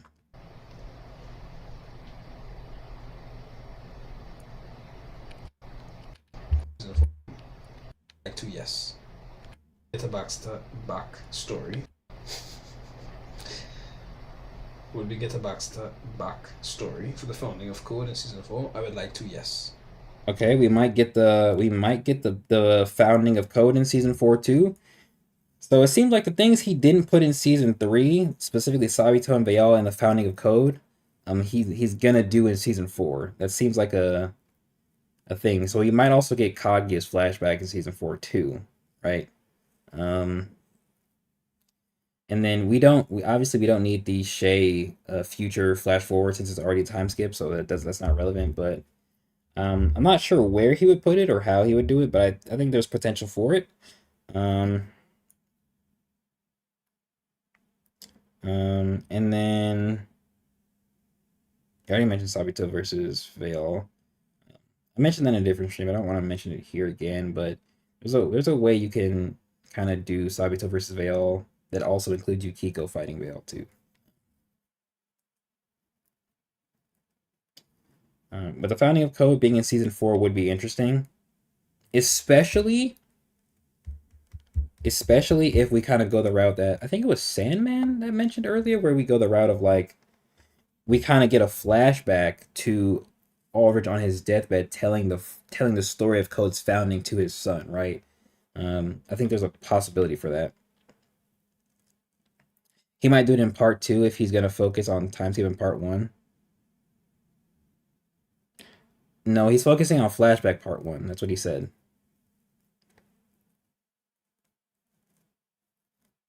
I guess maybe it didn't get catch in the recording.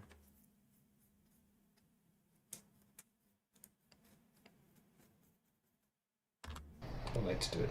I have this really cool idea. Val's there. That was when they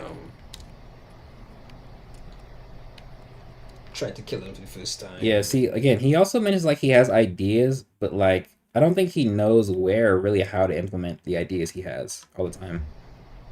They tracked him down and they decided to form code and whatever. So, is the nature of the talents laying flames a spoiler? If not, can he only affect cursed talents like Rajani or Resource Arts? The talent killing fire kills chi. It burns chi. So once you're made of chi, it can burn that. So that's how it gets the whole moniker of being uh, talent killer. Because it burns chi. So once you're made of chi, you're dead. Yeah, and this is when he like directs the talent fire to burning just chi, but he also makes it seem as though it's supposed to be specific to like sentinel type of beings. Obviously, it's balanced. Can't be used in excess.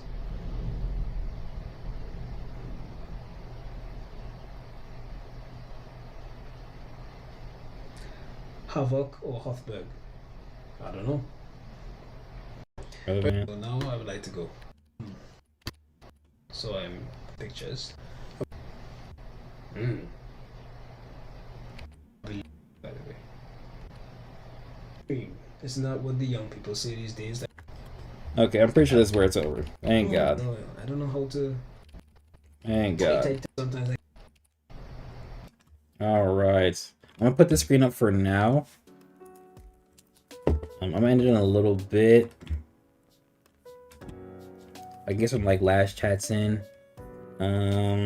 Wouldn't mind ending season 4 with a decently long. The only problem I have with Sabito versus Veil is that we don't really know the reason they are fighting, and I feel like there's no prior establishment to that.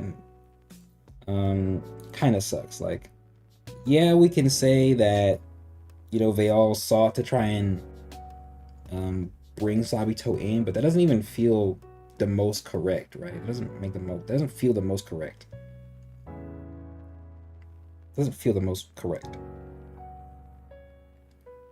It's crazy how Veal kills Shay's parents, kills his master, kills Lewis, and cuts his arm off. Wait, cuts his arm off by his blood. He sounds more like the main villain than Abel is. I mean, yeah. How many episodes do you think season 4 will have? I'm shooting for around 60. It needs to be 40 for both parts, so 80.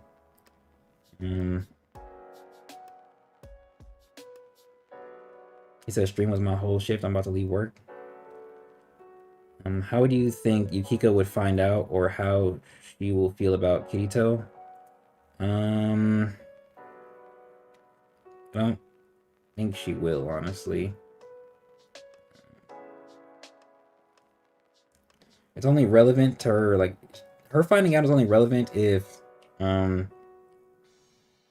it's basically a sort of, or what I could do, what you could do is like, they can fight again, or they can fight, and then let's just say she kills him, and then she sees his memories, like a flash of memories, and it's kind of relating to who he actually is, right?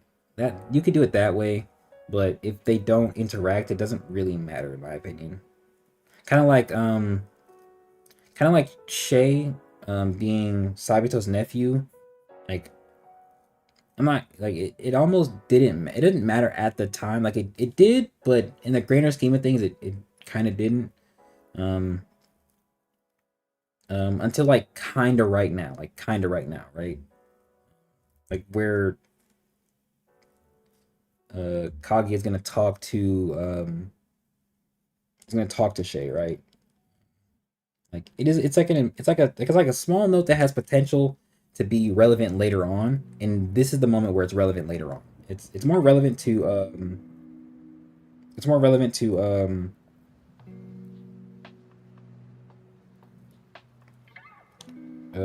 it was more relevant to Sabito in my opinion, because it shows like the potential of interaction they would have had.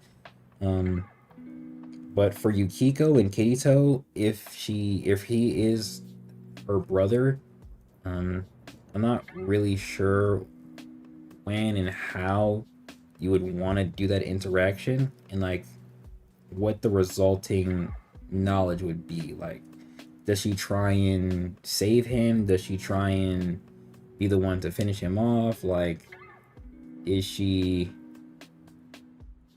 um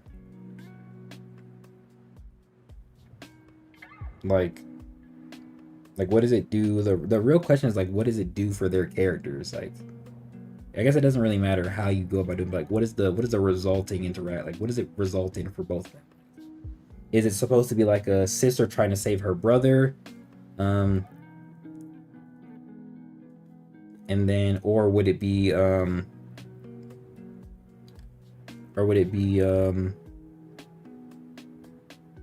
would it be her trying to save her brother and then he rejects her, right? Or is he the character who changes his ways and like turns to the light? Like, it just depends. Because in my opinion, for at least right now, their interaction doesn't really matter. Like, it doesn't do anything for me and doesn't really do anything for the story as of right now.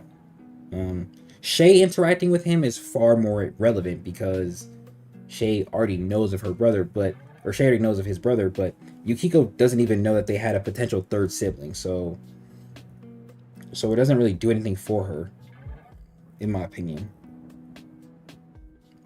And you would kind of have to weave it in for it to be relevant for her, because that's kind of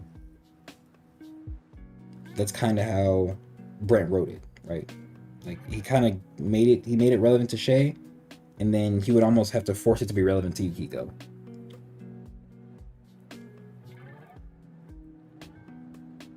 Um,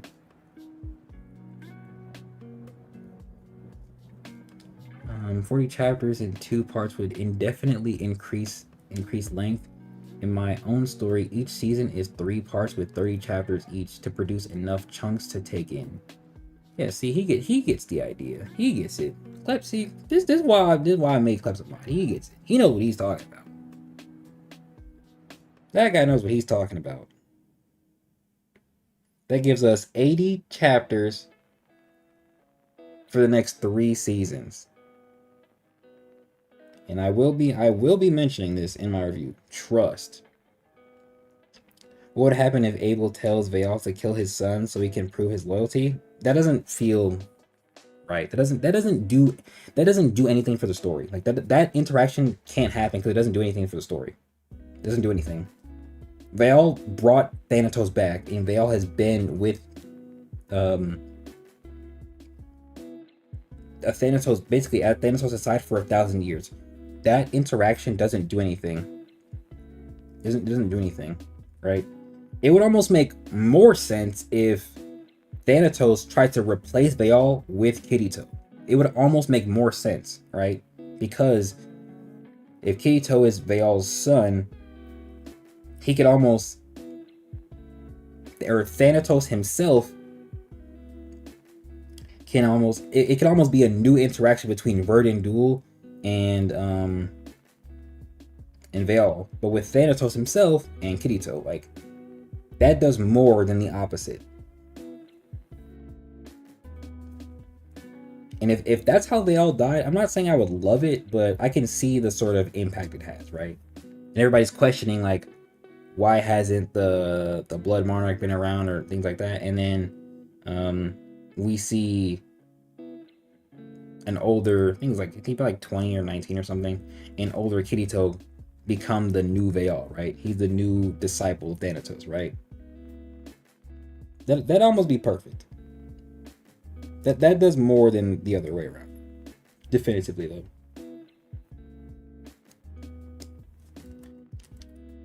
Any more lasting questions? Let's talk about clips. Lasting conversation related points.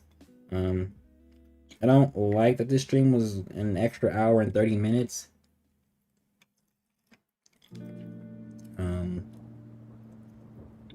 But there's just a lot I wanted to bring up or like discuss in that. So there was a lot I wanted to discuss and talk about in it. And I think and again, recap, definitively getting Jabari at the start of the season, which means we're probably also going to see Zuri. Definitively getting more African continent stuff. Gonna get the Eye of Time and how Shay acquires it. And and we're probably gonna get Sabito versus Bayal, and then we should also be getting the founding of Code, right? So that's 5. I'd say 3 guaranteed things in season 4, with 2 things for potential, right? 2 things up for to potential. I'll believe those last 2 when I see it, but the other 3 seem pretty definitive. Oh, and I guess 6 with, at the bare minimum, season 4 being 2 parts with 30 episodes each. But I will genuinely try and strive for at least 40 with my review, or we could do 3 parts with 30 episodes each, and that way we have 90 total episodes per season, which eclipses everything he had done before, right? That'd be kind of, I'm not gonna say to be ideal, but that would be far better, as it would help the series' longevity, in my opinion, right? It allows him to do more with it because he has more space and more things he could fill in, right? Final question: what do you think of Kong talent, and how will Anton die later on in the story? He has to go 100%. Who he goes 100% against, I don't know. The Kong talent is cool. There's still more he can do with it, I think. I will mention in my review, Anton probably should have gotten the Flying Nimbus in season 3. And I think there's room for him to get it in season 4 as a talent object. It would have been a talent object anyway. When Brent mentioned that Anton was on a secret assignment, I thought that is what he would be doing. Since we didn't know he would be, a code head, I thought his secret assignment was to reclaim something like that for his talent to kind of bolster his strength, right?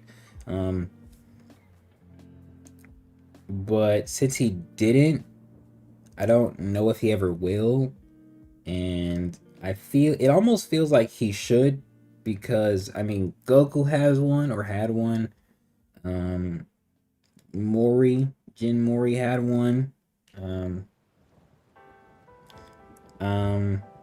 I just feel like, I'm not gonna say Anton just absolutely needs that sort of mobility, but like, bro, Nico's useless, bro. Give Anton his own mobile and he'll be alright, bro. Come on, let's be real. But how he dies or I guess who he dies to is really up for debate. But how he dies is definitely, he is guaranteed to go 100% fighting somebody. We just can't know who yet, and it almost feels like we won't know who until it happens. Like it feels like there's no way to really guess, because you could say he could fight Kaguya, but like genuinely especially with the way season 3 ended, and then there's like nobody else that's a direct enemy to him outside of like Thanatos and Baal. So because he's the code head, right? But yeah,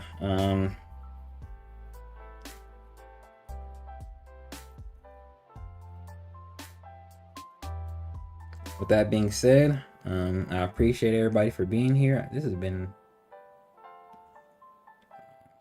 kind of annoying. This sorry, I'm looking at a freaking thingy. I appreciate y'all for being here. Appreciate all the chats, any likes, some pretty good conversations that we got to discuss and look into. Let me see. I'm not really sure if I can see how many people were here. I'm not sure how accurate it is. Let's see if this was accurate. Move out the way. Appreciate all 29 of y'all that's in here, I think. I appreciate that. Hopefully that's an accurate number. If you ain't chat, it's okay. I still appreciate the view. When the stream over, go ahead and run it back if you feel.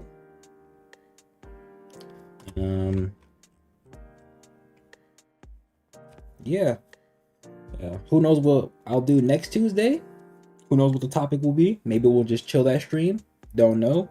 Saturday, gonna be the last editing of Black Myth Wukong. I'll probably start playing Tekken again, maybe for a little bit, just for a tad bit, to keep myself less rusty. I did win a game earlier, and that game was beautiful. Oh my. You said 2 a.m. Ainsley? Crazy. I know I got to get back to Sifu. I really don't want to start another stream trying to fight Kuroki though. I'm not gonna lie. So when I do get back to Sifu, it will be when I have beat Kuroki off stream, and then we'll just kind of look at what I did. That run. I'll have it recorded and I'll have audio in it as well, like my actual reaction to it as well. At the time, we'll all look at that together, and then we can move on to the next area, right? I feel like that's really how I want to do it. But in the meantime, we could also do like Sifu arenas. I have a thumbnail for that up, so we could kind of like keep the Sifu vibes going. If that's something y'all want to, right? We can do that as well. I already have a thumbnail for it. I already had an idea for it, so in the meantime, we could also do that as well. Which maybe I could start that on Saturday or next Saturday. But again, appreciate y'all for being here. Appreciate all the chats. Appreciate all the love. Appreciate all the support. I really appreciate y'all crazy heavily. As always, the stream will be up when I turn it off.